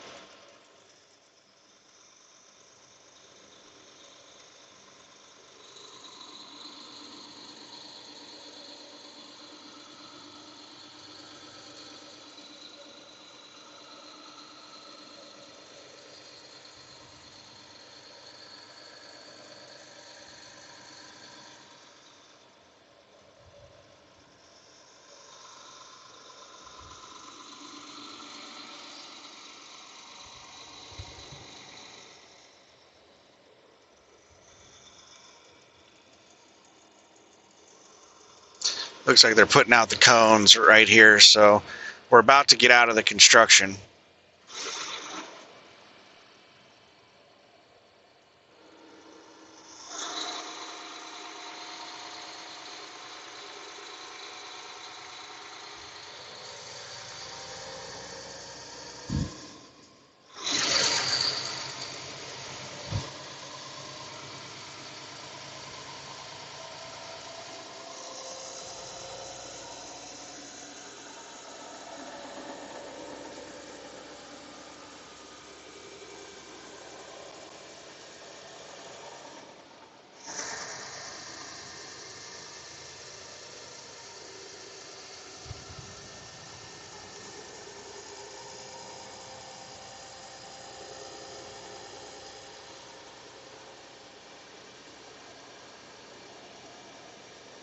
All right, now we're rolling again.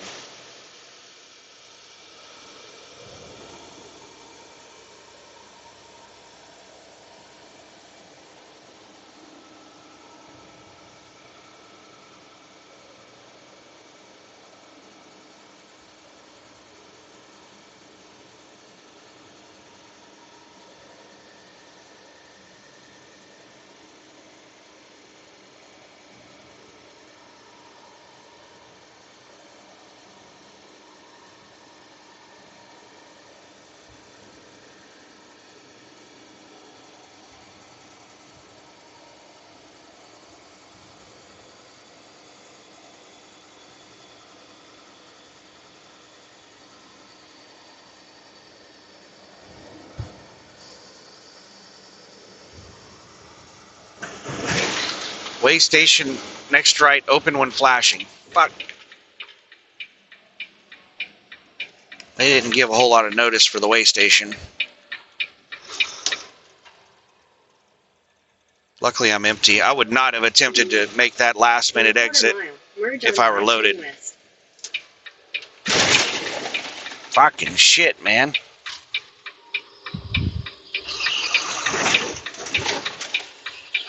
What is that, a tire in the road? In 1,000 feet, merge onto I-10 West. This guy just parked in the middle of the fucking road. There's a whole bunch of marked parking spots, and this jackass, because nobody else is here, just parked in the middle of the fucking road. In 400 feet, turn right.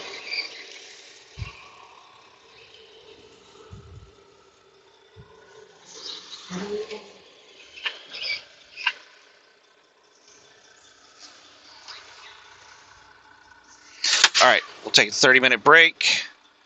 Let me get switched over to sleeper, because it's going to be difficult to find a place to park, and I want a place that's easy to get on and off. I don't want to, spend 20 minutes pulling into a truck stop. Let's see here. I am 256 miles away, so a little over 4 hours. So I'm going to grab something to snack on. Some hot fries, chips probably. And drink a cup of milk. And that's my big plan for my 30-minute break. I'll be back. It is 8:28 p.m. I'll be back in a half hour. All right. About to start rolling. It is... we got 1 minute left. It's 8:57 p.m. Just waiting for the 30-minute break to be up. It's getting cold in here. Yeah, since we got the blower situation sorted out, this air conditioner works amazing. Like whenever I was trying to sleep today, I woke up, it was so cold in here, I had to turn the fan down.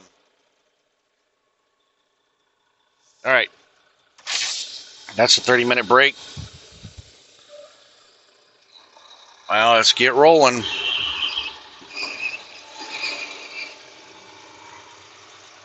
Yeah, I think I'm going to...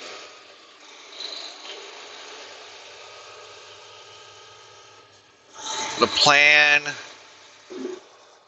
In 1,000 feet, merge onto I-10 West. Is that I'm going to drive straight to the receiver or the shipper.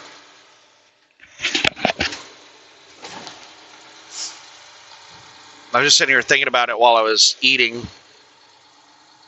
Ate some hot fry potato chips, Chester's hot fries, and some pecan cinnamon roll things, little twist rolls, miniature little, I don't know.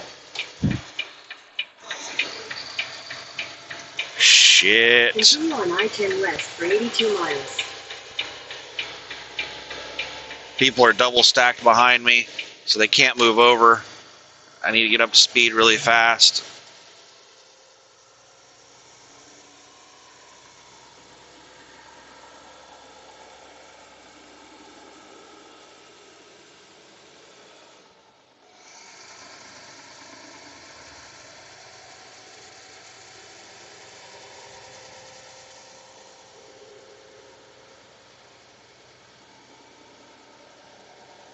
All right, we're up to speed.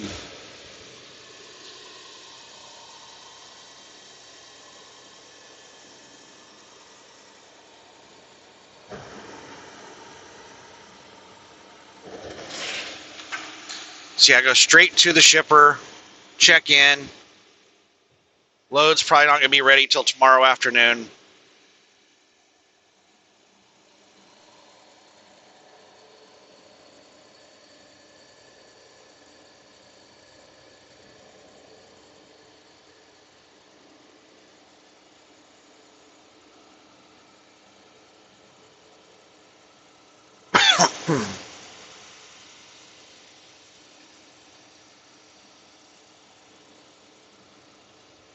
So it'll be a long break.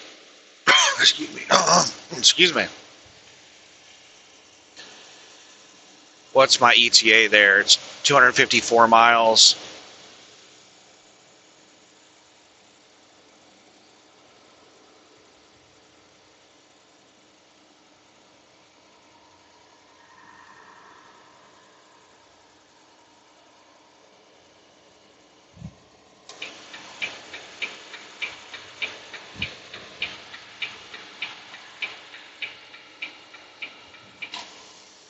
So that'd be about 4 hours and 14 minutes. Just a second here. Let me make it past this hot shot car hauler.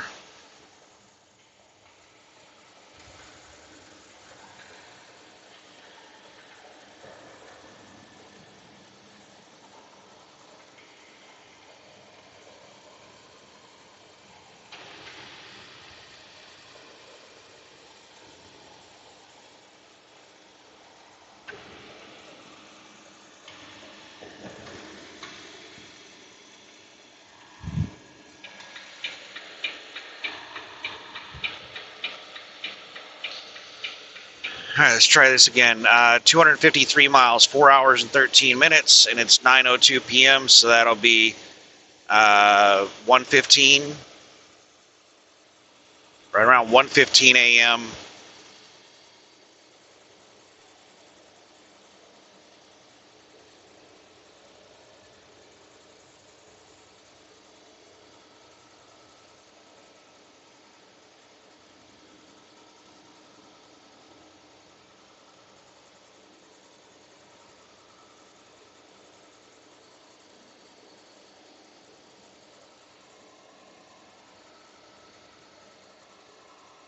Come on, jackass.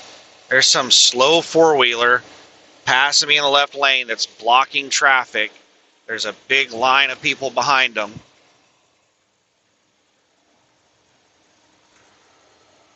Now they sped up. I got really close to the left side of the lane. Got to make them uncomfortable so they'll wake the fuck up.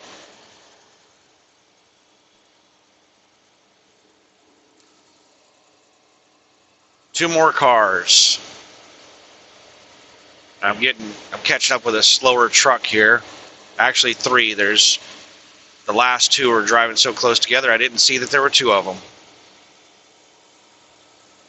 That damn car slowed down again when I got alongside this other truck.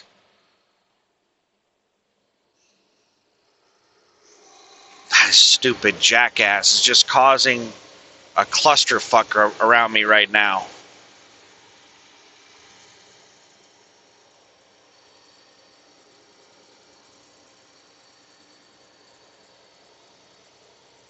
And they're not getting over into the right lane. So people are passing them on the right. It's one of those assholes.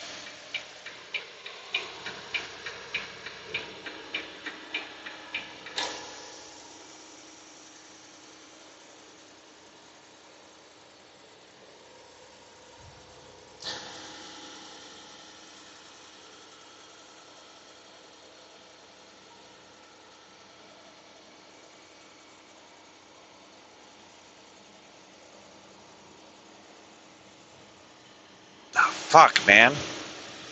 Steering just drifted and drifted and drifted. And I was trying to correct back and it just kept drifting, kept drifting, kept drifting.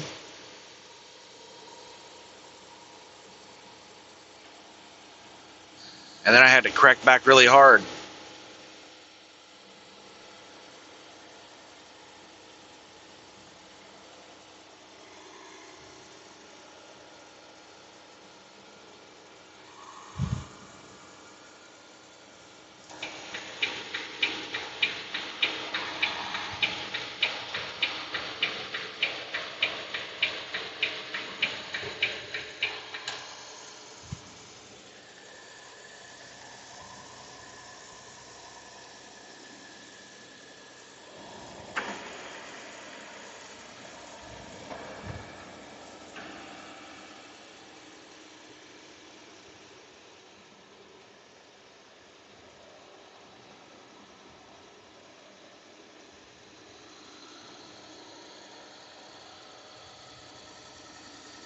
Pascagoula.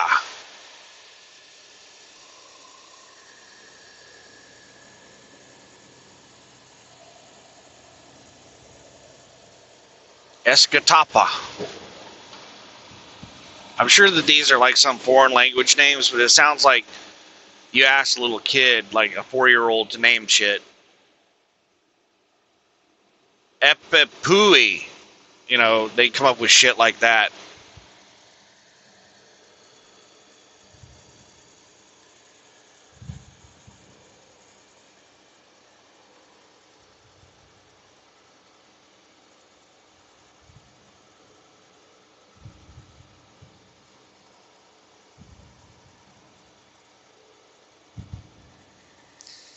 Dumb shit alongside me has their high beams on.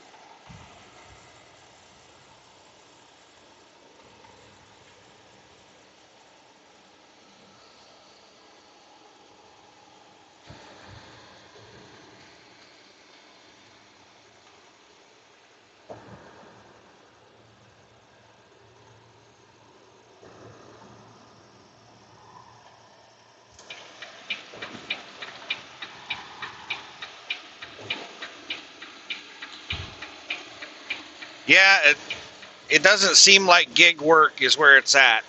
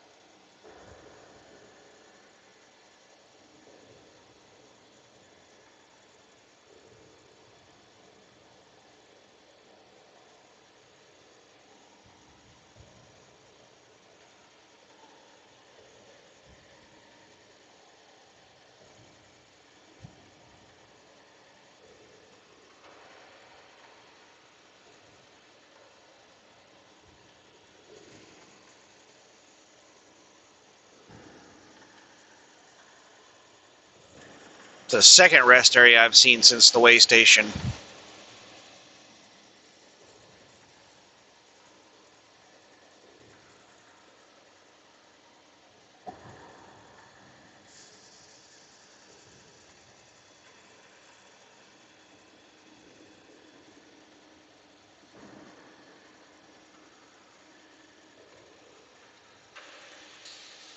$70 miles until I-12, 244 miles to go.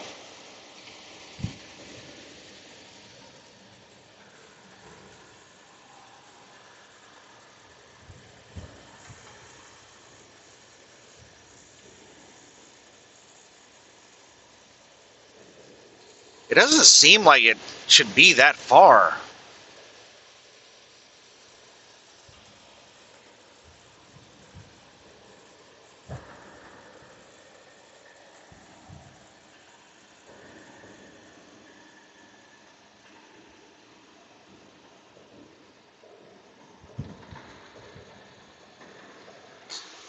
And I am pretty sure that I'm going to have enough hours to deliver the load. I should have looked at my 70-hour clock. I'll have to remember to check that.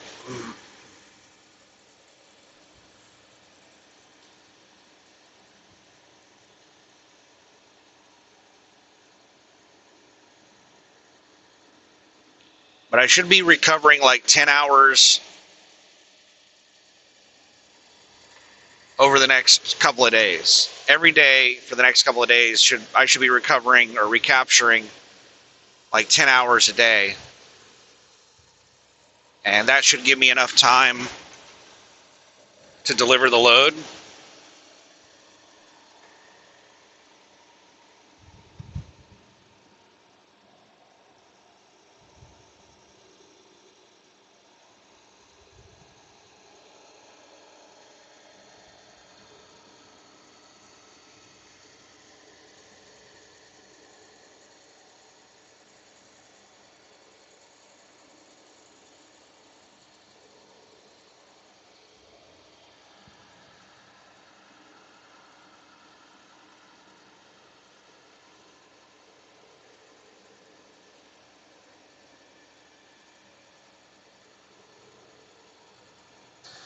And then I'll, excuse me, I'll take a 34 after I deliver this load.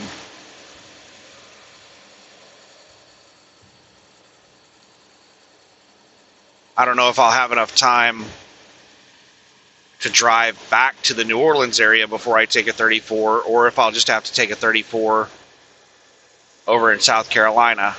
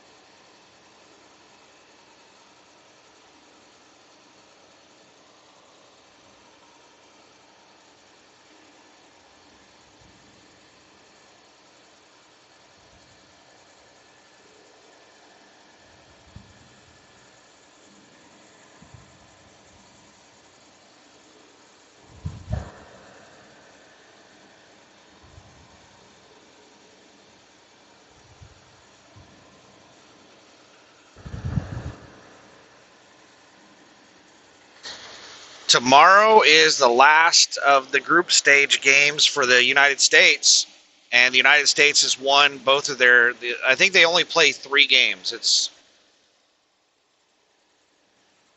4 teams per group, so you play 3 games, you play 1 team each time. So this tomorrow will be our, we're playing every Friday. So tomorrow's our last game, and I'm pretty sure that we have already clinched our place in the knockout round. And if that's the case, then most likely the star players are going to set the game out to avoid the potential of getting like injuries and penalties. I don't watch very much football. I have like the most basic of understanding of how the game is played, but penalties continue across games. Like if you get 2 yellow cards in back-to-back games, then you can be like ejected for the next game or something like that. Like you'll be suspended for a game. I can't remember the rules, but there's some kind of system where if you're getting penalties,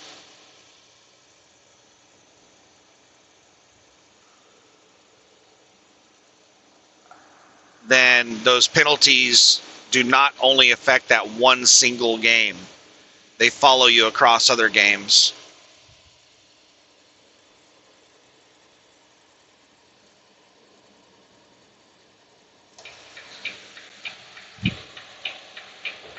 So it's probably not going to be a very fun game to watch.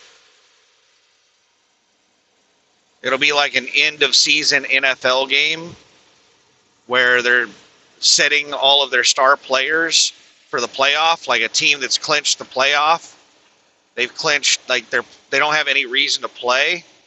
Like the game is meaningless to them. Whether they win or lose does not affect their playoff seeding or anything like that. And in that situation, NFL teams could opt to like bench their top players to avoid the risk, avoid injury and stuff like that.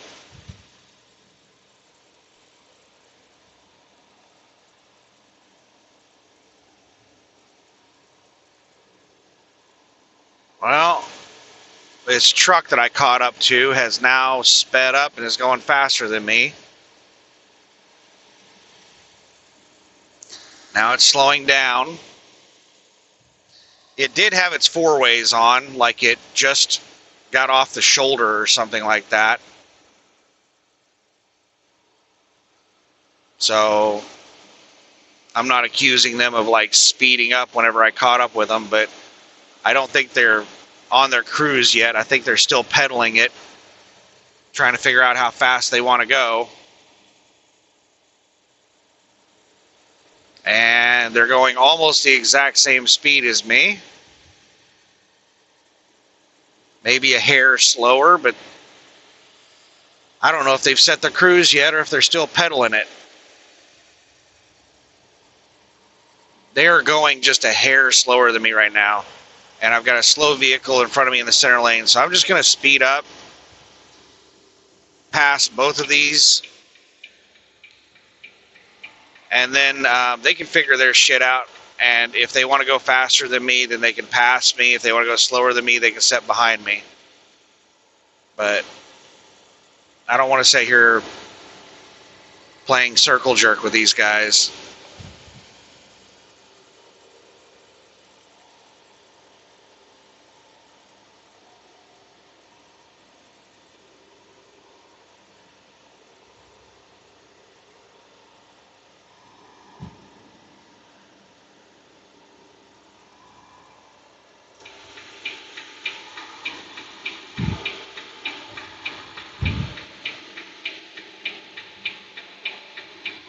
This fucking idiot started passing me before I left the lane. They were halfway past me before I even got out of the lane. What a fucking asshole.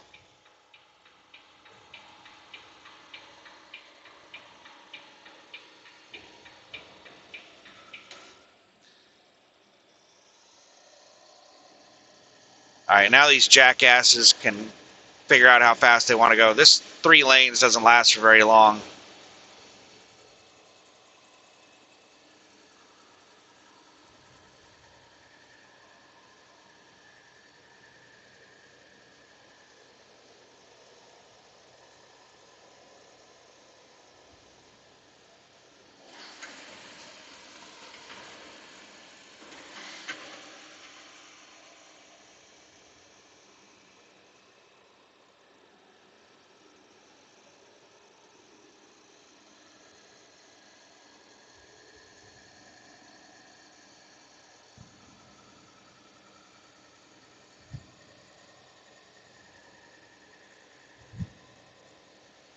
I was watching a YouTube video yesterday.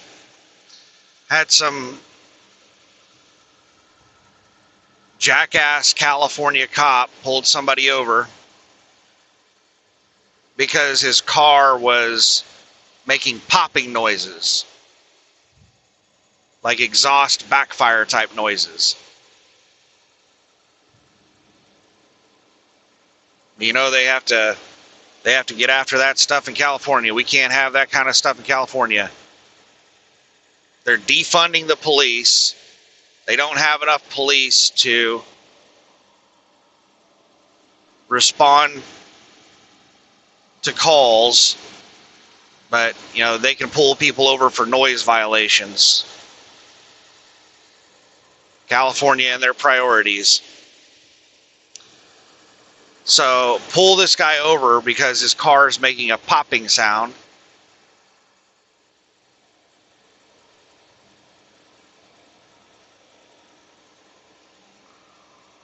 That's it. That's all the whole reason they pulled him over. They weren't speeding. They weren't reckless driving. Nothing. Their car was just making a popping sound almost like a backfire.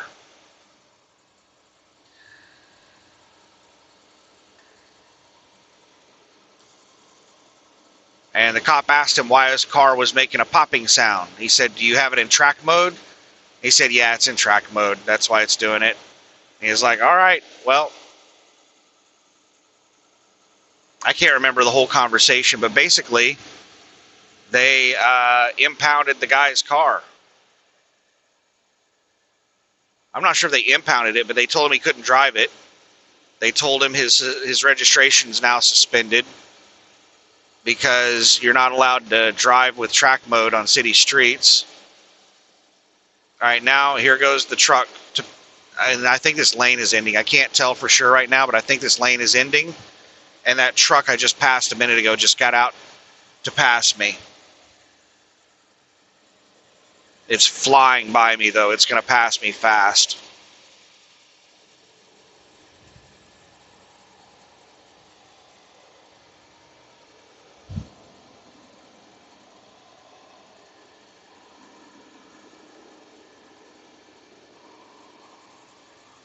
No, lane's not ending yet. It doesn't last long, though. We have 4 cars coming up the on-ramp.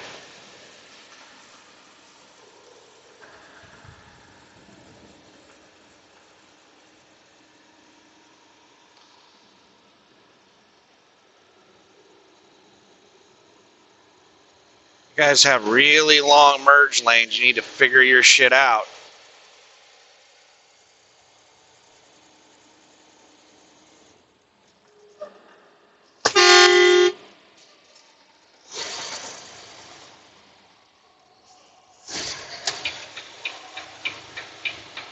Stupid jackasses. Their lane did not fucking end. They still have a lane right there, and they just cut me off going like 25 miles an hour slower than me. Fucking idiots.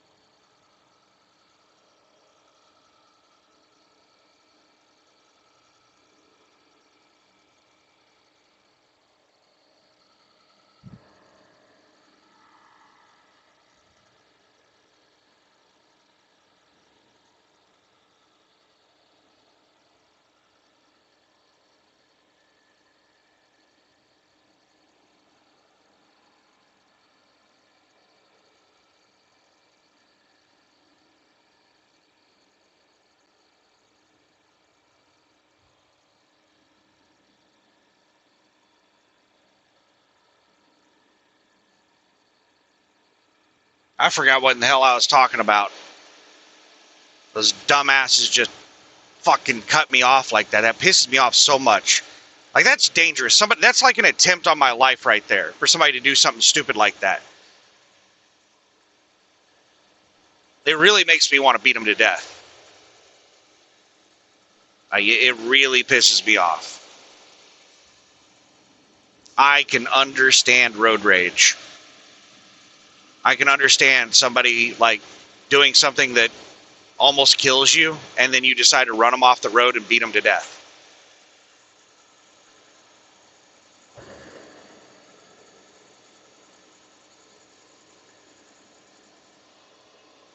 If I was on a jury and somebody did that, I would not find them guilty.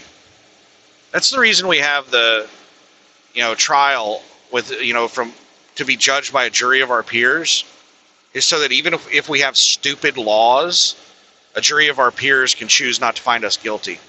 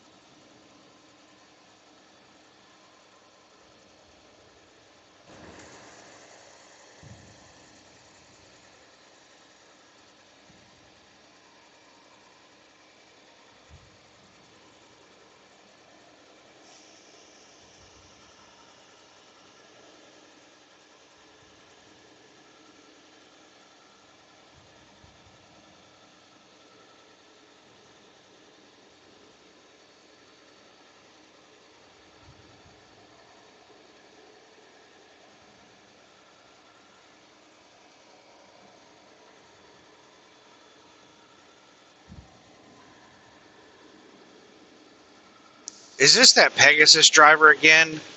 The one that was in front of me going slow, and then I passed them. They sped up when I tried to pass them, and then they sped up and passed me. Is this them going slow in front of me again?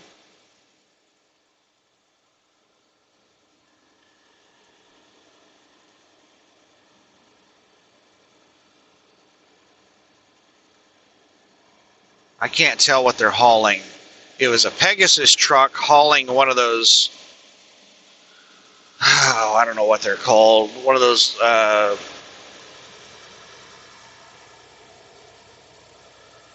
little cranes that has a bucket crane or whatever.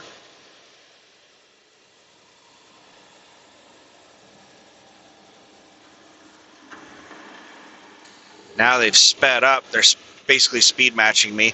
Why did you have to wait until I got up close to you to start fucking speed matching me? I'm pretty sure it is that Pegasus asshole.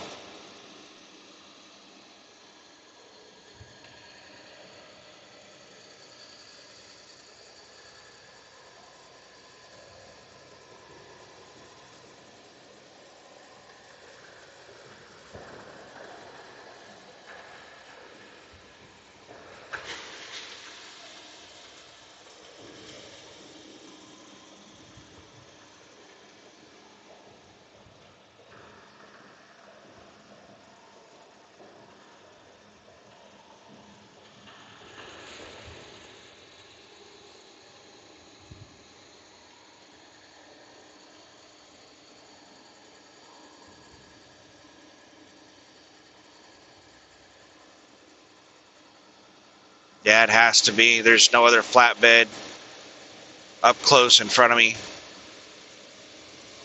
They're doing the same shit that they did last time. They're going slow until I get close to them, then they're speeding up. Fucking hate this guy.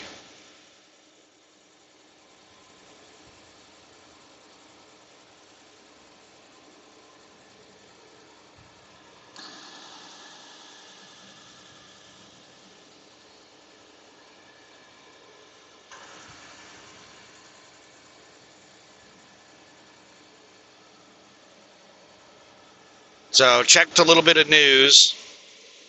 There's nothing but bullshit in state-run media, but in social media news channels, Iran shut down the Strait of Hormuz again. They've opened and closed the Strait of Hormuz multiple times over the last couple of weeks.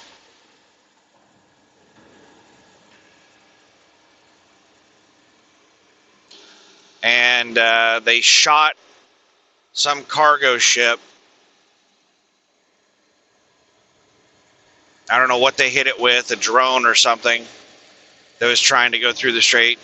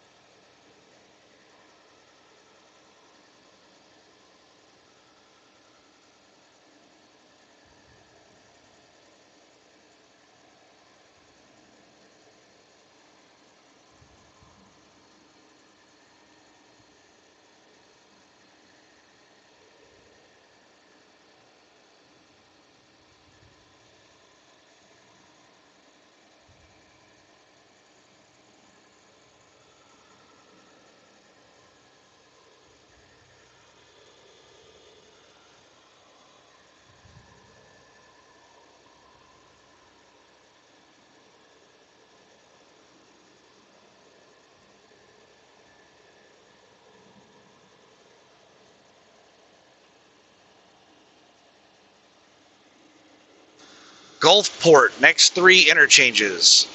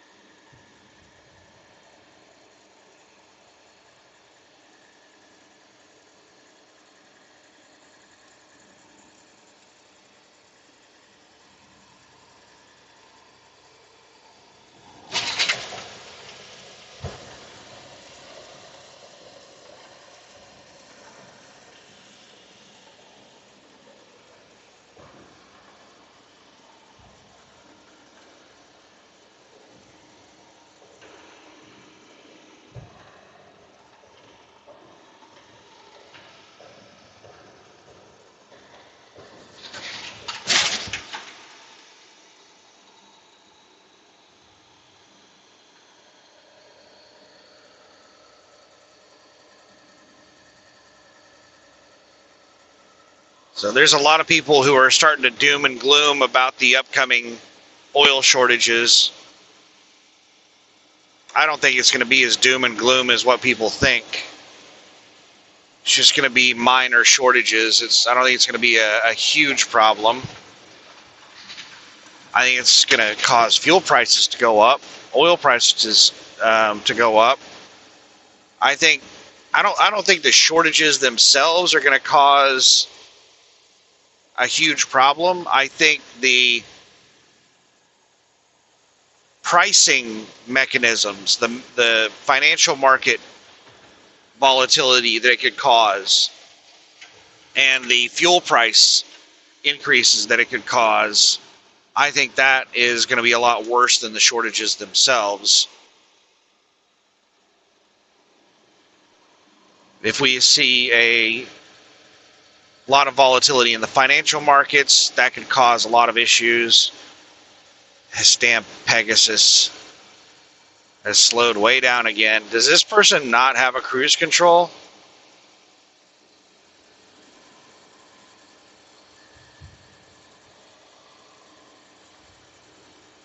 All right, they're still slowing down. All right, we'll get out in the center lane and let them figure their shit out.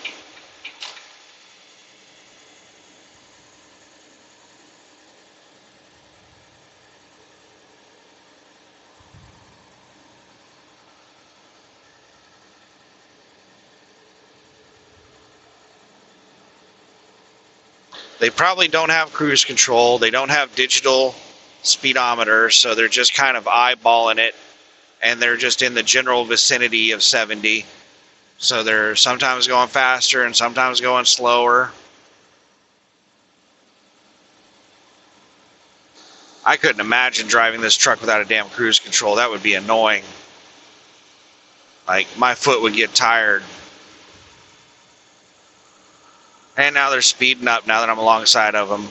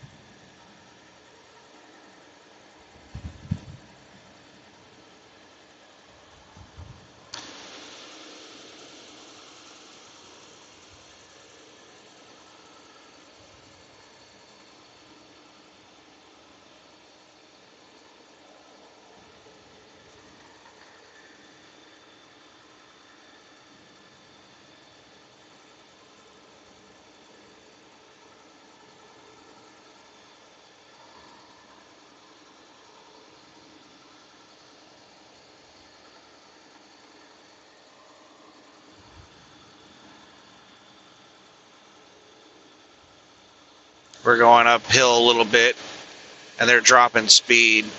Not likely because of their weight.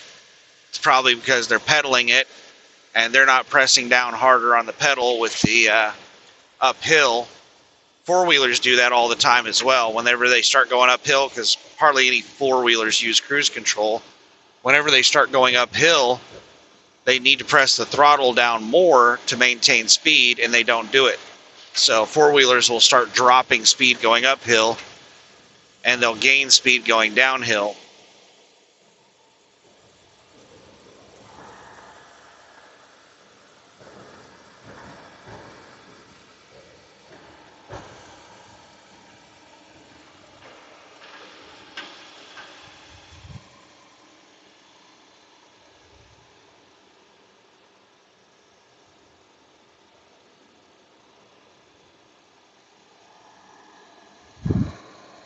All right, Pegasus is way behind me now.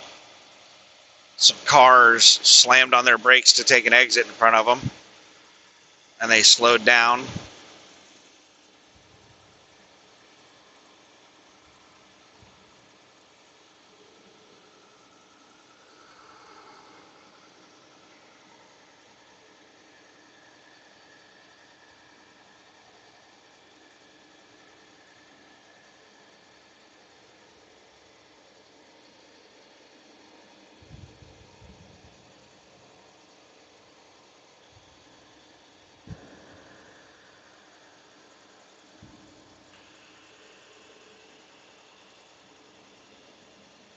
I want to get back over in that right lane, but I know as soon as I do,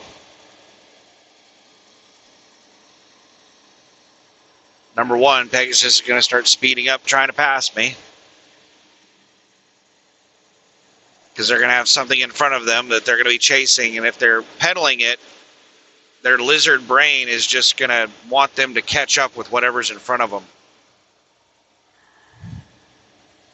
And I know that this doesn't stay three-way for very long, or three-lane for very long. I know as soon as I get over that damn lane, it's going to end.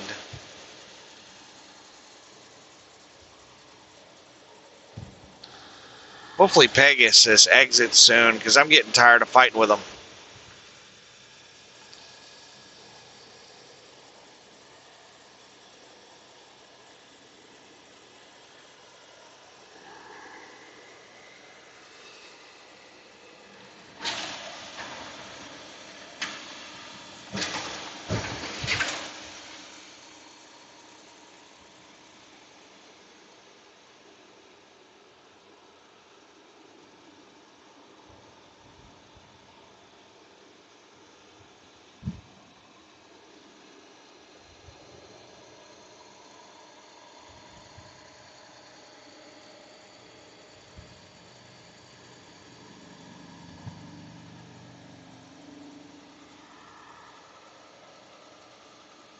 Alright, we're going to go ahead and get over in the fucking right lane.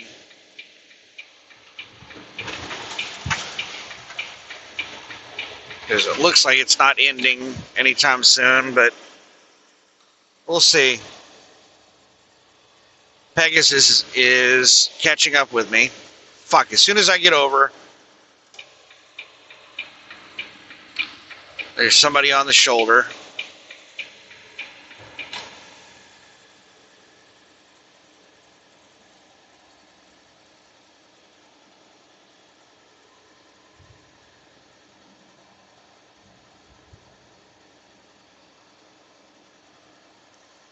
Left lane closed ahead.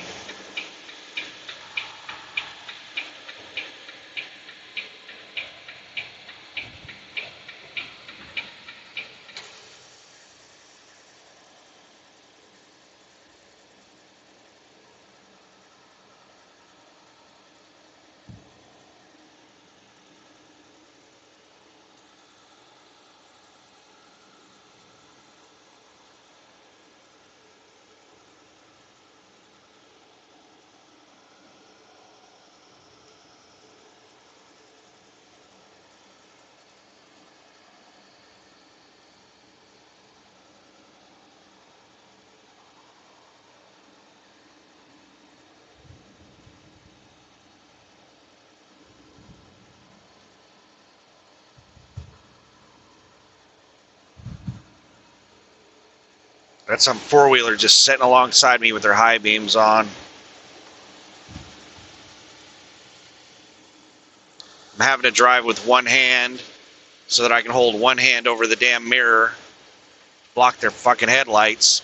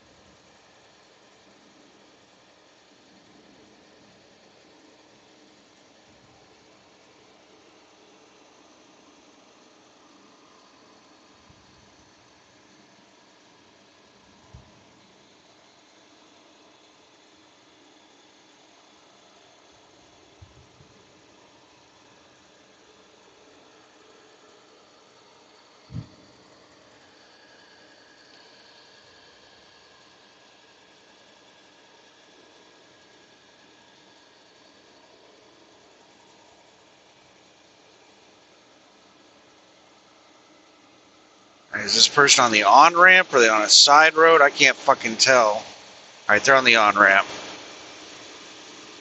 I had to be careful with these damn construction on-ramps. They don't have any merge lane.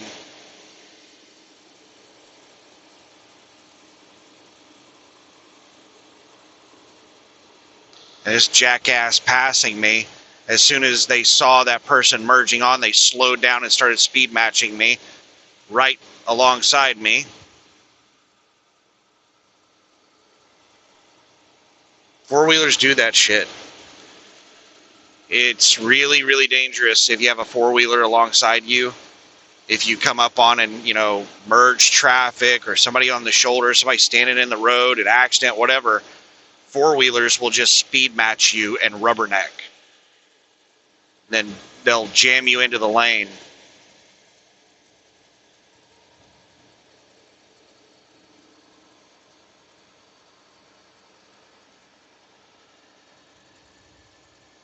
You'll have to throw your signal on and start honking at them to get them to fucking wake up. Because they don't even realize what they're doing.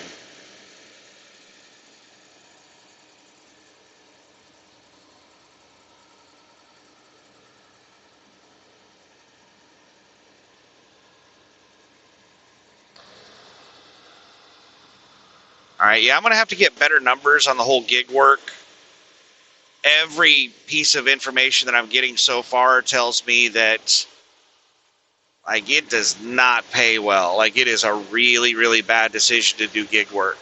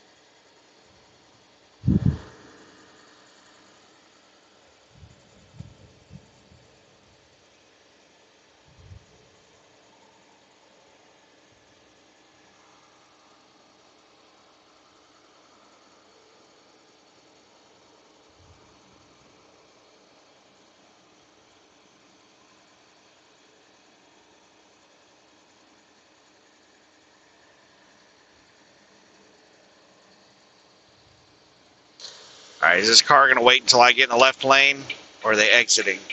What the fuck is going on? That car just threw their high beams on. I don't know what is it with this SUV. I thought that SUV was going to exit. They were just sitting there tailgating the shit out of that four-wheeler and slamming on their brakes. Why didn't they change lanes and pass the four-wheeler?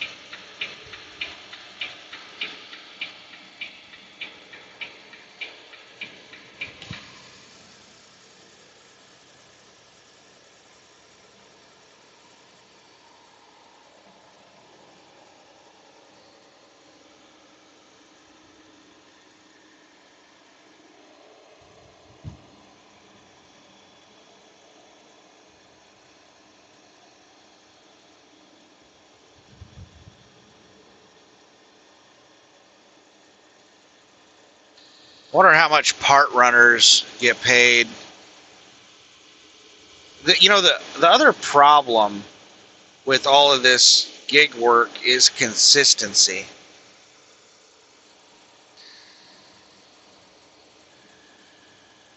Like if you're a part runner,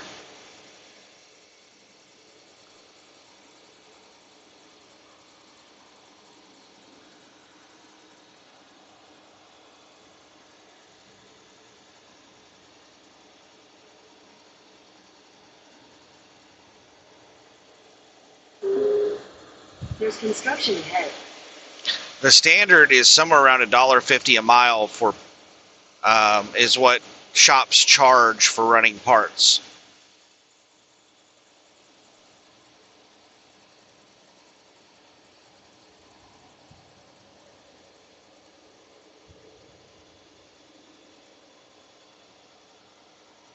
That sounds awesome, but here's the problem. I think they only pay one way. So let's say I live in Oklahoma City and the shop out in Sayre, Oklahoma needs parts.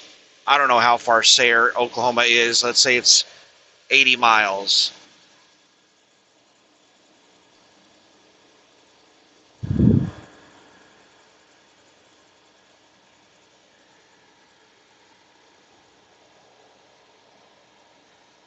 They're going to pay me for $1.50 a mile to drive 80 miles. Well, then how in the hell am I getting back to Oklahoma City? I'm just going to have to deadhead back. So really, it's 75 cents a mile on part running.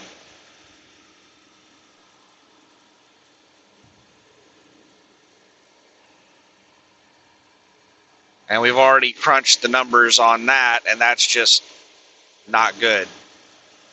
Even $1 a mile is not good.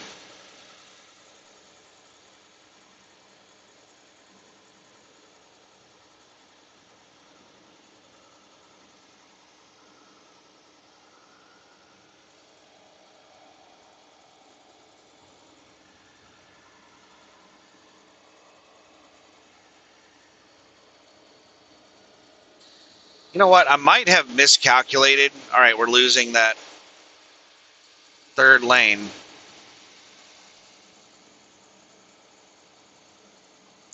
Let me just double check my calculation on the cost per mile of the vehicle. All right, I got some dumbass passing me in the right lane that's ending. Hopefully, oh, it's a cop. Hopefully they know it's going exit only. They are flying.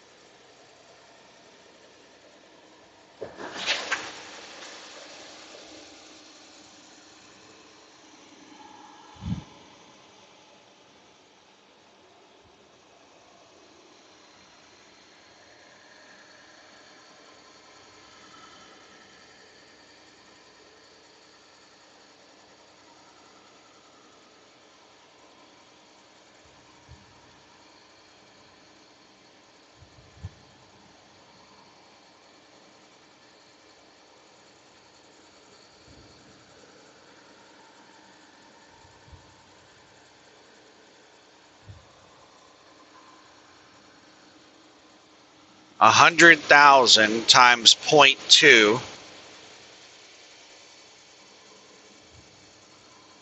is 20,000, right?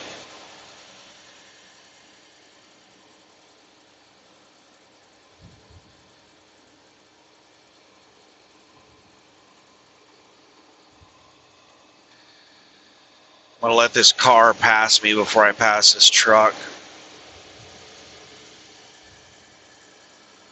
Well, if I pass this truck, it looks like it's going faster than me now.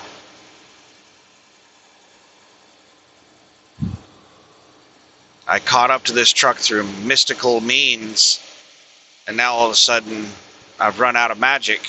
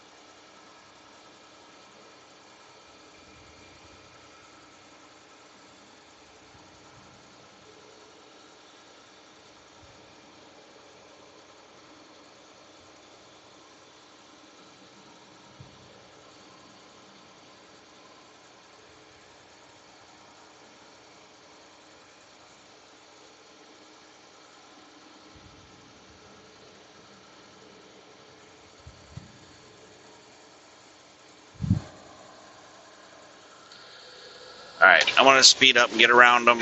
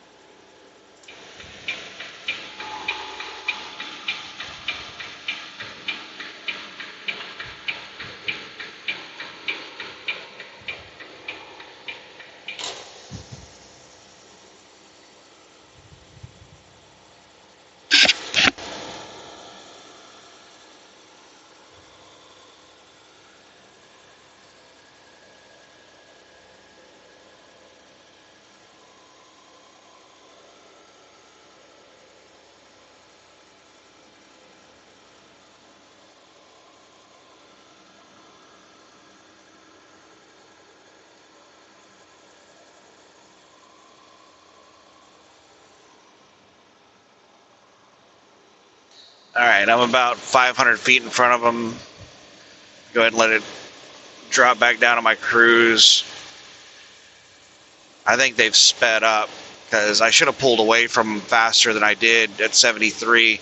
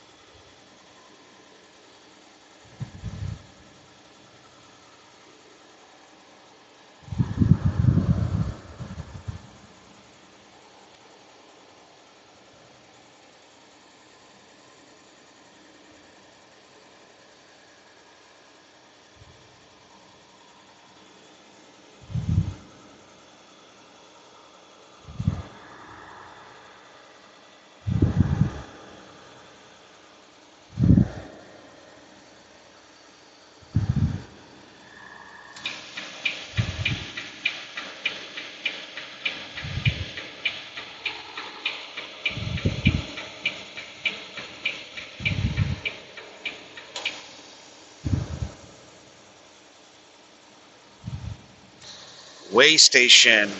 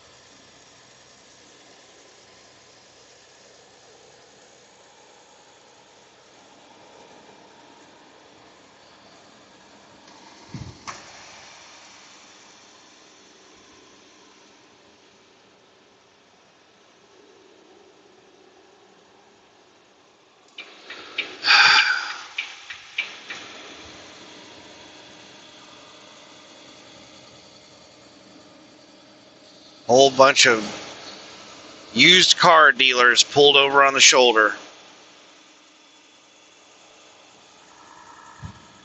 Come on, four-wheeler. This fucking jackass is just sitting alongside me.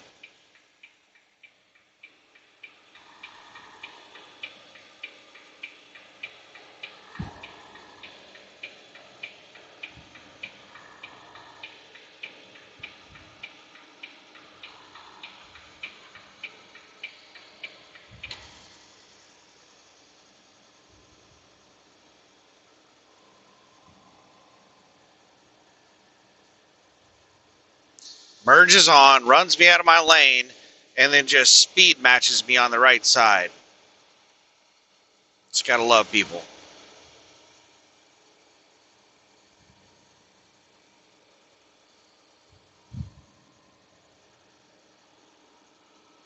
Once I threw my signal on, they slowed down and flashed their high beams at me because they see stupid ass truck drivers do that. So they had no idea what they were doing. They weren't doing it, like most of the stupid shit people do is not intentional. They just don't know that they're doing stupid shit.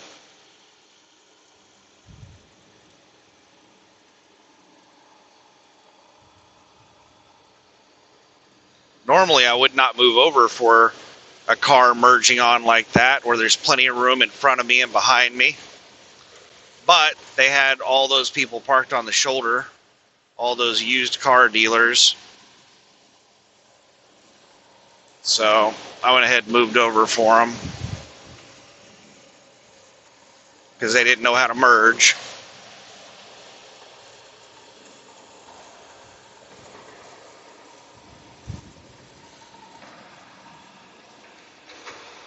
Excuse me. Just burped. This four-wheeler in front of me is not maintaining speed.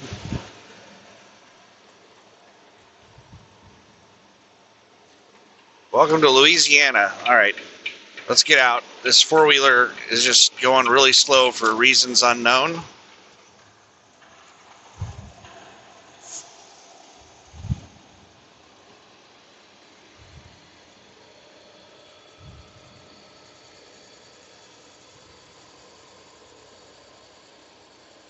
They're probably going to speed up here in a second.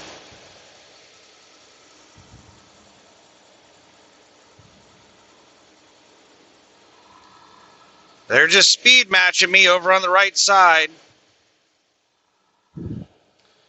Why the fuck do people do this shit?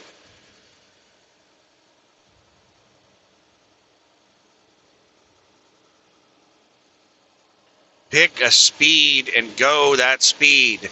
This is the reason packs of cars exist. This is the reason cars drive around in packs. Because these lizard brain sons of bitches speed match.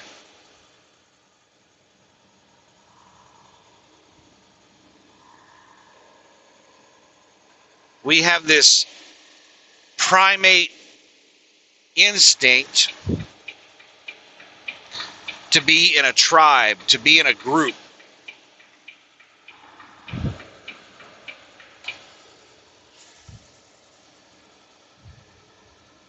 As soon as I moved over in front of them, they got out in the left lane to pass me.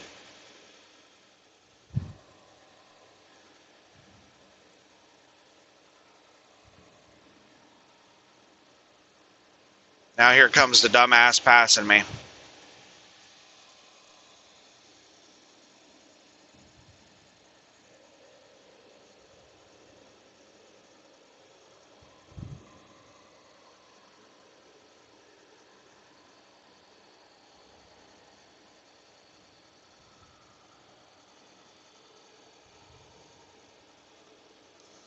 And here comes a pack of dumbasses going like 100 miles an hour.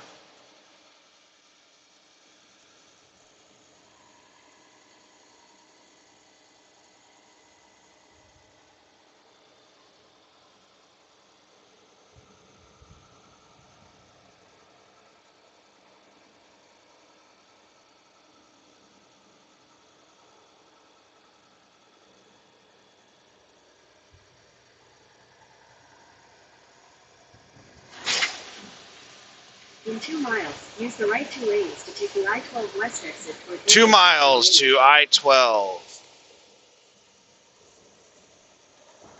Hopefully there's very little traffic on I-12. Most of the traffic's going in and out of New Orleans. So hopefully all these sons of bitches in front of me are going to stay on I-10 and go into New Orleans.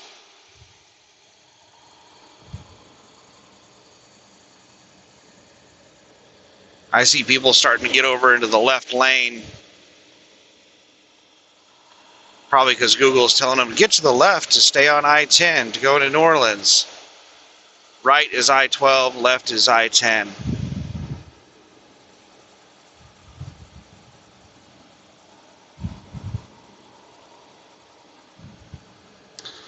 And here's that slow SUV again. And the car, I think it was the same car that merged over alongside me, just was flying by me, and then it just out of nowhere slammed on its brakes. In half a mile, use the right 2 lanes to take the I-12 west exit toward Hamilton. Oh yeah, all these people are going I-10 to New Orleans. Yay!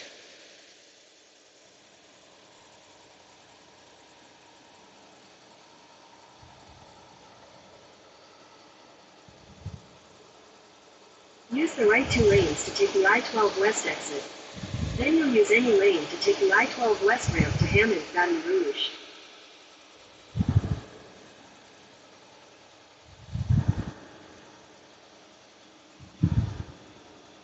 Use any lane to take the I-12 west ramp. Continue for 85 miles.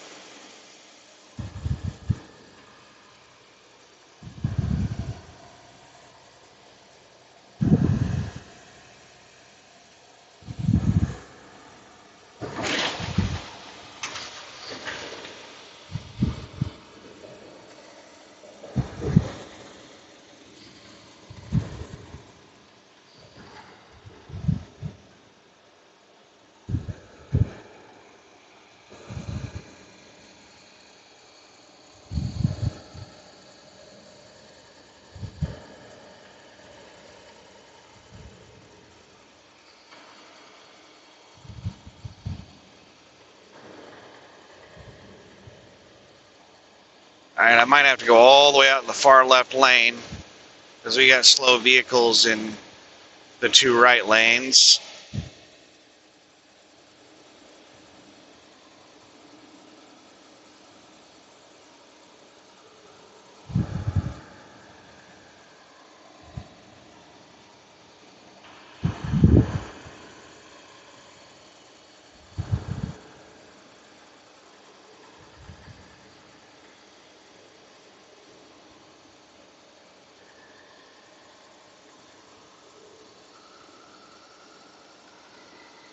So,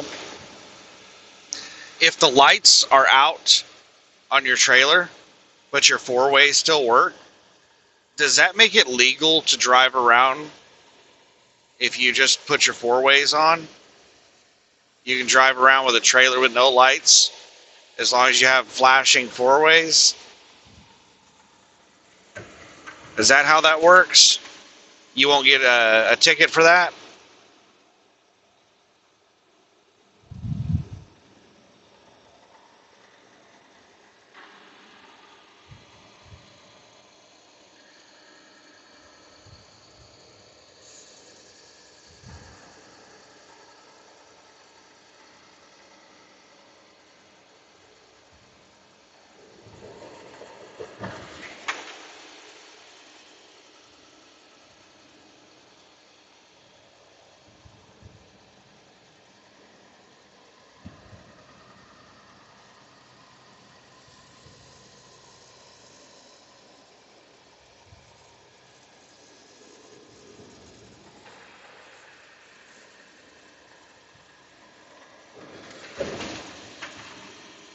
That reminds me of when I was a line haul driver 20 years ago with a shitty company called Conway Western Express, which merged or got bought out or became, I don't know what the deal was. They're now XPO Logistics.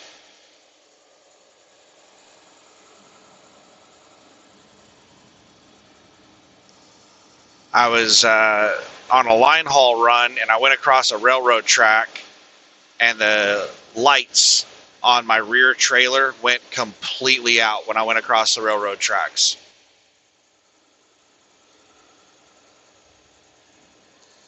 How did I notice it? Because I was hauling hazmat and I had to do a hazmat light crossing of the railroad tracks. I was placarded. And I noticed that my rear flashers were not flashing once I went across railroad tracks. So I went back there. I thought, well, electrical line came loose, so I disconnected, reconnected the electrical line between the two trailers, disconnected and reconnected the electrical line between the truck and the first trailer.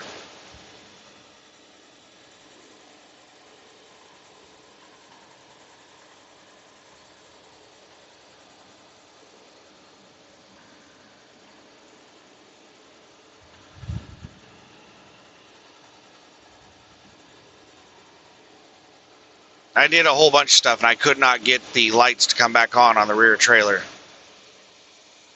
Absolutely no lights on the rear trailer.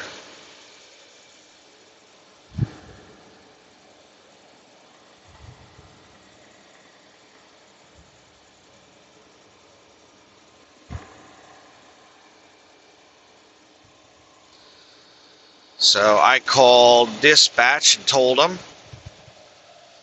and they tried to talk me into just driving it as is because I was out in the middle of nowhere.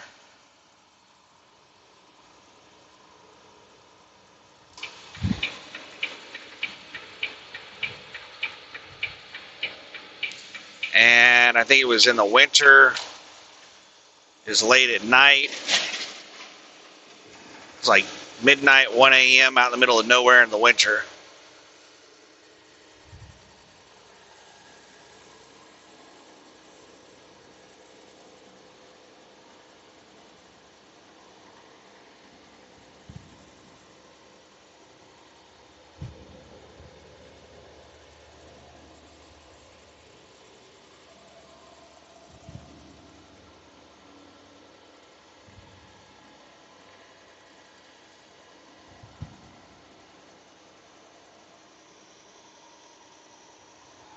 This jackass sped up on me.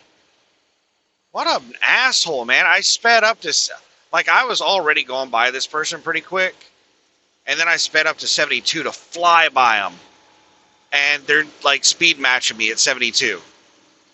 Like, I'm bare. Oh, now they just backed out of it. What the fuck is wrong with you? I heard their engine rev up. I was like, are you serious? Why do people do this shit? Why is it when you get alongside somebody, they speed up? Do dumbasses just like riding side by side?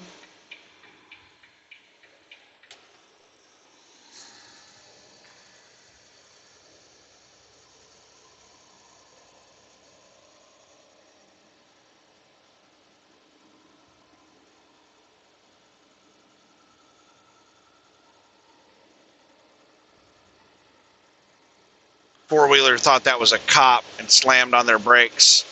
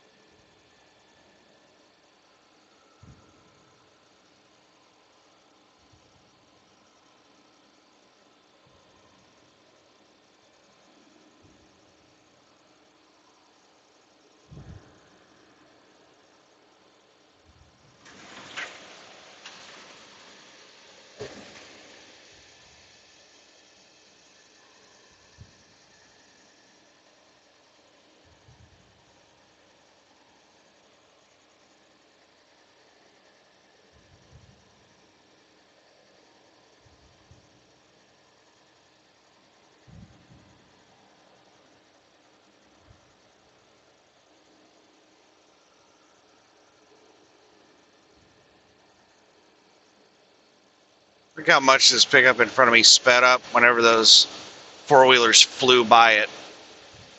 While it was just sitting in front of me, it was just going slow as shit, just barely a little bit faster than me. But as soon as somebody else starts passing it at a high rate of speed, it speeds up.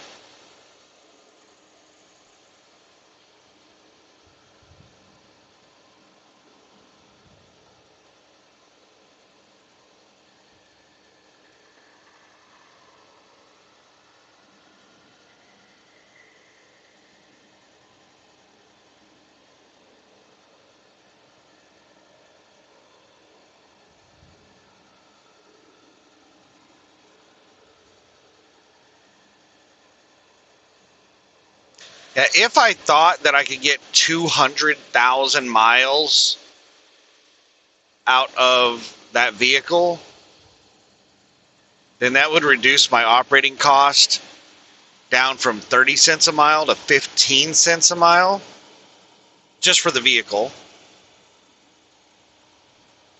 That would be fairly significant.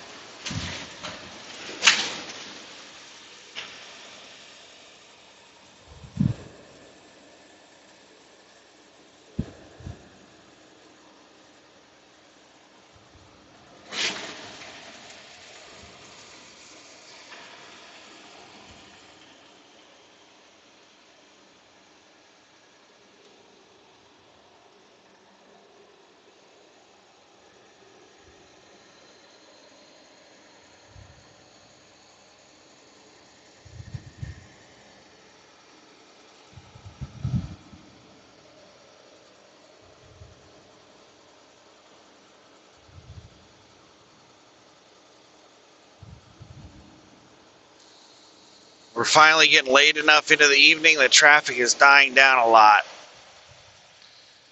It is 10:27 p.m.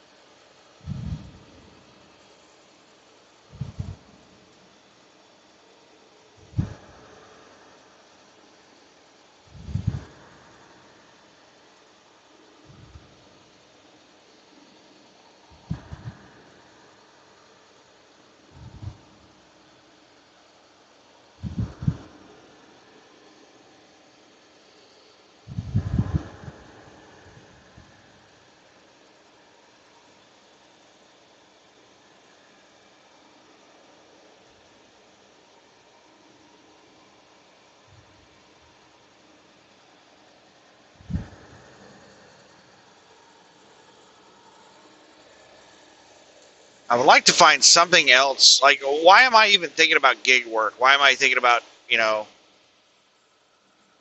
buying a van and doing gig work? Well,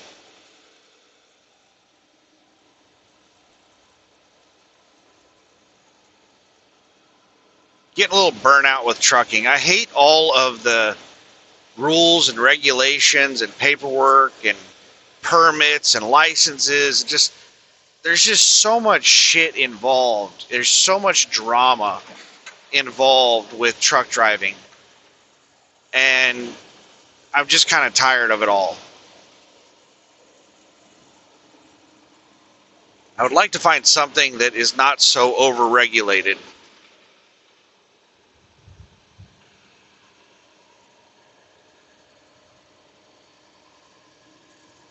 Something that's more simplistic. Something that doesn't require 1,200. It's no, it's not 1,200. It's $1,500 a year just to park my fucking vehicle.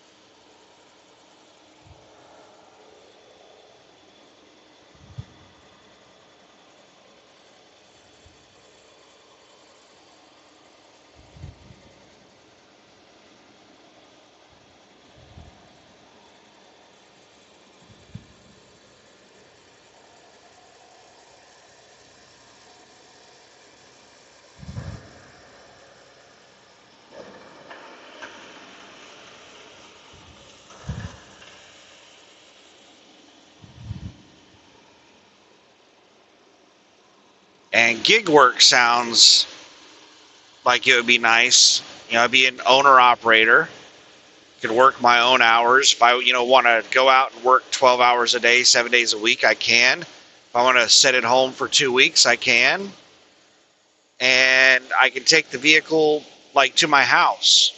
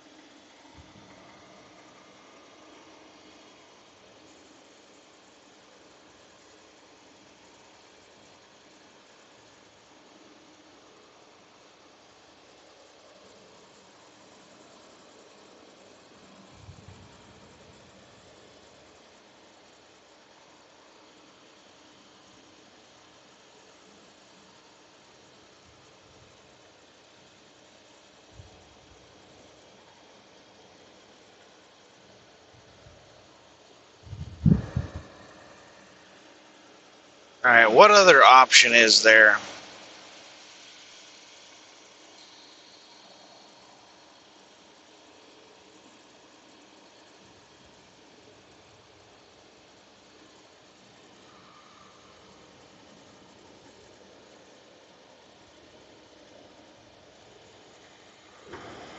Come on, four-wheeler, you're on the interstate. Press the throttle.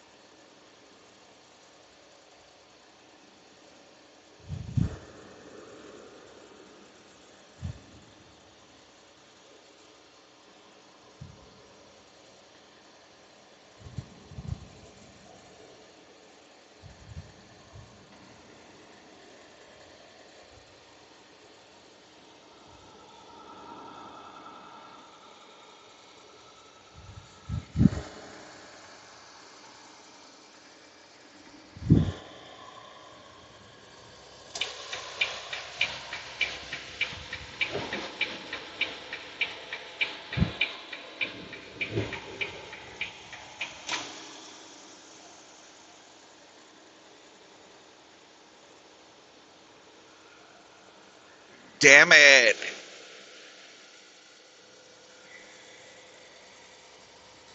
Looks like I've caught up with a pack of 65 trucks.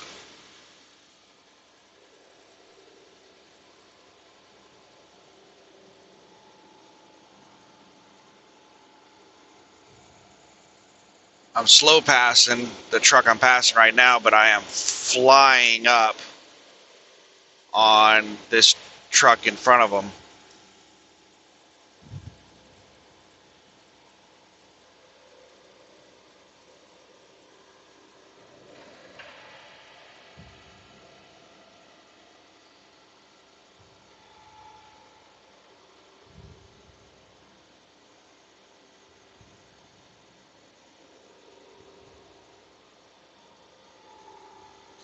There goes some dumbass four-wheeler behind me, gonna pass on the right.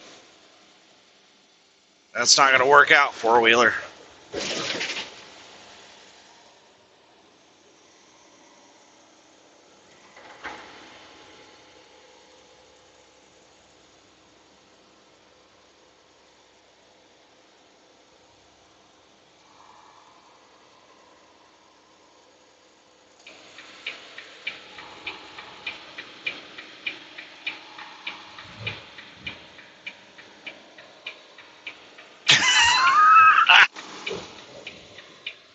That dumbass four-wheeler got jammed in behind that slow-ass truck. The semi behind me got out behind me and passed that slow truck behind me, and that four-wheeler got stuck behind it trying to pass on the right.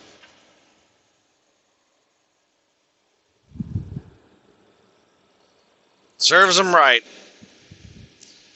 Driving like a dumbass.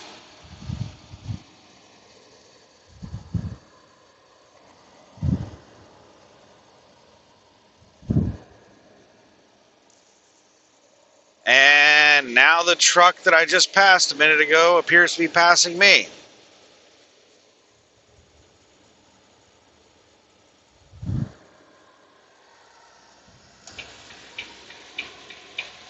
Yeah, you're not running me into the back of this slow fucking truck. Screw you, jackass. I see what you're trying to do. Not fucking happening.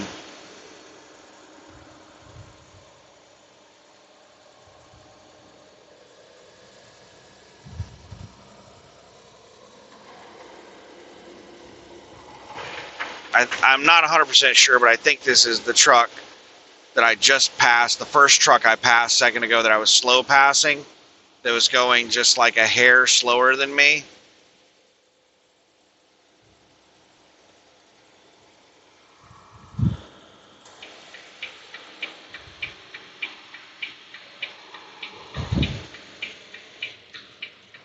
I think it's sped up and is passing me now. It might be a different truck.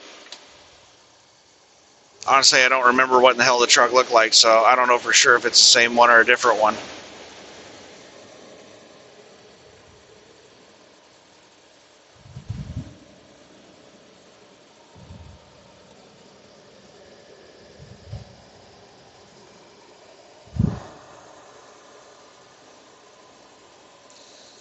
No, I think it's a different one. Because I don't think it was red. No, I'm pretty sure it's a different truck.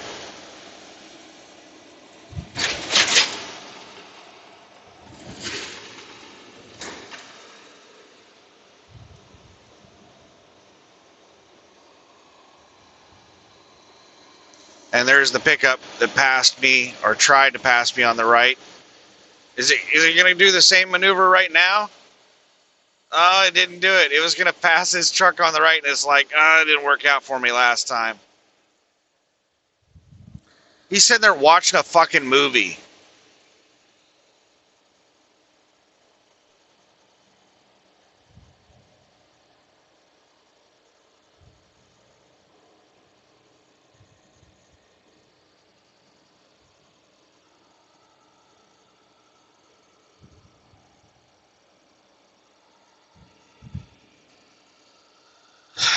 The level of stupid just is like every time I think, man, people can't get any dumber.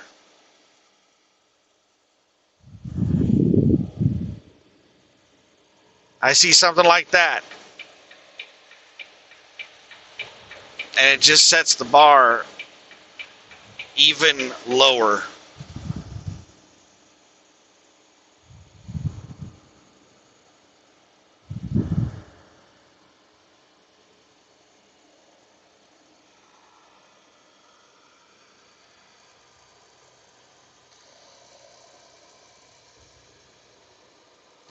Well, somebody in front of me threw their high beams on.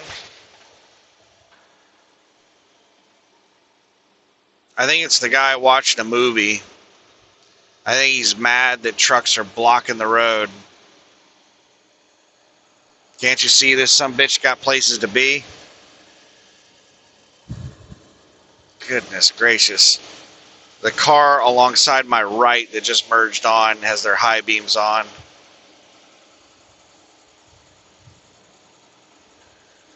Can't see shit right now.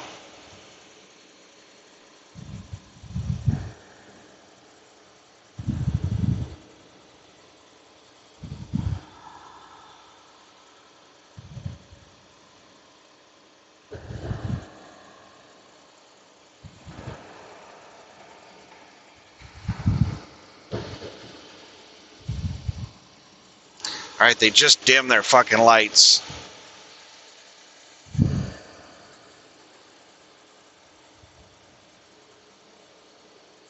Way station closed.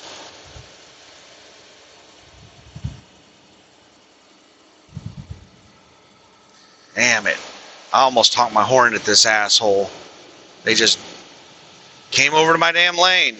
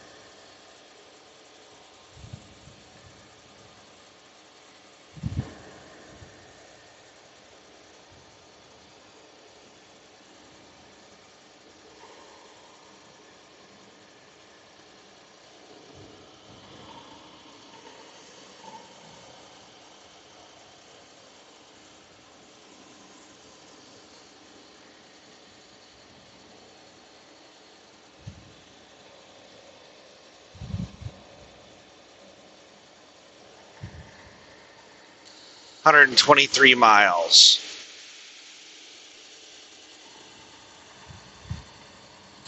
So ETA somewhere in the ballpark of 1 a.m. It's 10:53 p.m. right now. We're roughly 2 hours away, so somewhere around 1 a.m.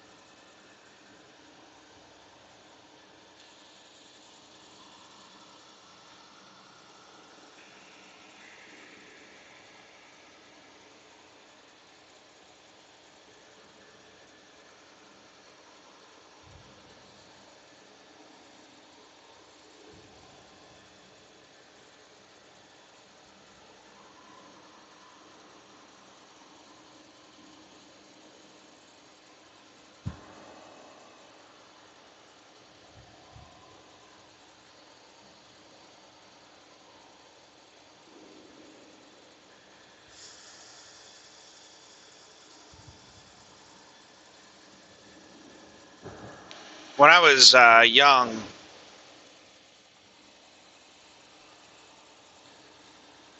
a buddy,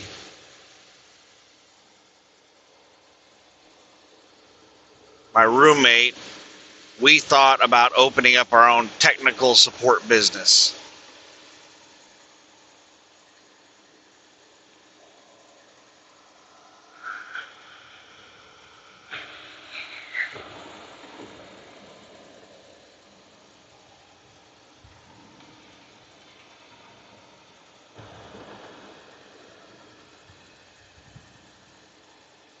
Just like phone support, a fee-based phone support, tech support thing. Because there are a ton of people out there that just need help with really basic tech stuff. Especially back then, back in the late 90s, early 2000s, like there were a lot of people that didn't understand basic stuff about computers.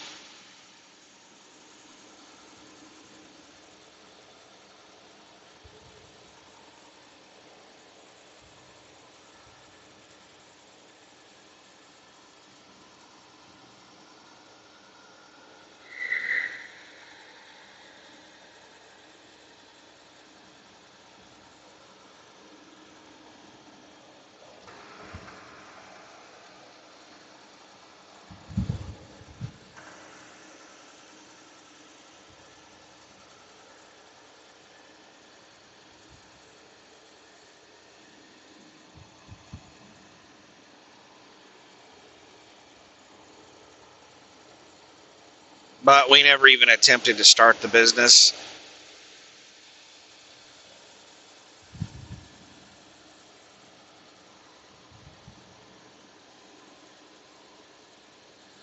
If I start a business, like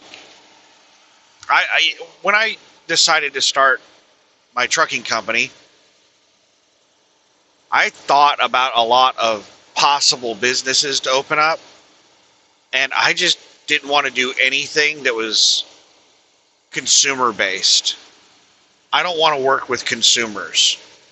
I wanted whatever business I ran to be like a business to business. Like if I was going to be interacting with anyone, I wanted it to be other businesses.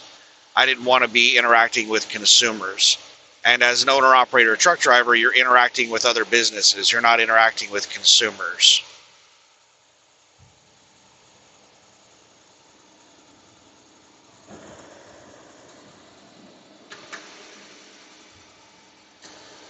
Interacting with consumers is just not good. It's not good.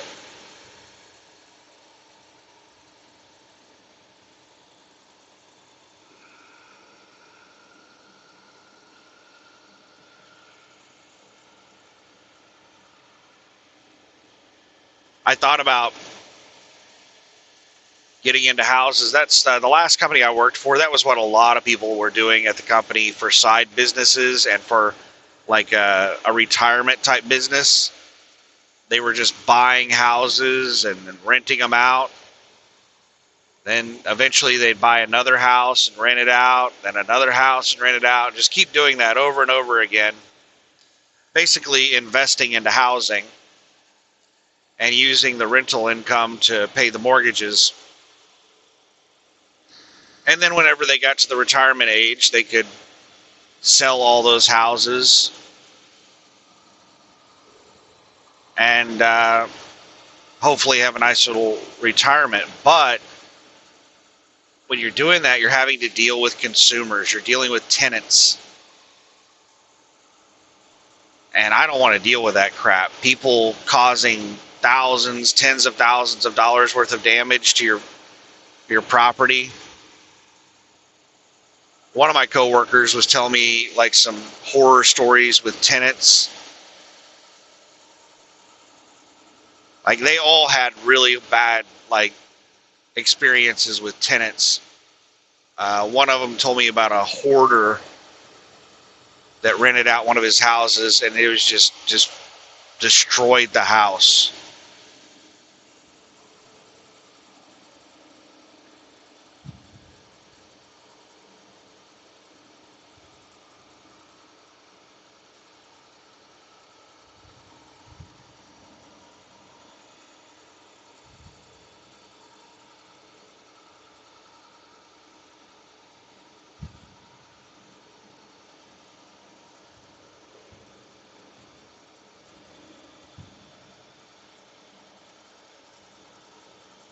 So yeah, I did not want to get into that crap.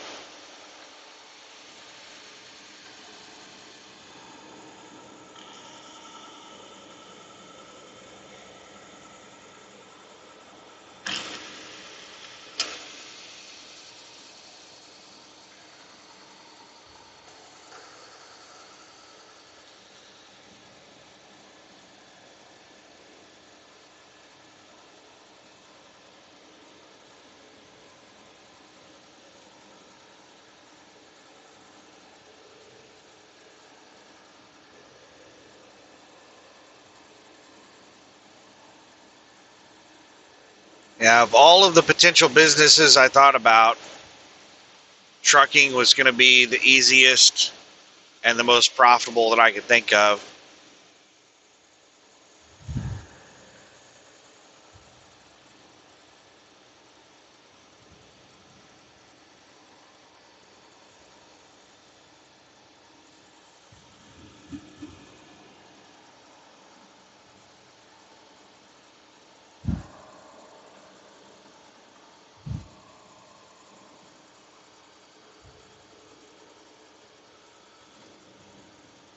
Oh, we got 3 lanes again. I think this is the final time we get 3 lanes. What in the shit? This truck in front of me just slowed way the fuck down. Like, I was catching up with it, but then out of the blue, it just, like, really fucking slowed down. What a jackass. Like, why would you do that to me?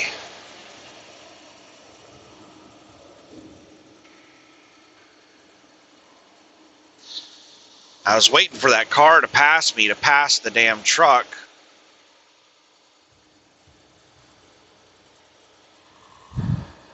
Now the truck is going, like, really fast. That truck just slowed down to, like, 50 miles an hour in front of me. And now it's up to, like, 65. Whenever I got really close to it, it just dropped down to, like, 50.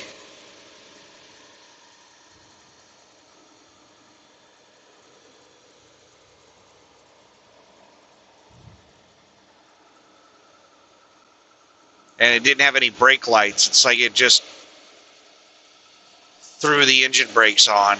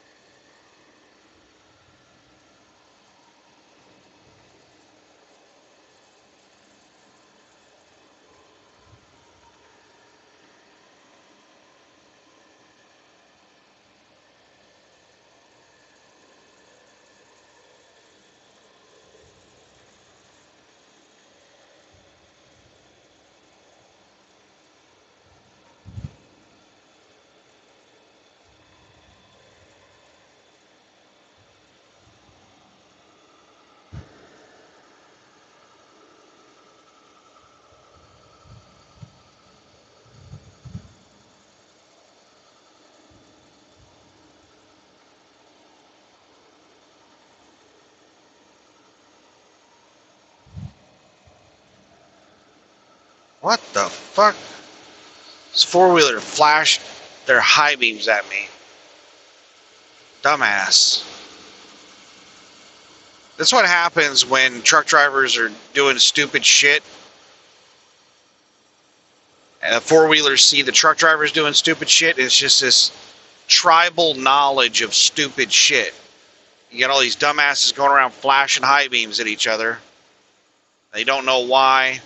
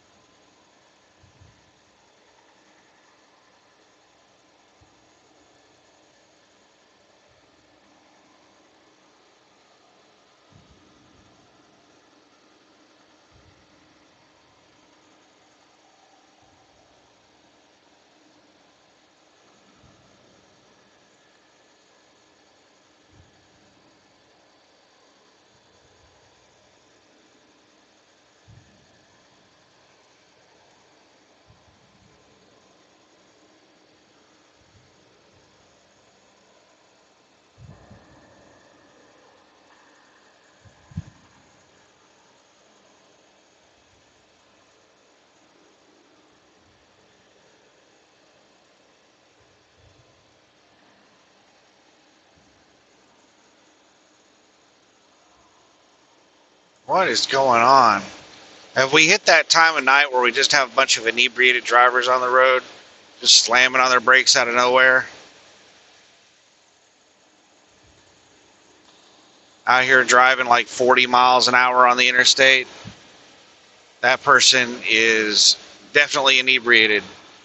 Going like 40 miles an hour on the interstate and hitting their brakes. They're like, oh, I'm going so fast.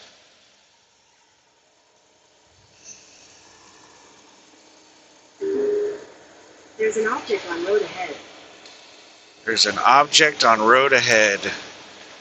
Damn it, damn it, damn it. Where? I can't see shit.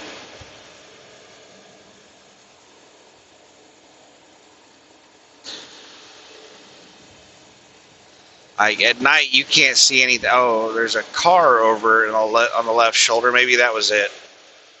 At night, you can't see anything until you get really close to it.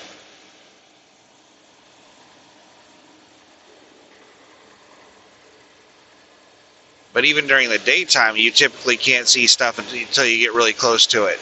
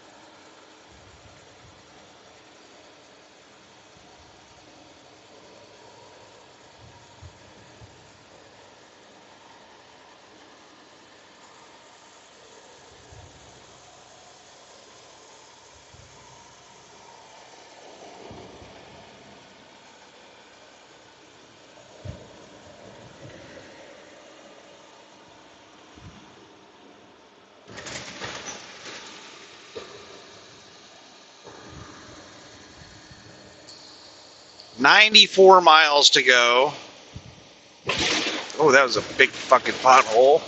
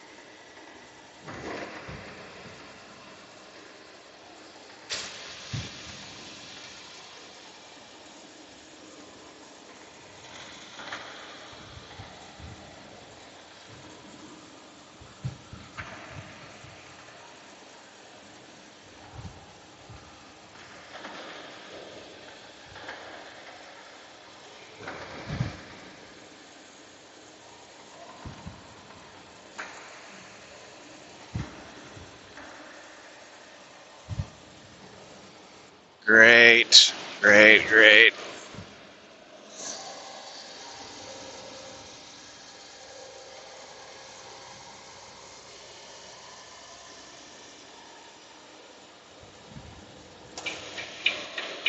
Like it's like these people plan this shit. They get together and they work this shit out. CVS pulls over in front of me going much slower than me just as a four-wheeler pops up out of nowhere, passing me on the left lane, jamming me in.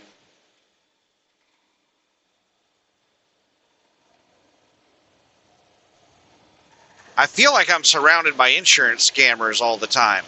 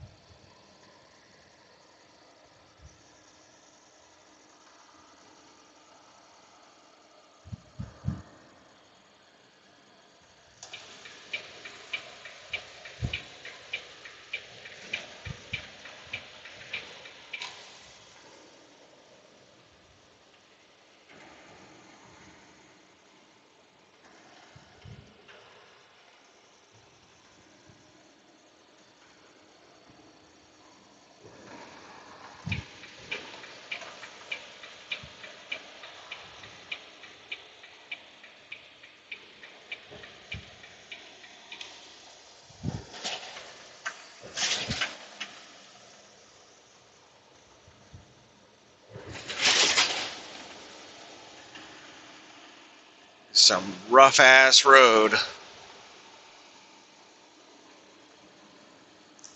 But luckily I'm empty, so it's not like slamming the suspension.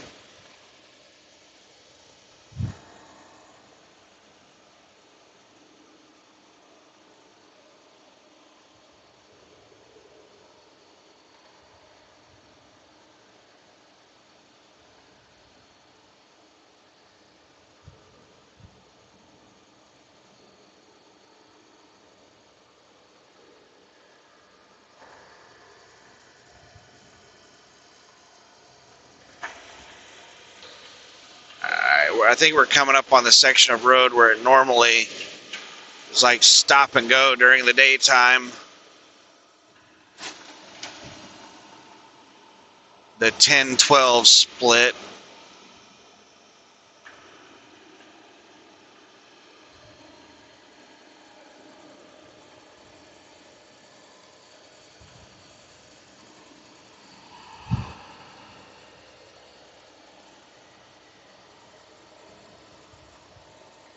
State police fucking hauling ass past me, going like 100 miles an hour.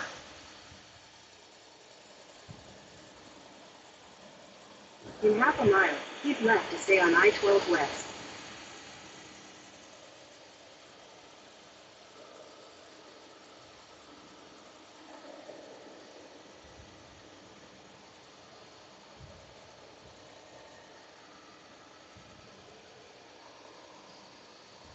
Keep left to stay on I-12 West.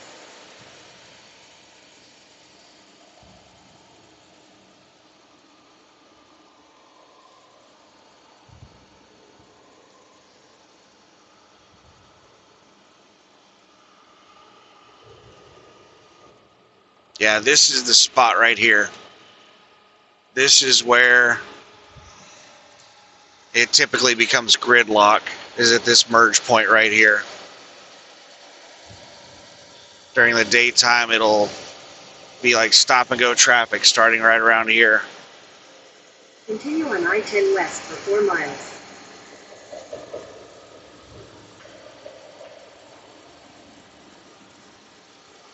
Because this is where 10 and 12 merge back together.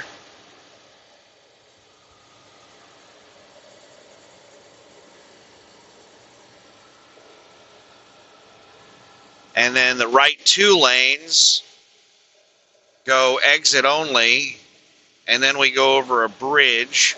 So everybody on Interstate 10 and 12 has to get over in these left 2 lanes to stay on Interstate 10. And all the locals know that, so they stay out there in those right exit lanes until the last second, and then they force their way over. And it just causes this to be just completely stop traffic during the daytime. Just like a couple of miles of stop traffic because of all the locals using the exit lanes to pass.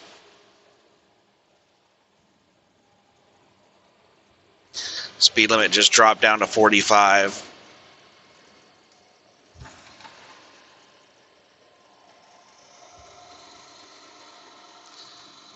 It doesn't really need to be 45, but because of the way this is during the day, with its usually being stop traffic, and then it's a sharp turn. I think it's like a 35 mile per hour turn up here.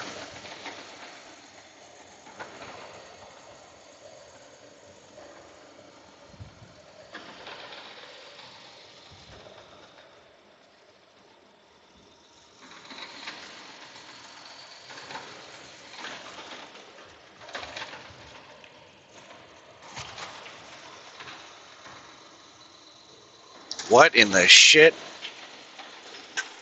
That vehicle I just passed looked like something out of Grapes of Wrath. They had furniture and shit like stacked up on the roof of the truck and stuff. Like it was, yeah, it looked like something out of Grapes of Wrath.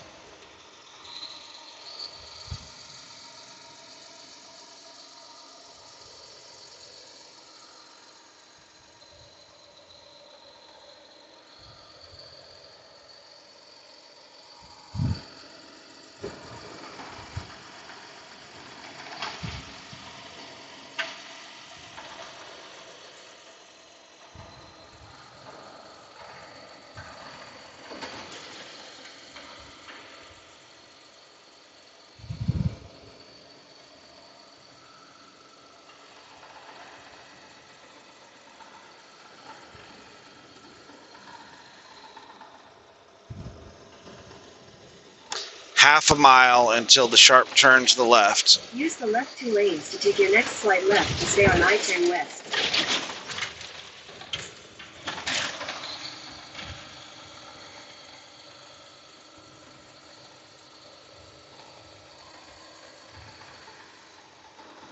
Come on, four-wheelers, don't sit alongside me.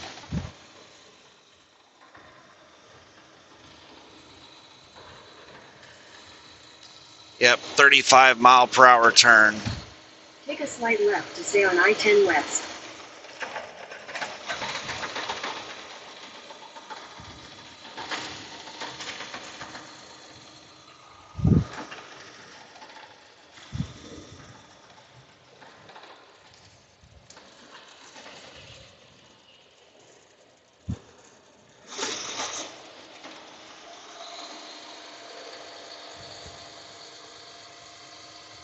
This is a really narrow bridge because they're doing construction on it.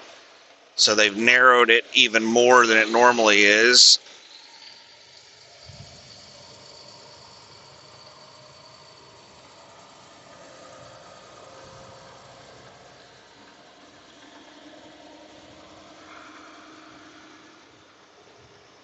You can barely see the lines in the road. Now we get to go across the big bridge. And just on the other side of this bridge is where I normally exit to go to Addis. But I'm not picking up in Addis this time. This time I'm picking up in Villa Platte.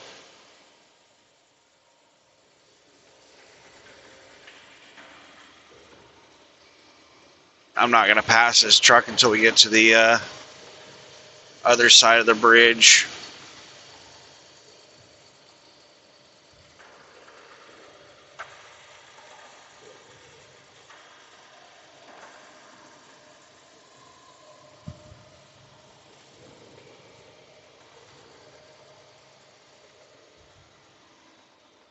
Speed limit's 45. We're doing 48.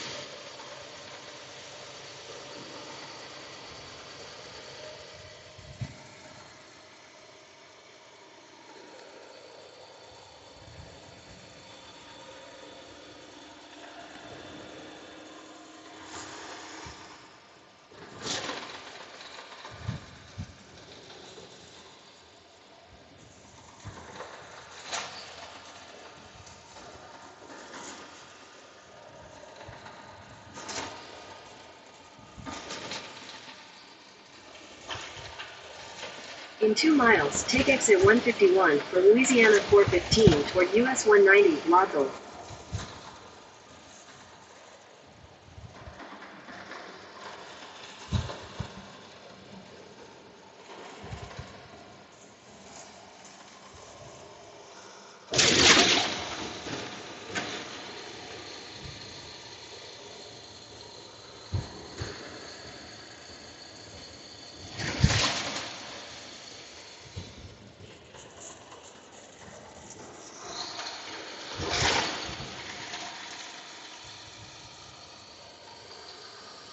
Google's trying to get me to exit off onto Highway 190 and cut across, drive through a whole bunch of small towns on some highway because it thinks it's going to save me a second or two.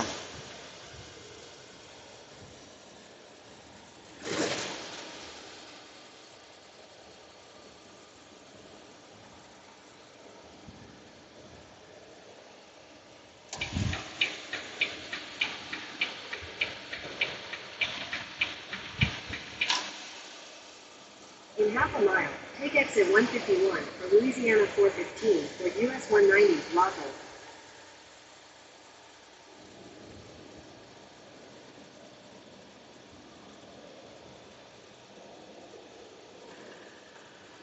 Son of a bitch.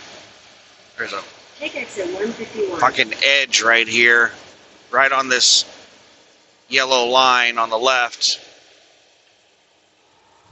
In a quarter mile, use the right lane to take the Louisiana 415 ramp to Lago, US 190. Grab my left steer tire and trying to pull me off the shoulder.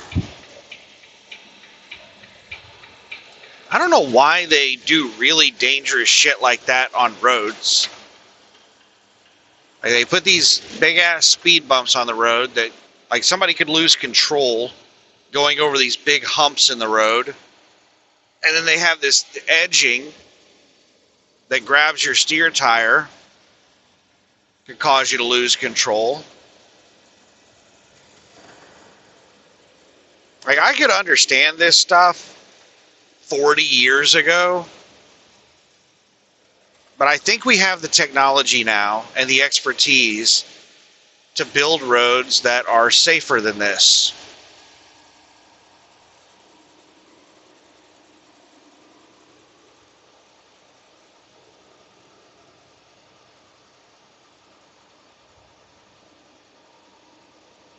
And to like put something that you can see the lanes easily. Like this is a brand new road right here, and they have nice new painted lines. I can see the lines.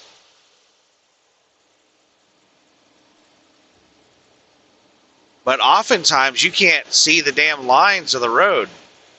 It's hard to see the lane markings, especially when it's raining.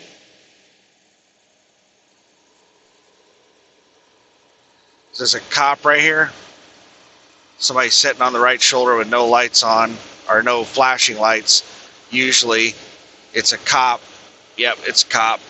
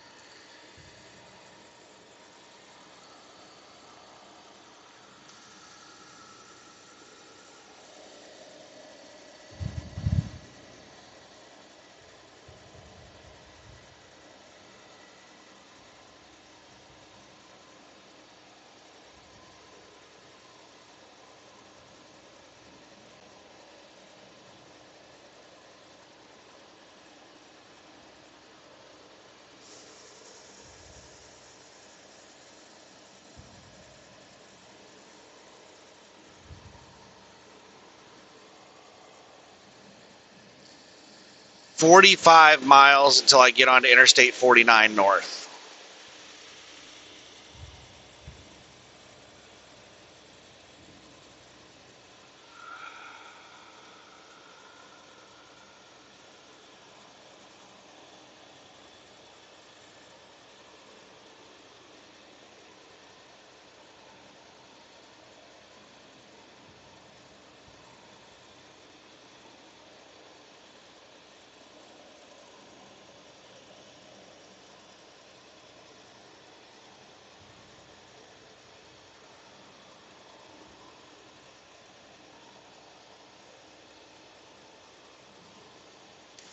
And the steer tire purchase from like, I don't know, 2 or 3 weeks ago, still not taken out of my damn settlement.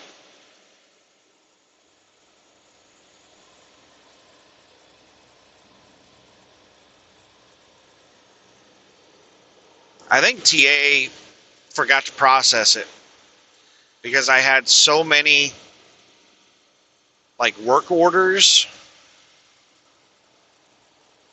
and I kept reminding them over and over about the tires through the LCAP because they were like, yeah, you're spending like $5,400 here with us, or $5,000. It was $5,000 was my final bill. And I was like, that's not even all I'm spending with you guys. I have 2 other work orders. I had that, the steering shaft that was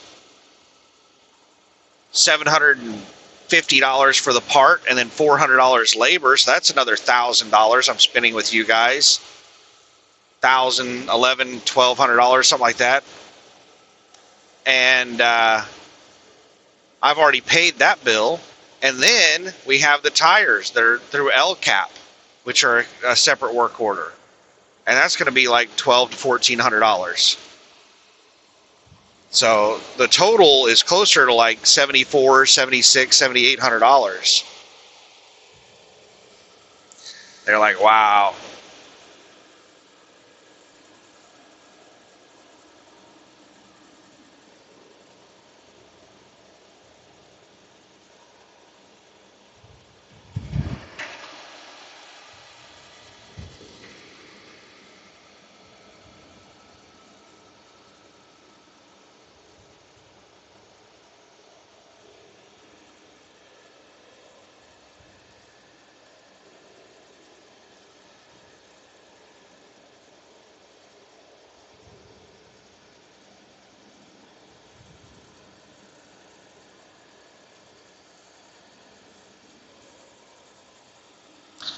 But yeah, they kept forgetting about all of my work orders,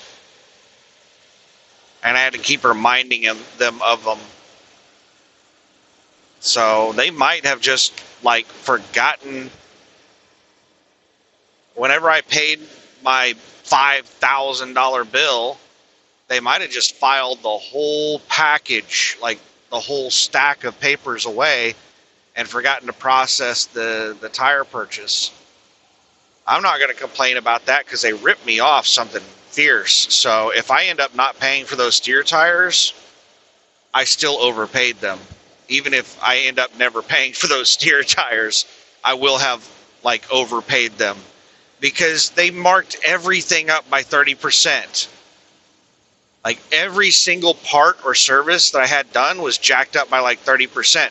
Like the re-sleeving of the kingpin holes, they charge like $1,500 to do that. There was a specialty service, a mechanic that came over to do the re-sleeve, and they charge like $1,500 to do that, which is crazy. And then TA charged me 30% markup on it.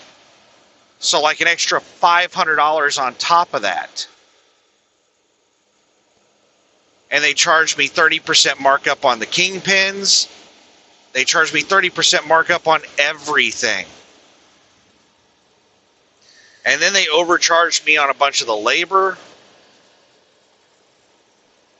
Like the guy, I paid $400 for the guy to replace the steering shaft. He charged me like 3 hours of labor. It should have been 1 hour of labor to replace the steering shaft. But he didn't really know what he was doing. And I tried to help him, and he got really defensive. He's like, I've been doing this for 10 years. And finally, after he was taking forever, and he was breaking shit, like, that's what mechanics will start doing. That's the reason I watch mechanics when they're doing work, is because they'll get frustrated and they'll just start breaking shit. And he got frustrated and started breaking shit. And then I stepped in and told him how to do it. And he was like, oh, I didn't even think of that. But like these mechanics, especially the TA Petro mechanics, but all mechanics just in general, are so arrogant. Like you try to, question what they're doing or give them some feedback or some constructive criticism or give them a suggestion, and they get so defensive.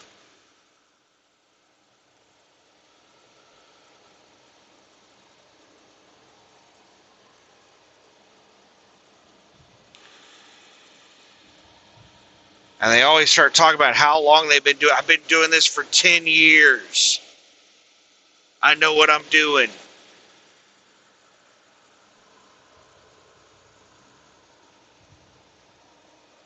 I don't care if you've been doing something 100 years and you've done it 1,000 times. If you've done it wrong every single time, you're doing it wrong. But yeah, I overpaid on a lot of the labor because the TA Petro mechanics were so bad. They took a really long time to do basic shit because the mechanics are so bad. So I was overbilled on labor, and then on all the parts and service that was outside of their normal labor, there was a 30% markup on everything. So even if I end up not paying for the steer tires, which would be about $1,200 to $1,400, I would still be overpaying to TA Petro. But that would be really nice if I didn't have to pay for the, $1,200, $1,400 for the steer tires.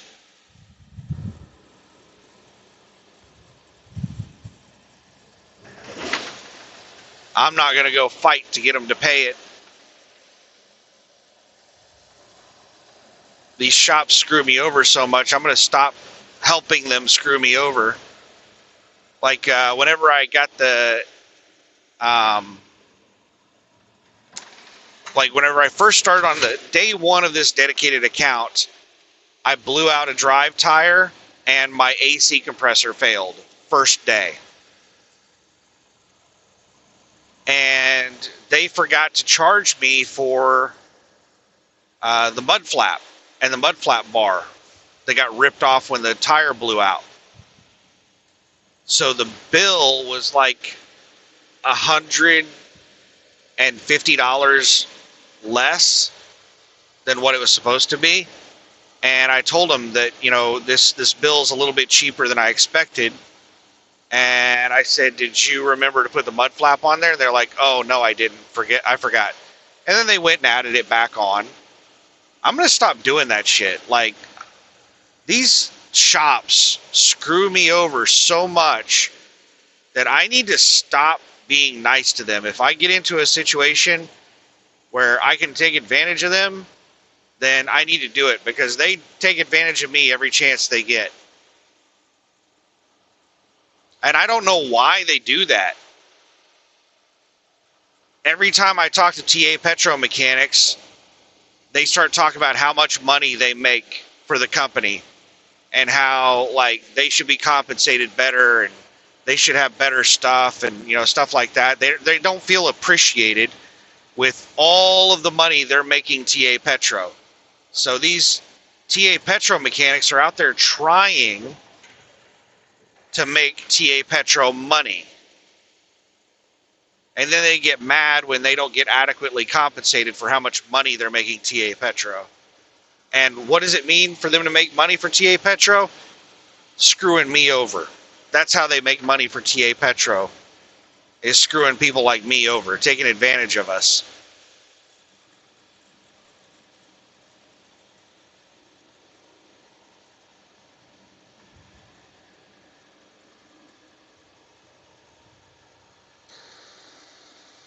So we'll wait and see.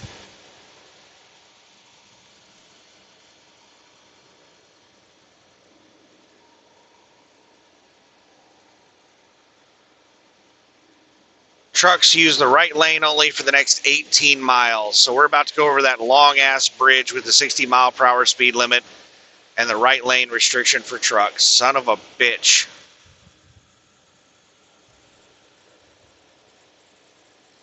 $18 miles.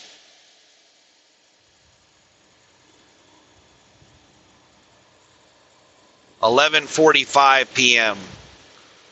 So it's going to be after midnight before we finish this fucker.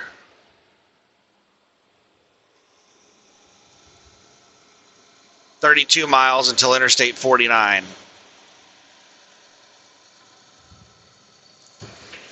All right, let's reset the cruise down to 60.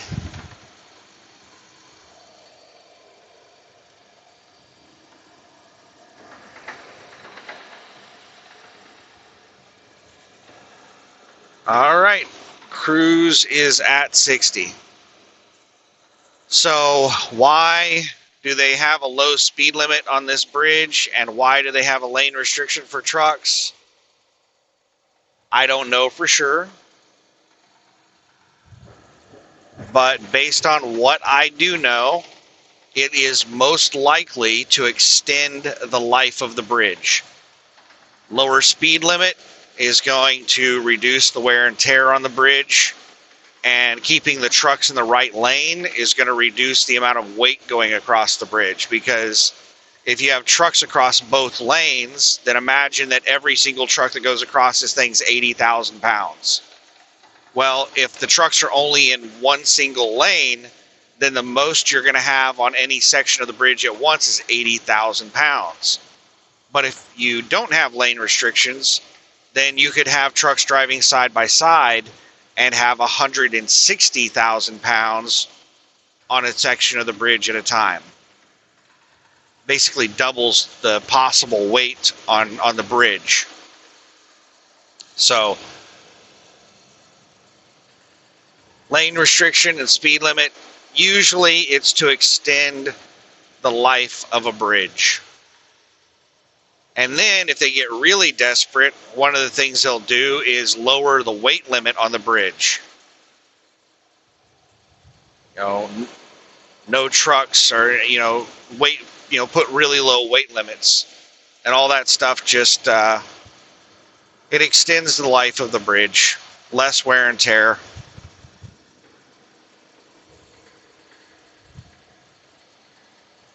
And I can imagine why they would want to extend the life of this bridge, because this was most likely a massive construction project to build this bridge, because we're driving through swampland right now. So they had to go down and dig down into the swamp until they could get to some solid surface and then create thousands of pillars, massive concrete pillars to support this bridge. I mean, 18 miles. That is a long bridge built on swamp. Like, there's hardly any dry land around here. All these pillars are going down into swamp water.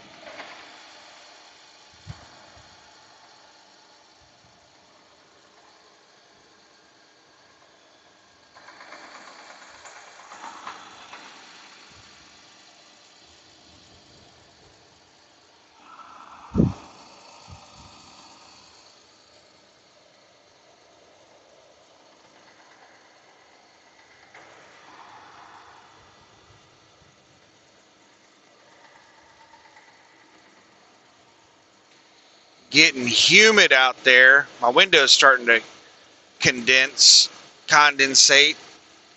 get a little bit of fog on it.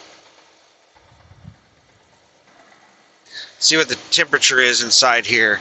66 degrees, 66.6 degrees. There's been a lot of 666s today. Like, all the math I've been doing has been 666. Temperature is 666. You ever been in that situation where it's like all the numbers are a certain number? You're like, that's really weird.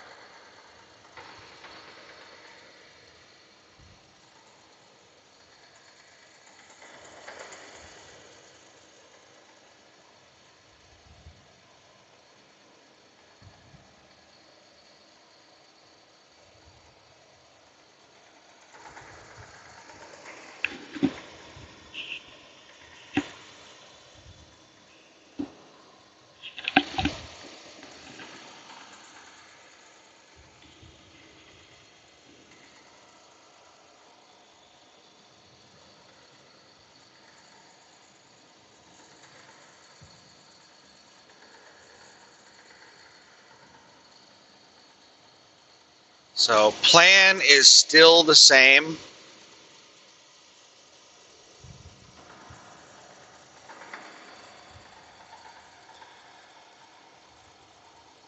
Go straight to the shipper, check in, drop the empty, park at the gate of the shipper,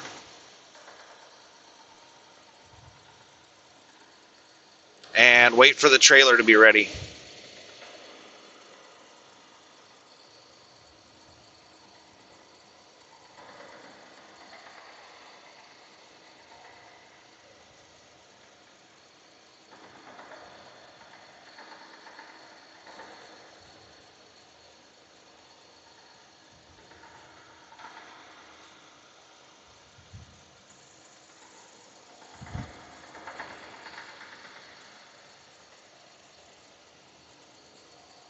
Man, could you imagine traversing this area back before we had roads and bridges and all this crap? Trying to go across 18 miles of swampland.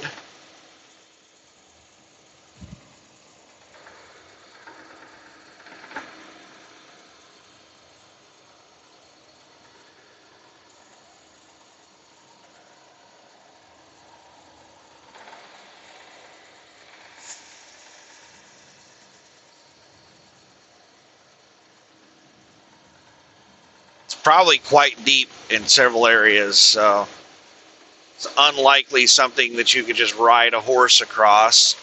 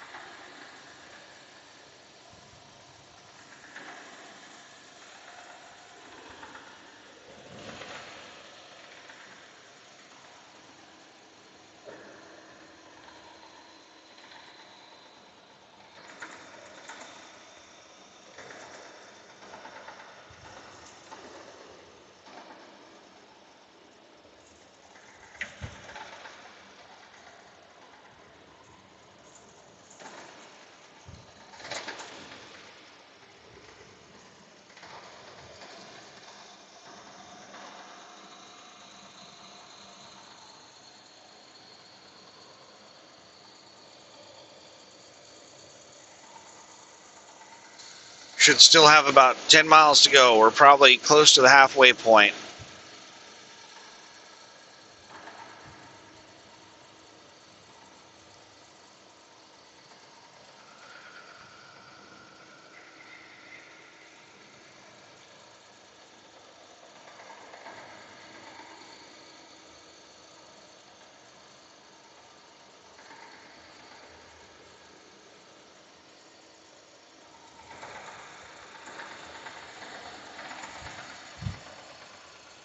What we got going on here?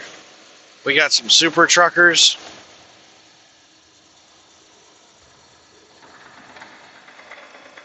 I would say we got the one headlight villain over here. Their one headlight, they got the bright on so that they can see with one headlight.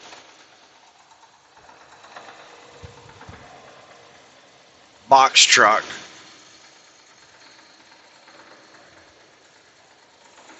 Out here doing 70 miles an hour.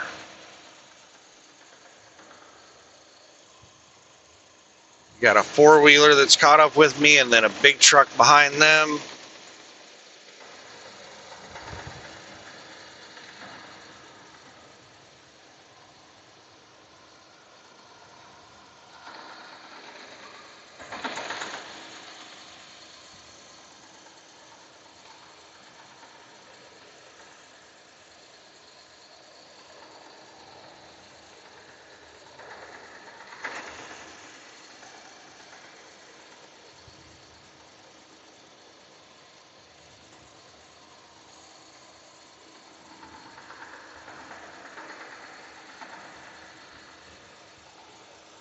Let's see what my miles per gallon are, because this should be really flat. At 60 miles per hour, I'm getting 9.2 miles per gallon empty.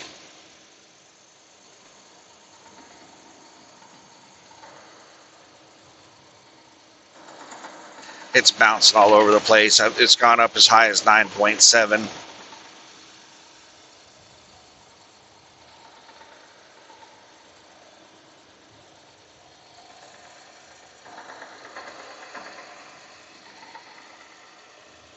We got a truck out here speeding and in the wrong lane.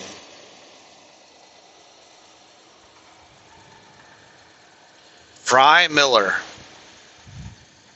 That's an Oklahoma City company. Refrigerated.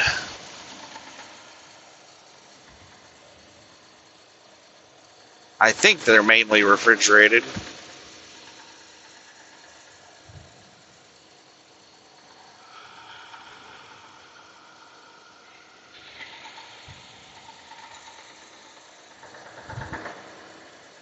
Yeah, during the daytime, there's usually tons of people speeding and ignoring the lane restrictions.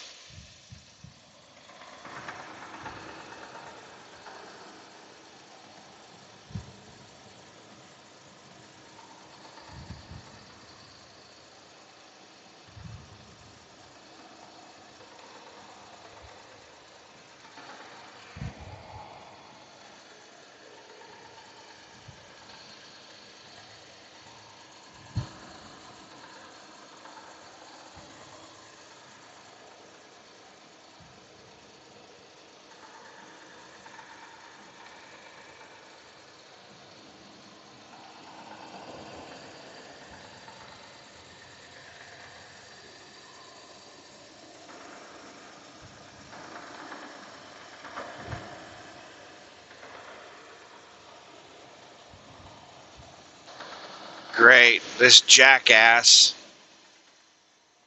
decided to go slow once they made it in front of me.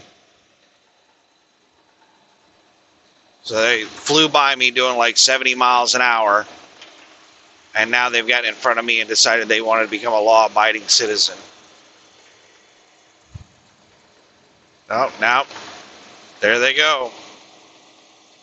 They're taking off.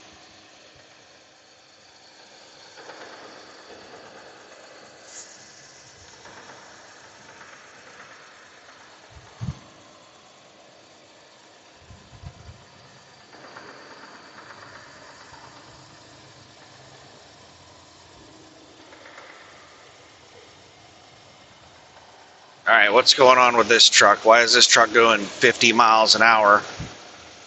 All right, we're going around them.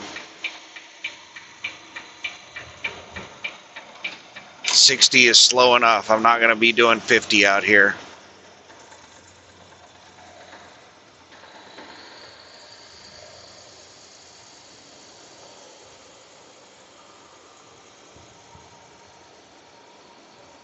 Mega.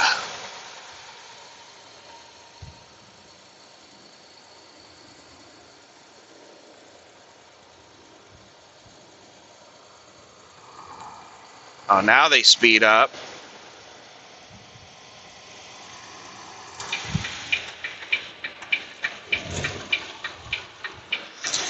Jackass.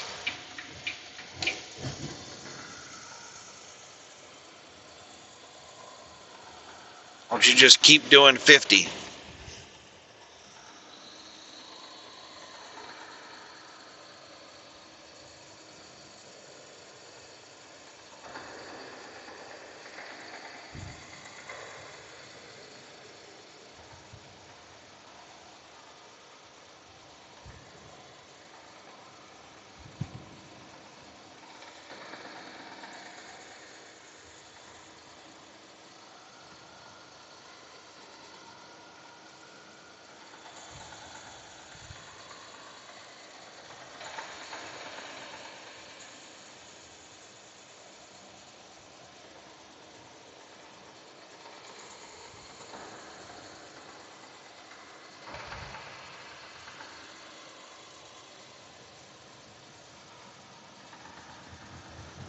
Should be 2 more miles.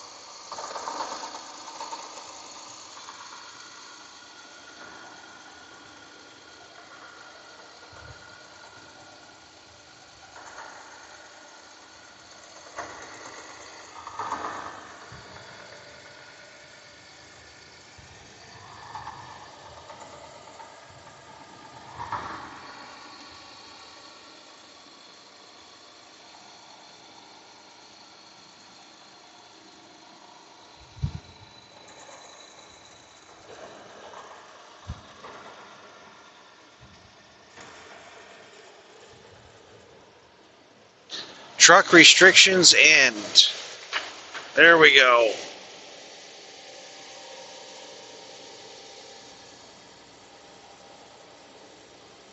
Now let's reset the cruise.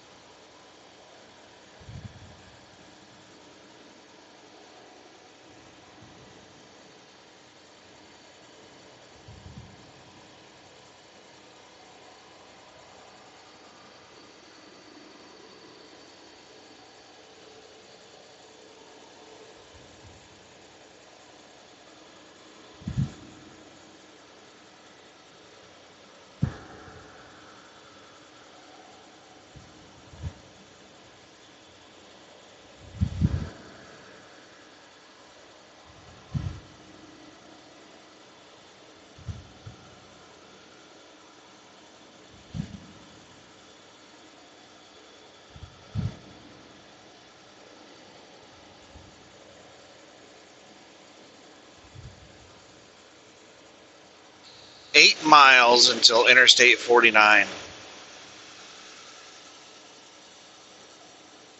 12:08 a.m. and there is still a lot of traffic out here on the road.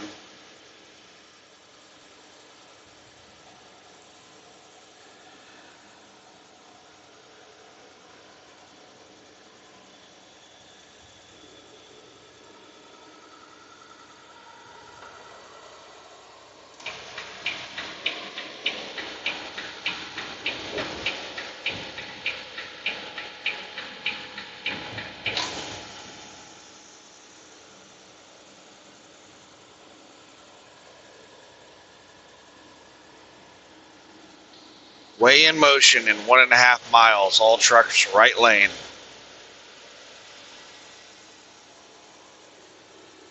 Run long miles with Fry Miller. This is the dumbass that was speeding across the bridge. They're in a slow truck. That's common. People in slow trucks typically don't obey speed limits.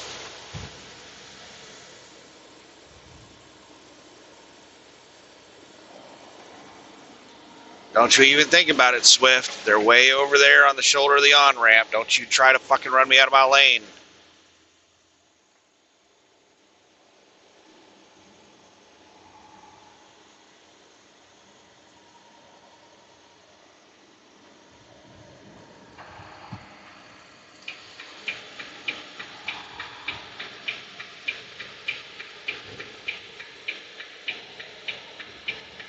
Way station in 3/4 of a mile. Way station closed.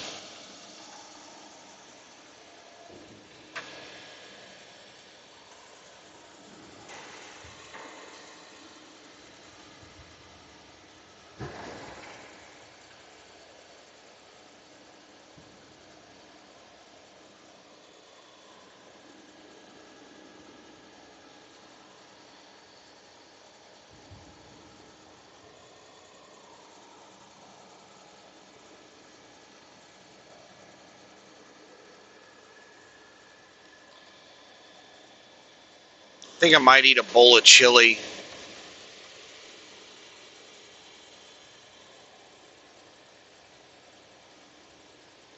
Before I go to bed. Alright, are those lights on this side or the other side of the interstate? I think they're on the other side of the interstate. Hard to tell on a turn. Yeah, they're on the other side.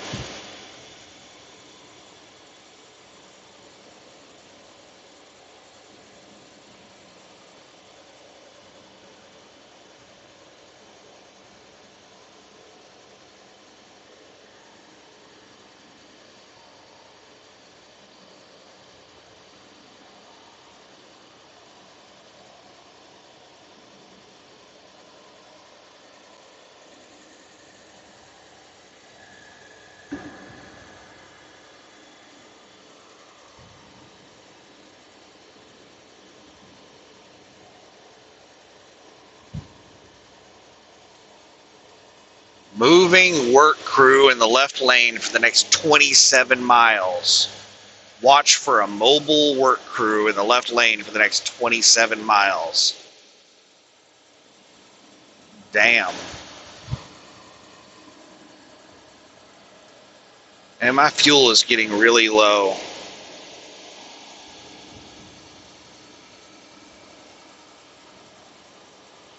I was going to wait until tomorrow when I left to top off fuel. But I might go ahead and fuel up right now.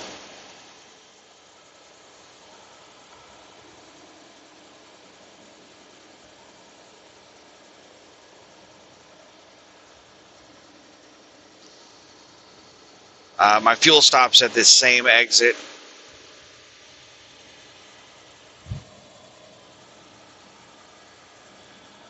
My fuel gauge just got really low. I'm down in the red. And I've still got 50 miles to go.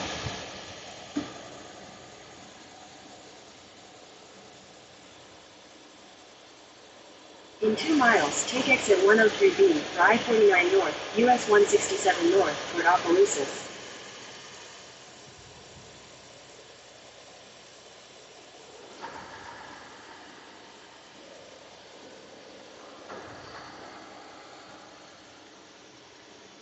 Yeah, I'm sure I have enough fuel, but I don't want to risk it.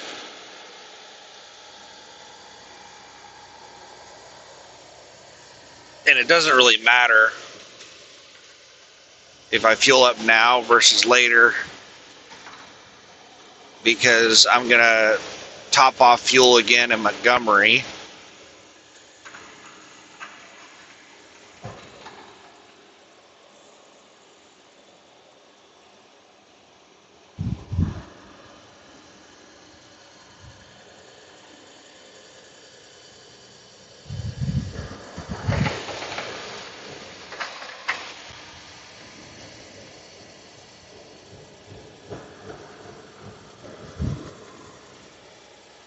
In half a mile, take exit 103B for I-49 North, US 167 North, toward Opelousas.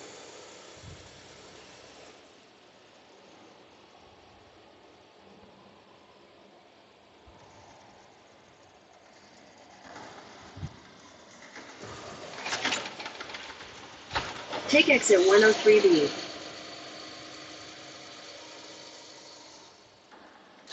50-mile-per-hour exit. We're doing 59, so let's slow down.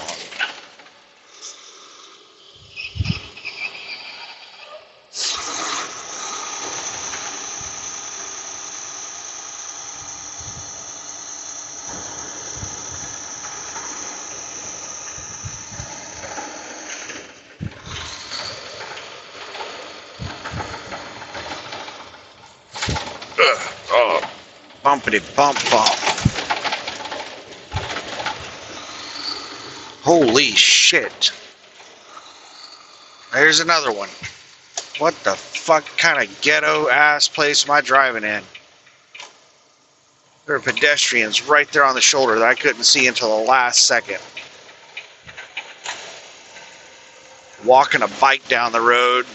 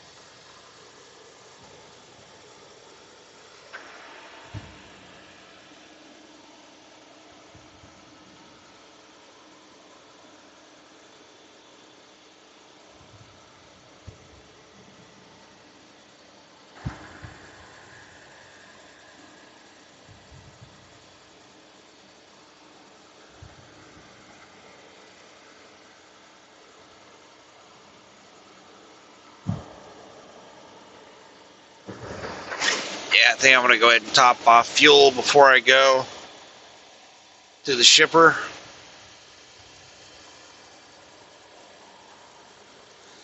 That way I don't have to worry about running. There's no way I'm going to run out of fuel there. But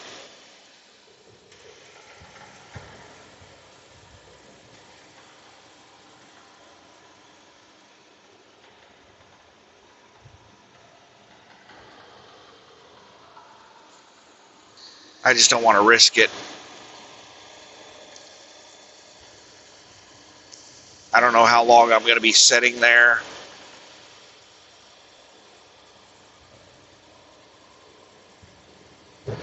Holy shit, that's a big bump. I might end up being there longer.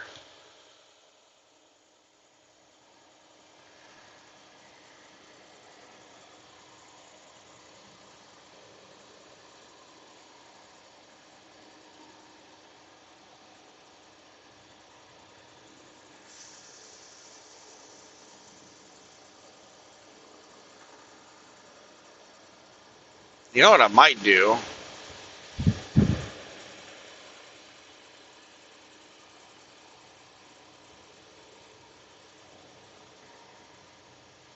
If I roll in there and there's an open parking spot, I might just take a 10-hour break there. Damn, big ass bump again.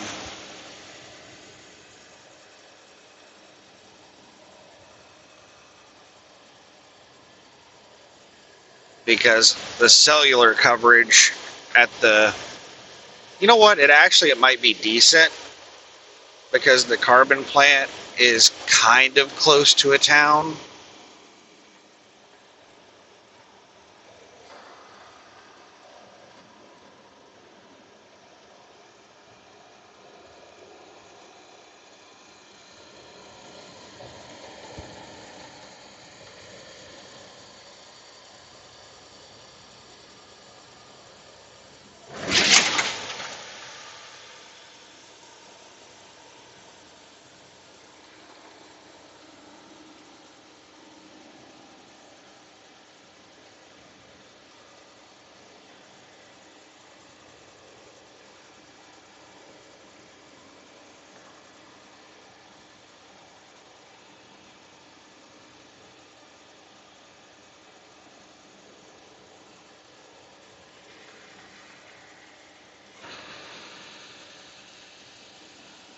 Isn't it just a miracle how all these vehicles somehow manage to go the exact same speed as me after I catch up with them?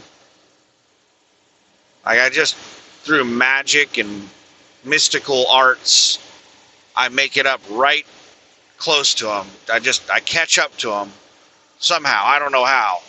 And then right when I get really fucking close to them, they just start speed matching me. It's amazing how people are able to do this.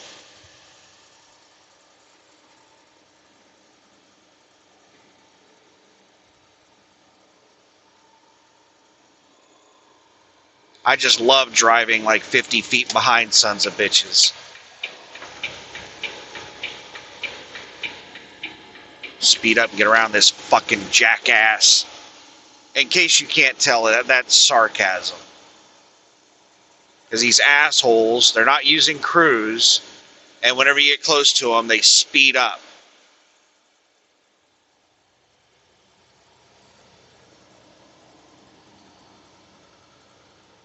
You just end up following. Like, it would drive me absolutely crazy if I was governed at 70. Because I would be stuck behind assholes like this. There's so many people in ungoverned trucks out here that don't use cruise, or that do use cruise, but they'll come off the cruise and they'll pedal it when people try to pass them.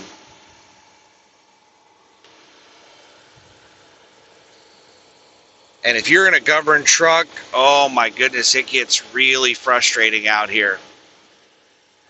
You just end up you're at the mercy of assholes like this.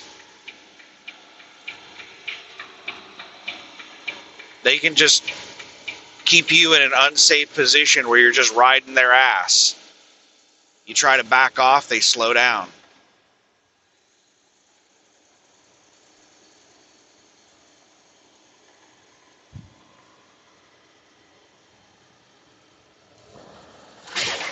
So I think ungoverned trucks are much safer than governed trucks, but I understand the need to govern trucks, because if every truck was ungoverned, we would have sons of bitches out here doing 100 miles an hour.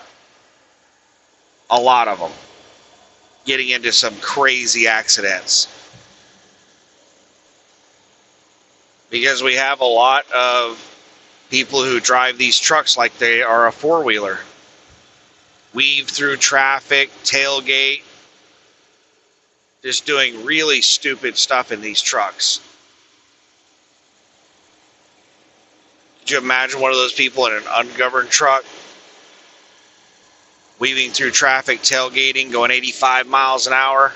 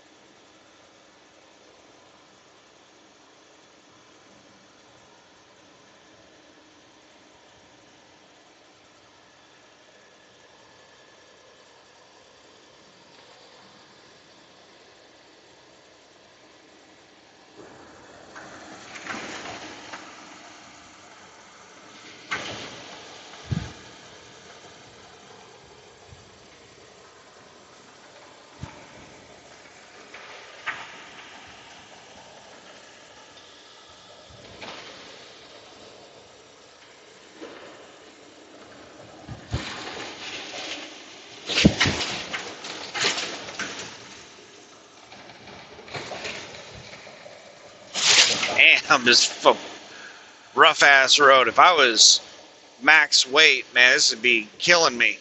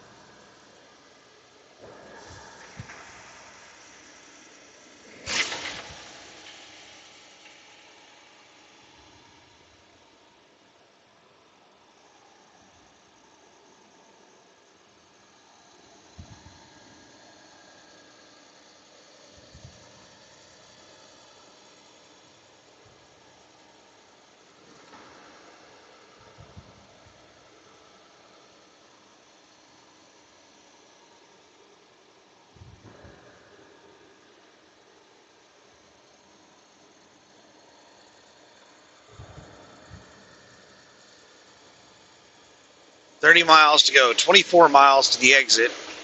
It's about 6 miles from the exit to the carbon plant.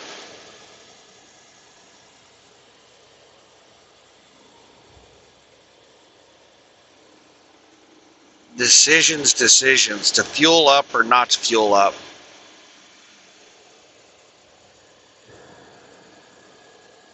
What I was planning on doing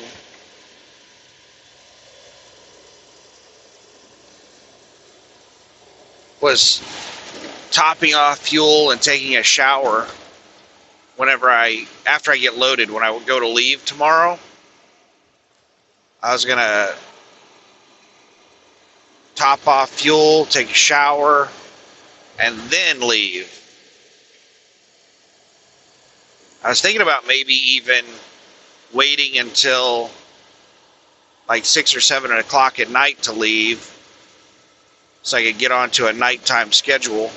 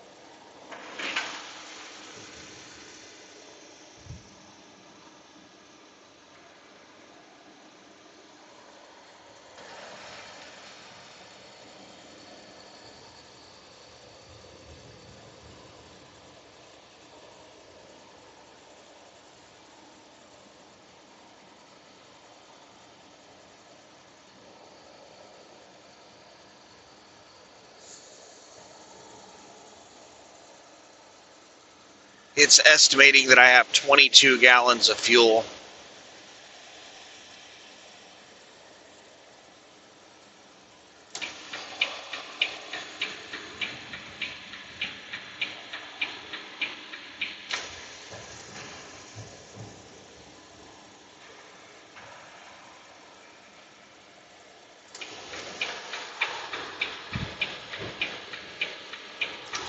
Great.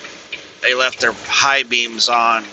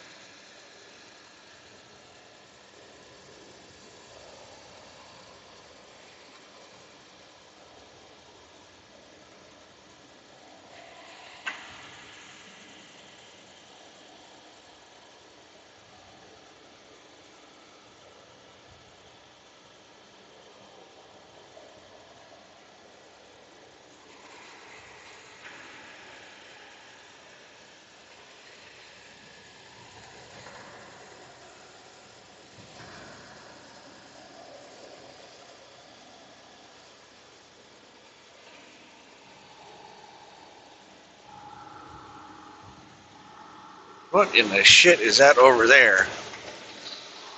There's a ton of trucks parked in the parking lot of whatever that was. It looked like it was a casino. Might have been a truck stop with a casino attached. Who knows? But the trucks didn't seem like they were parked in parking spots. It looked like they were just kind of spread out across a parking lot, like a car parking lot, because they weren't lined up. They were just in weird positions all over the place.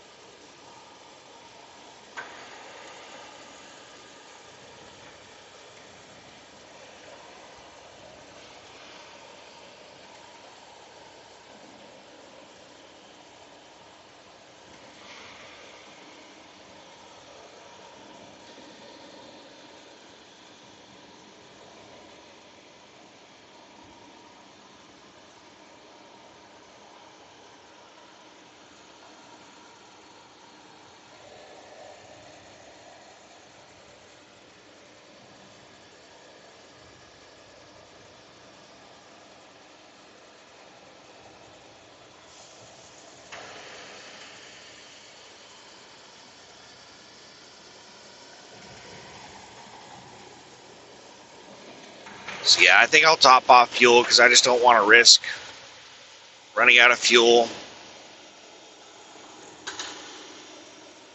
Doesn't really matter if I top off fuel now or later.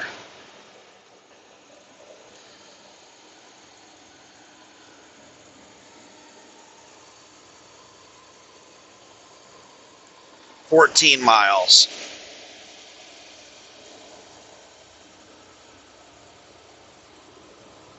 I don't think there's any way that I could run out of fuel, but just don't want to risk it.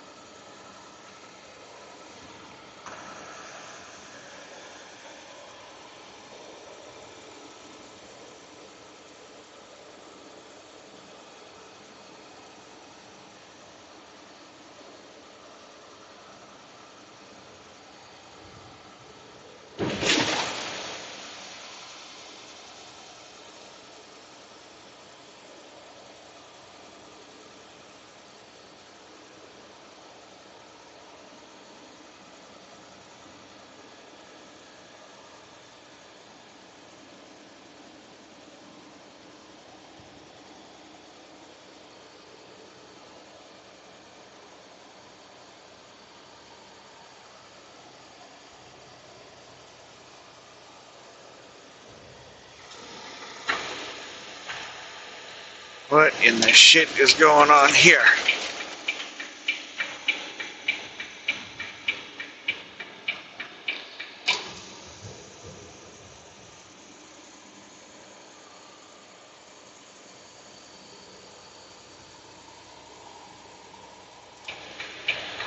You got trucks parked on the shoulder taking their breaks, and four-wheelers broke down.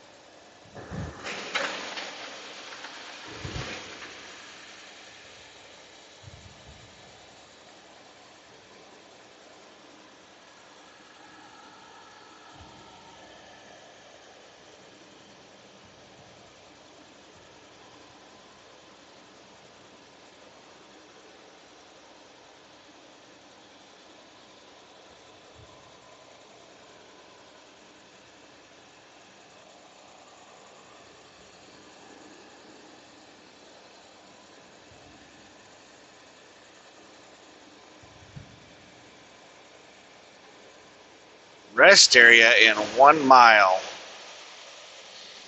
Nighttime security provided.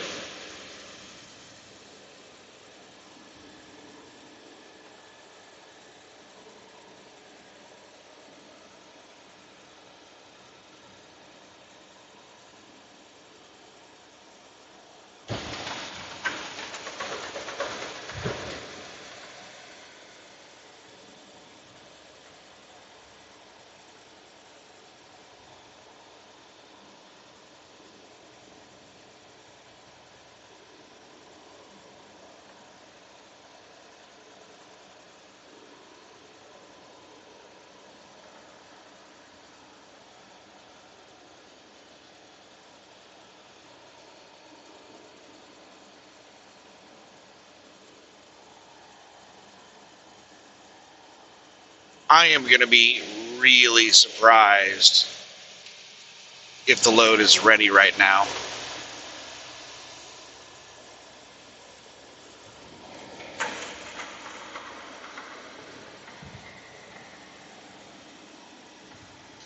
Jackass behind me has their high beams on.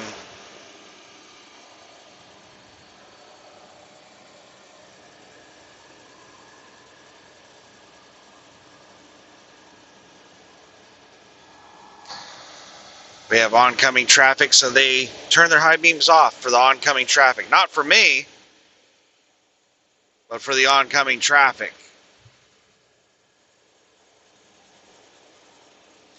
All right, we are after midnight, so let's check the fuel price.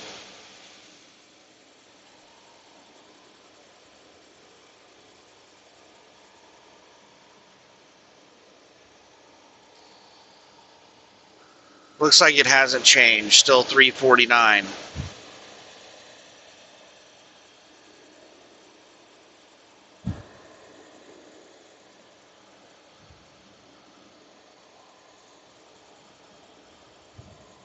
Here comes the jackass that was bright lighting me.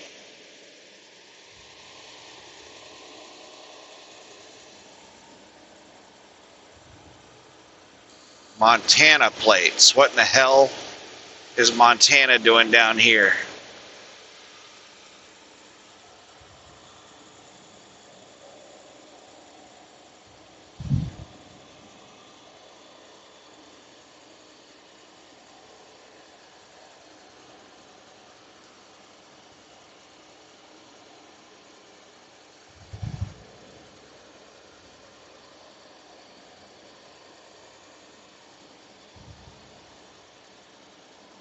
.2 miles.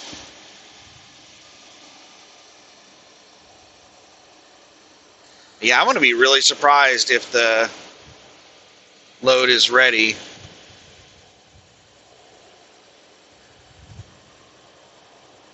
Because Caitlin said that it's my Friday load. And usually the time she tells me that the load, that's the day that they're going to load the trailer. They have so many drivers going in and out of these plants that the loads don't set for very long.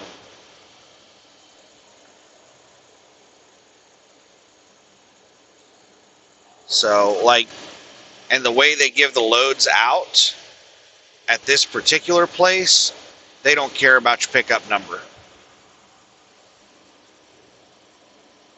In 2 miles, take exit 40 for Louisiana 29 South toward Bill Platte. And that fucking reminds me.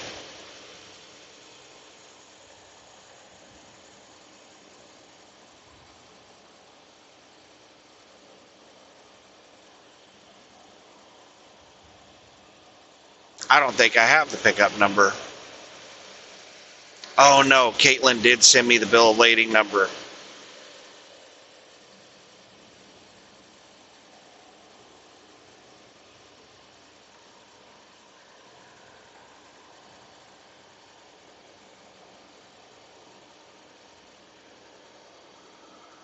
So I do think, but Tony, I cannot fucking stand Tony. Tony is incompetent. the Landstar agent, and he's not even the agency agent. He's just like some customer service person, and he's fucking lazy and incompetent. In half a mile, take exit. He 40 still on has not Louisiana sent me the 29 freight bill south for this to Belle load. Platte. He's had 2 days to do it.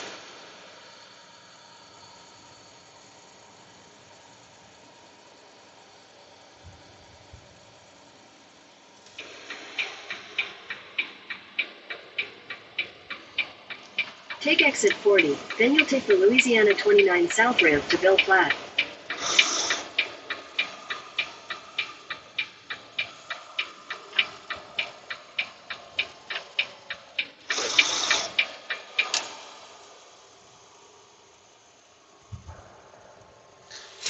Damn it.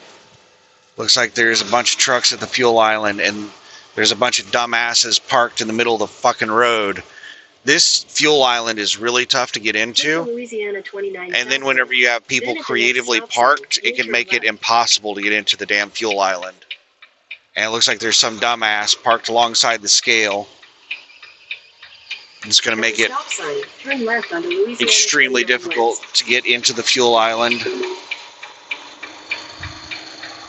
Continue on Louisiana 29 east for 1.5 miles.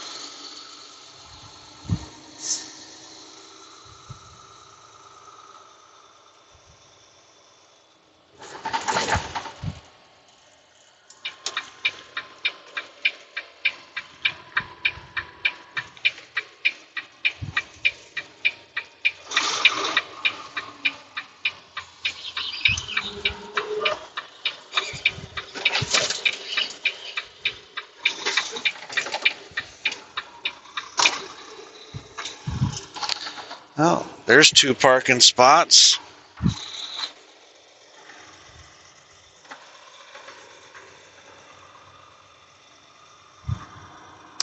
And yep, there's the dumbass parked alongside the fucking scale.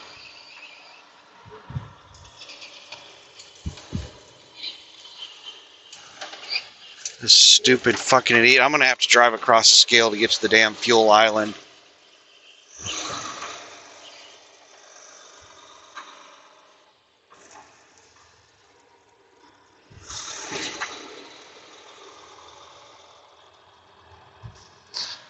See how tight all this is?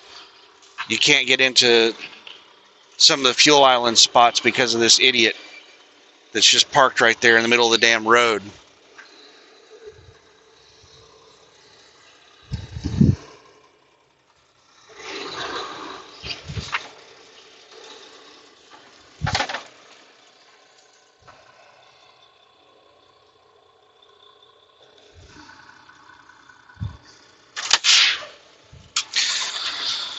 Alright, change on duty, fueling, and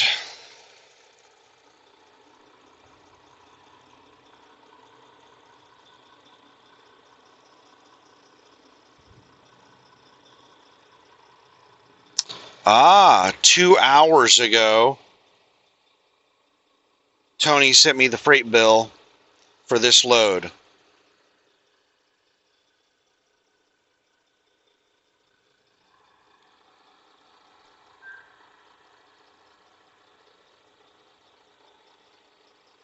He probably realized that I was going to start calling him in the middle of the night wanting to know where in the hell my pickup number was at.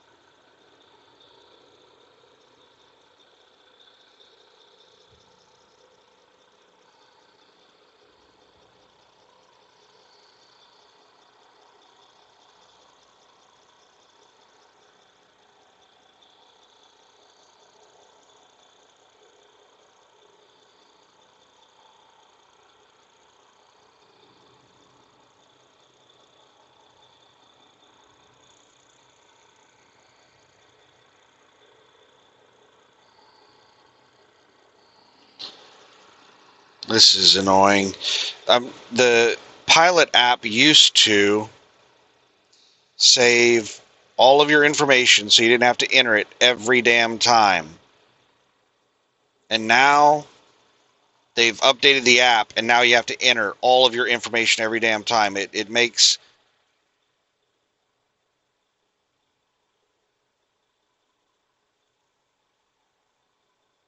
it makes it a lot less convenient than it used to be.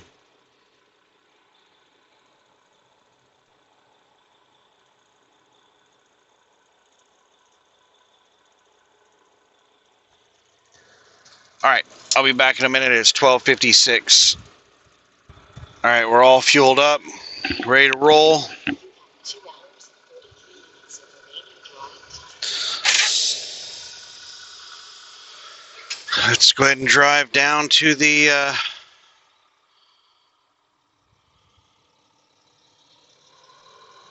shipper.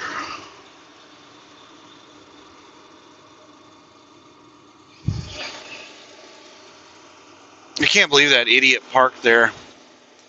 But I'm not the parking lot police, so I'm not going to go out and start shit with somebody over creatively parking unless they're blocking me in.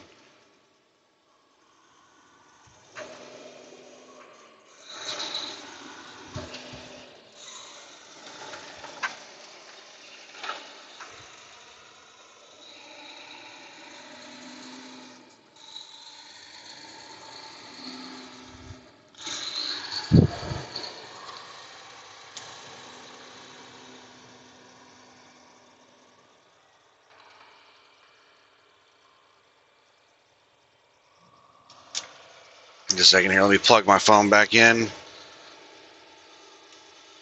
I unplugged it to do the fuel app stuff.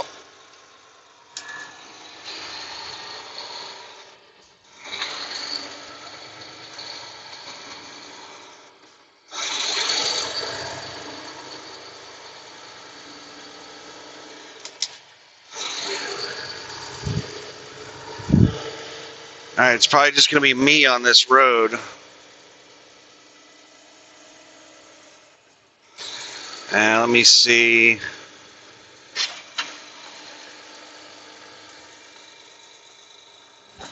Yeah, Google's having me do a turn early.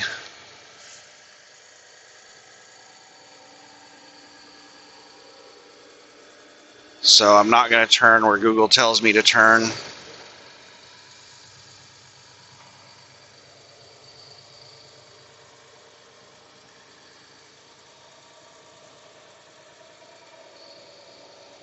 It is 1:08 a.m. right now.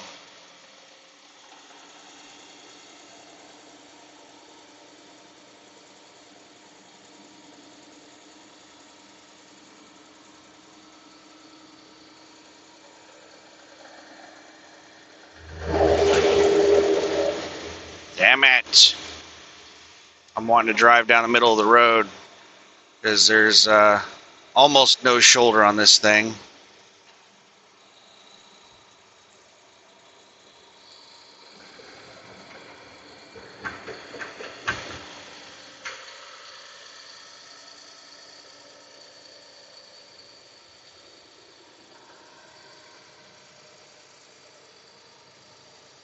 But there's a rumble strip down the damn middle.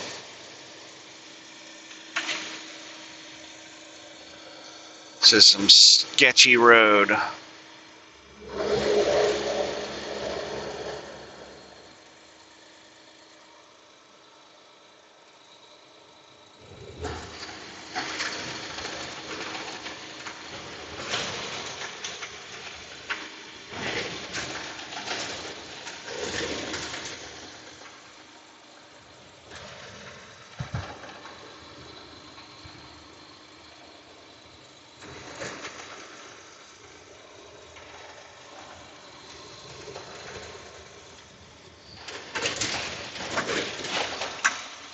Oh, sweet. This section doesn't have a rumble strip. We drive right down a damn middle.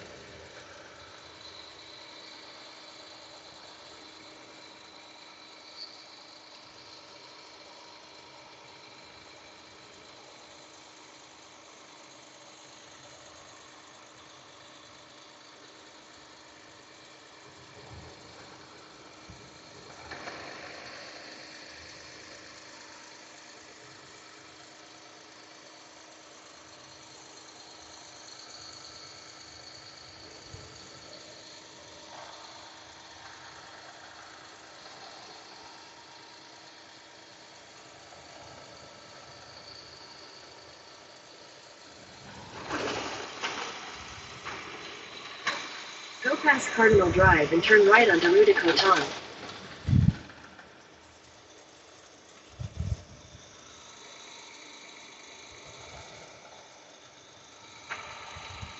Turn right onto Rue de Coton.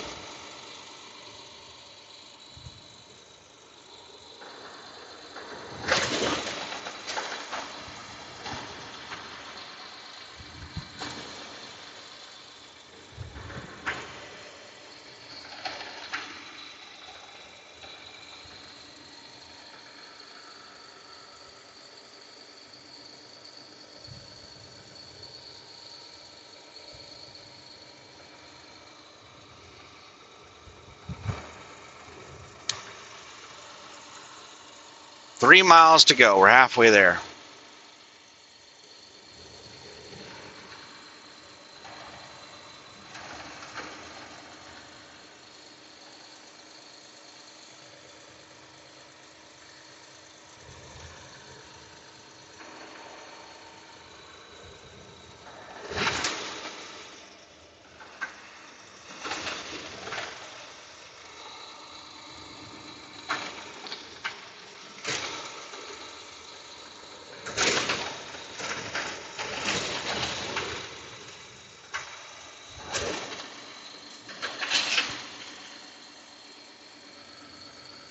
In half a mile, turn right onto Cabot Road.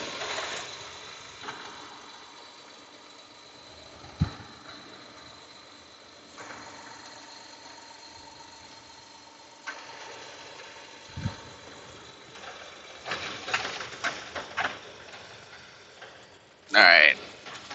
The road is here somewhere. Let's slow down and look for it. Is this it? No, that's not it.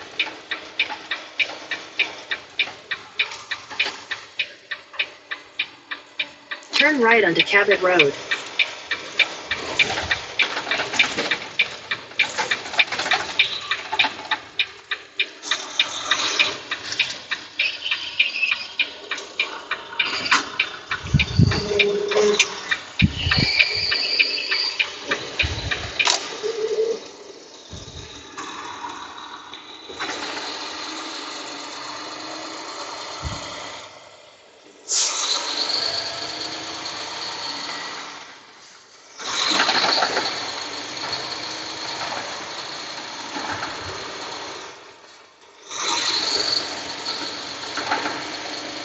And that's the carbon plant straight ahead. All those lights straight in front of me. About 2 miles away.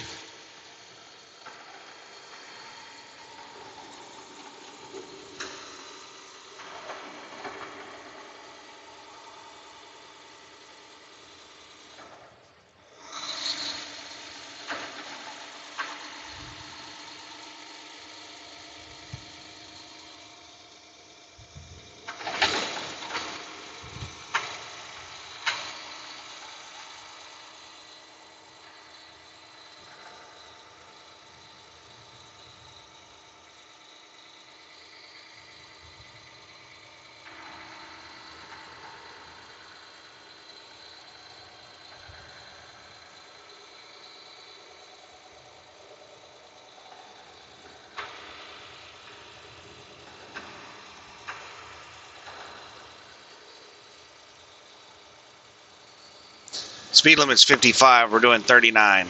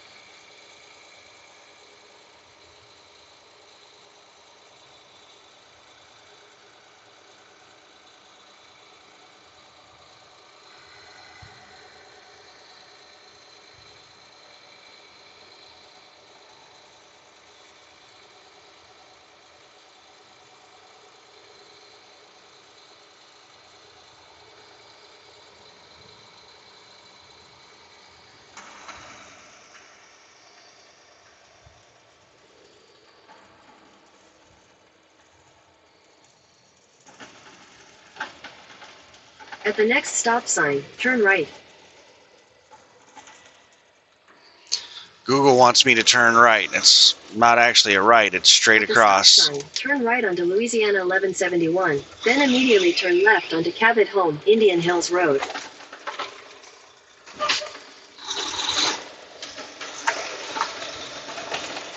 Turn left onto Cabot Home, Indian Hills Road. In 1,000 feet, your destination will be on the left.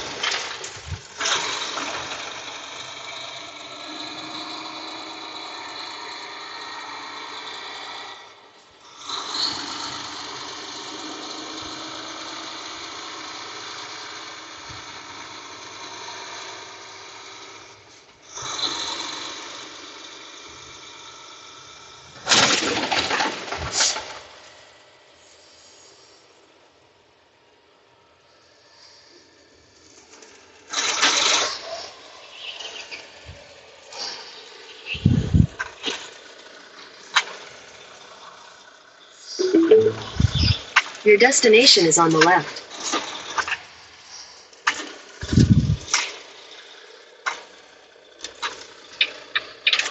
Alright, I'm going to go in there and get checked in, and then I'll go drop this empty, and most likely I'll come right back over here and park while I wait till tomorrow for the loaded. So, be back in a minute. It is 1:17 a.m. Alright, she wasn't really sure like how it works, but she told me to just park back there where the trailers and everything are parked, and they will come get me in the morning.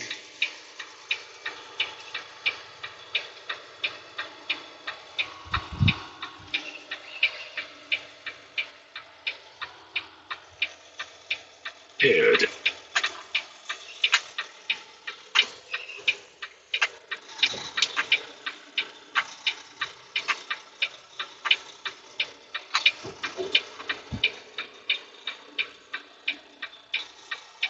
Second, I'll tell you more in a minute. These scales are really tight, so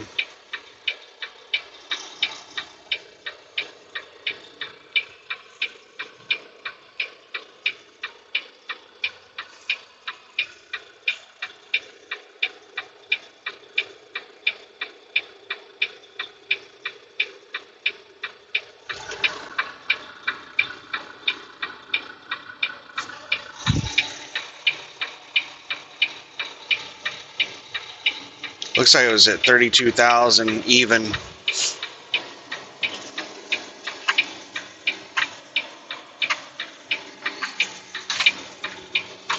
Some big ass holes.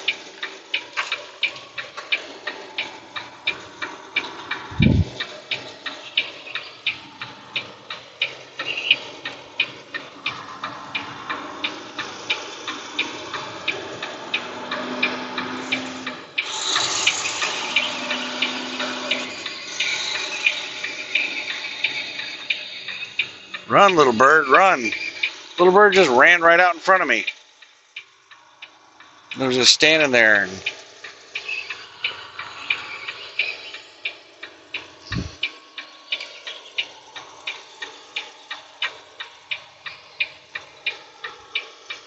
Yeah, I'm not really a fan of parking inside here. I bet the cell reception, like all these towers and all this shit, blocks cell reception. I probably do not have a cell signal inside here.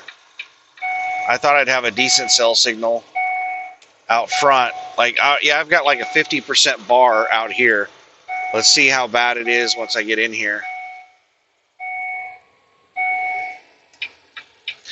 Damn speed bump.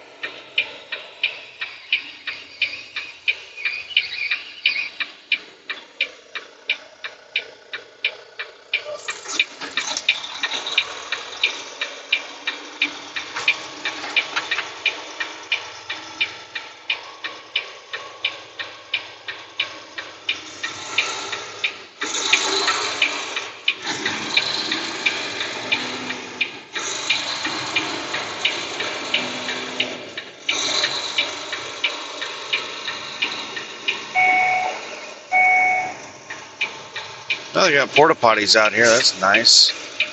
Go dump my piss jug.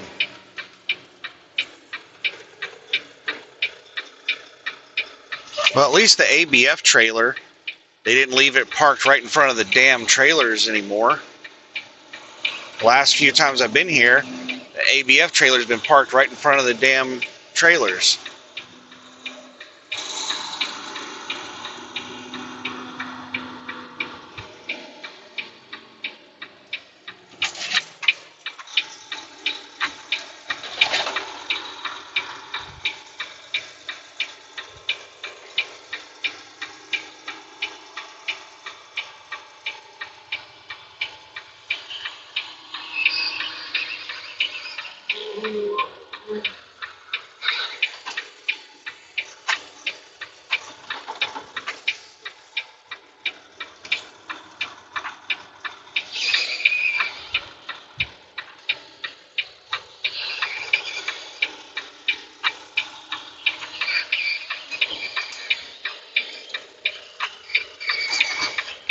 Just saying, I can't see shit.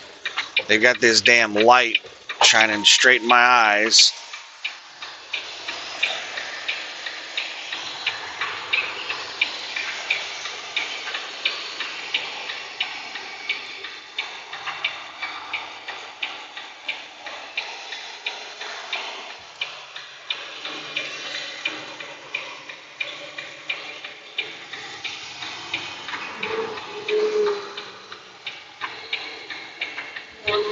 Yeah, ABF used to park right here where I'm at. Like right in front of the damn parking spots. I think somebody finally told that asshole to stop leaving his trailer parked right in front of the other trailers. Like, you'd think a truck driver would be smart enough to not park their trailer in front of the other trailers.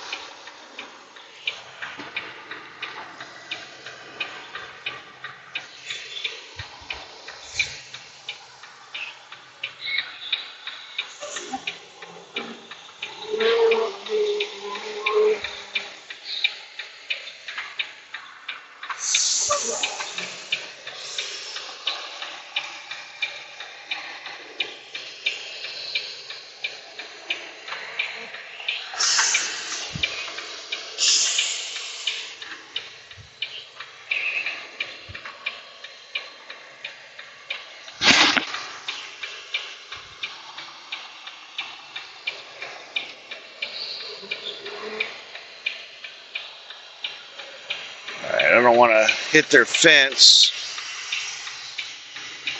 I think I'm backed up far enough.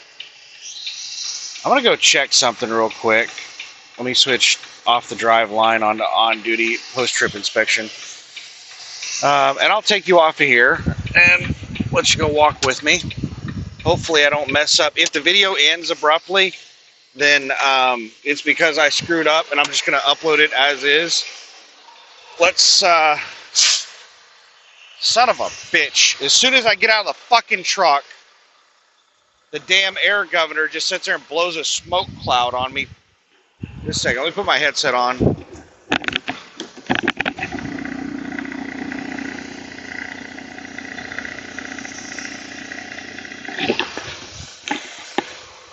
Alright, I got my headlamp on now. Let's put a glove on.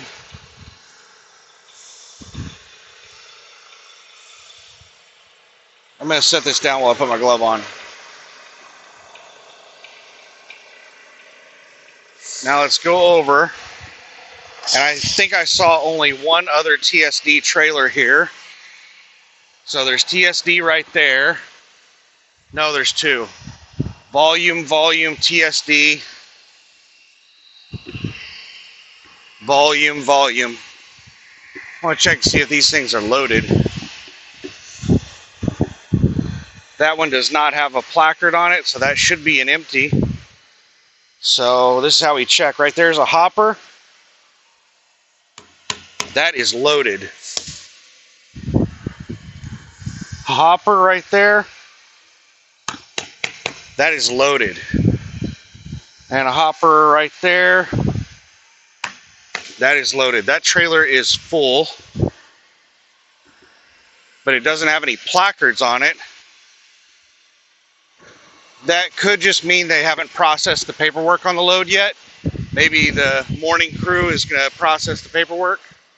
Now let's check this other TSD. This is an old beat to shit trailer. No placards on this one either.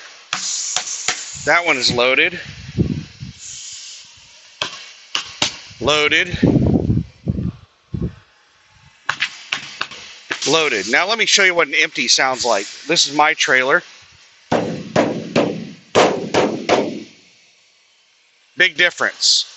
I don't know how well you can hear that, but it sounds like you're hitting like a hollow can or something like that on an empty trailer versus a solid trailer. It's like you're hitting something solid. So both of these TSDs are loaded.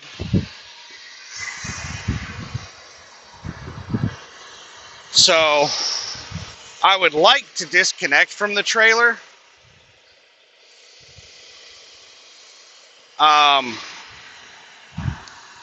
And let them deal with it. Let's do a post-trip inspection. I sometimes use my tire thumper, and sometimes when I'll just use my hand with my glove on, and I just press my thumb into the sidewall of the tires. Mud flaps and lights look good. On these trailers, I always check to make sure the hoppers are closed.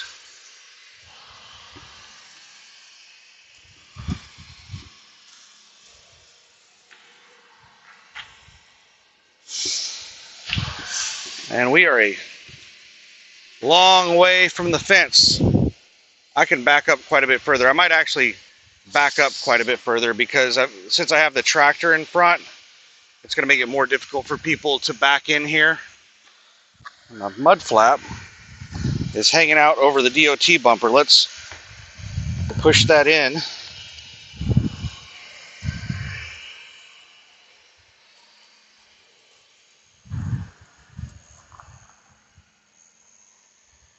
All the tires are good.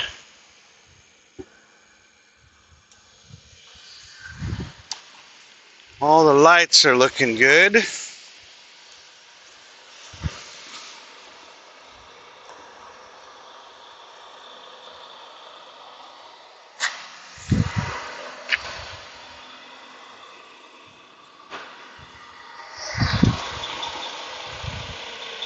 Well, we're looking pretty good.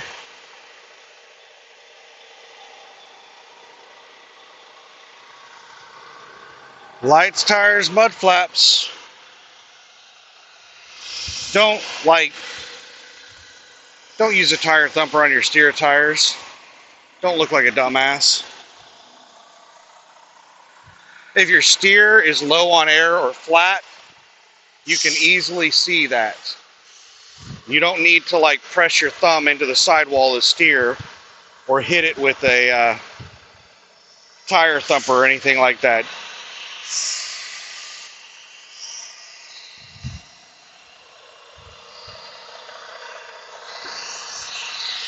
All right, so lights, tires, mud flaps, all good. Post-trip inspections, all good. I don't know what they have loaded in these two TSD trailers, but they don't have an empty. So here's my quandary. Let me take my my glove off.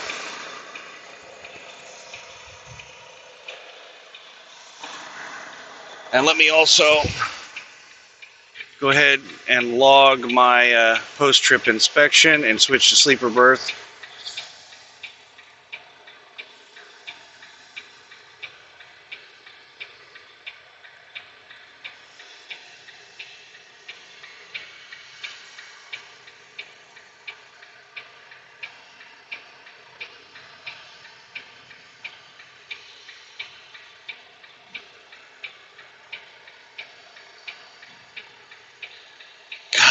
This OmniTrax Qualcomm piece of shit takes forever. Don't ever try to do anything last second on this device. You'll go over your hours of service.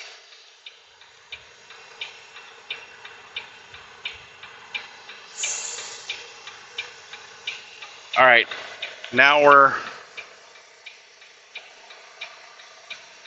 on sleeper burst. Okay. So, do I stay attached or do I disconnect? So initially I was wanting to disconnect. What is that? Oh, it's a glove. I gotta poop. And they got porta potties right here for me. Yay! I hate pooping in porta potties. I'm so terrified of the splashback. Like you're pooping into a tub of crap water, and somebody else's, like 100 other people's crap is gonna splash back on you. I hate the design of porta potties. But anyway, so I could disconnect from the trailer, and then they probably won't wake me up and bother me in the morning.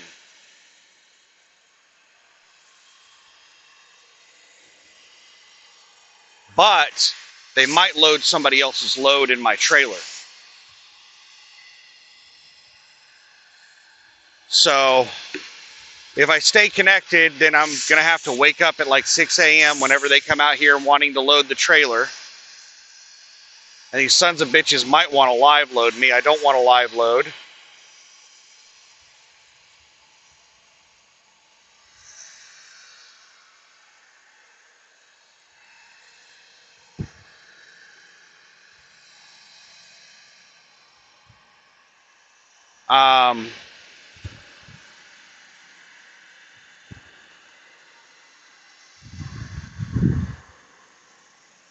So yeah, what I might do is I might just go ahead and drop the trailer but stay parked in front of it. That way in the morning all I have to do is detach from the trailer and let them go load it.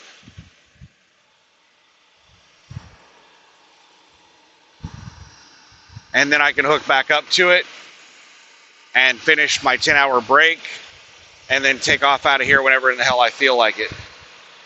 That's what I think I'm going to do, is I'm just going to go ahead and unhook from it, but stay parked like in front of it. And then in the morning I'll just pull out from underneath it and let them take it. That way, because they don't have any damn empties to load. So they might not check to see what load I'm here for. They might just grab this damn empty and go load it with something else. At least if I stay in front of it, they have to talk to me about it, and I can sit here and argue with them and tell them no.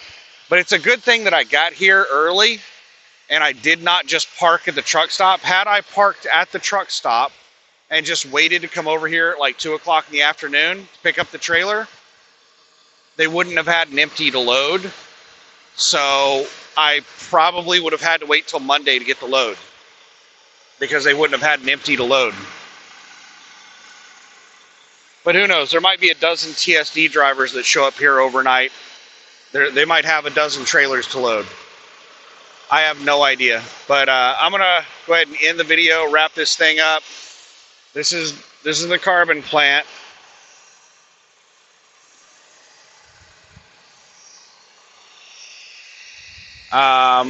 Wrap this thing up, go use the restroom, and unhook from the trailer, and take a nap and get ready for tomorrow. I don't know what the plan is going to be tomorrow. I'm probably going to leave here, park at the truck stop, take a shower, and then start driving tomorrow evening sometime. I don't want to have to deal with crazy traffic across New Orleans, so I'll probably wait until late in the evening to start driving tomorrow.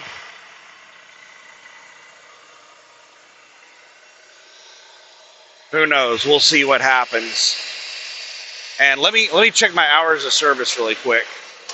See what the hours of service situation is. Ugh.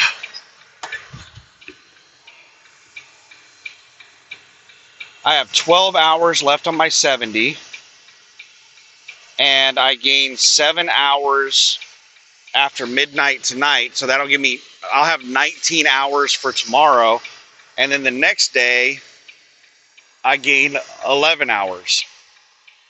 So I will have plenty of time to do this trip. How long will this trip take? It'll take probably about 14 or 15 hours, and I'll have 30 hours over the weekend. So let's see, it's Friday right now, and I have 12. Saturday, I'll have 19.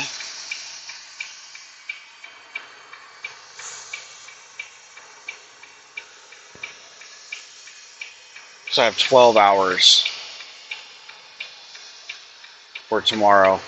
And I'm probably not going to start driving until late in the afternoon. So I shouldn't have an issue with hours.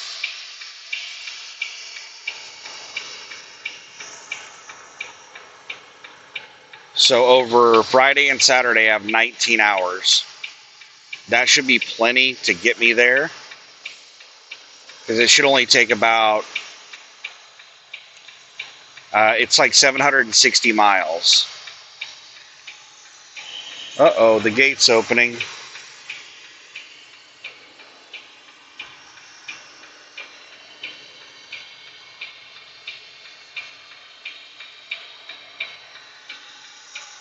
I don't know what's going on. The gate over there just opened.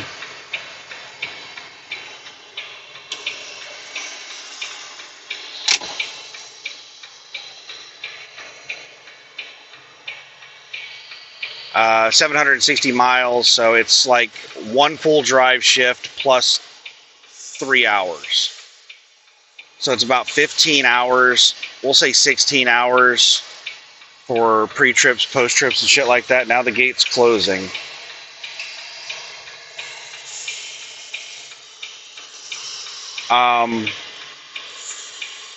So I'll have 19 hours, and I'll need about 16 hours to get there.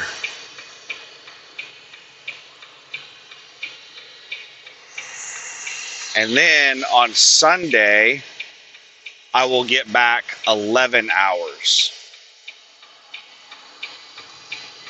So I should get there probably late Saturday night.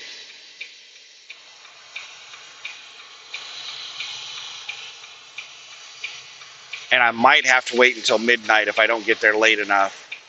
So Saturday, I'll probably have to wait until like 8 o'clock at night before I start driving.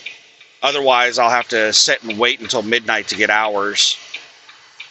And then on Sunday, I should have plenty of hours to drive almost a full drive shift back toward New Orleans.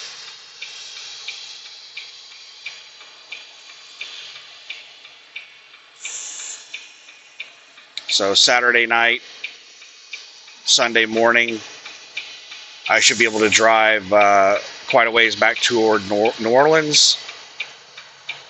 And then Sunday night, I'll do another drive shift, and that should get me like the rest of the way toward New Orleans. Let me see how many hours I'm recouping after that.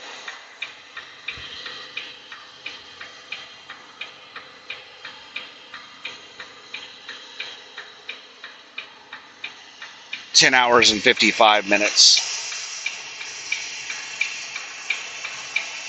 And then the next day I recover only 40 minutes. And then the next day after that is 4 hours and 50 minutes. So once I get back to the New Orleans area, I'll need to do a 34.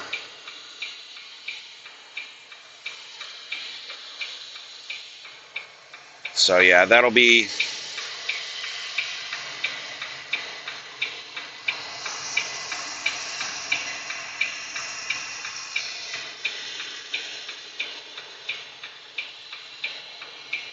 That's the plan I'm going with right now. Anyway, I'm gonna go get all this done and get a nap. So, good night, and we'll talk later. Bye.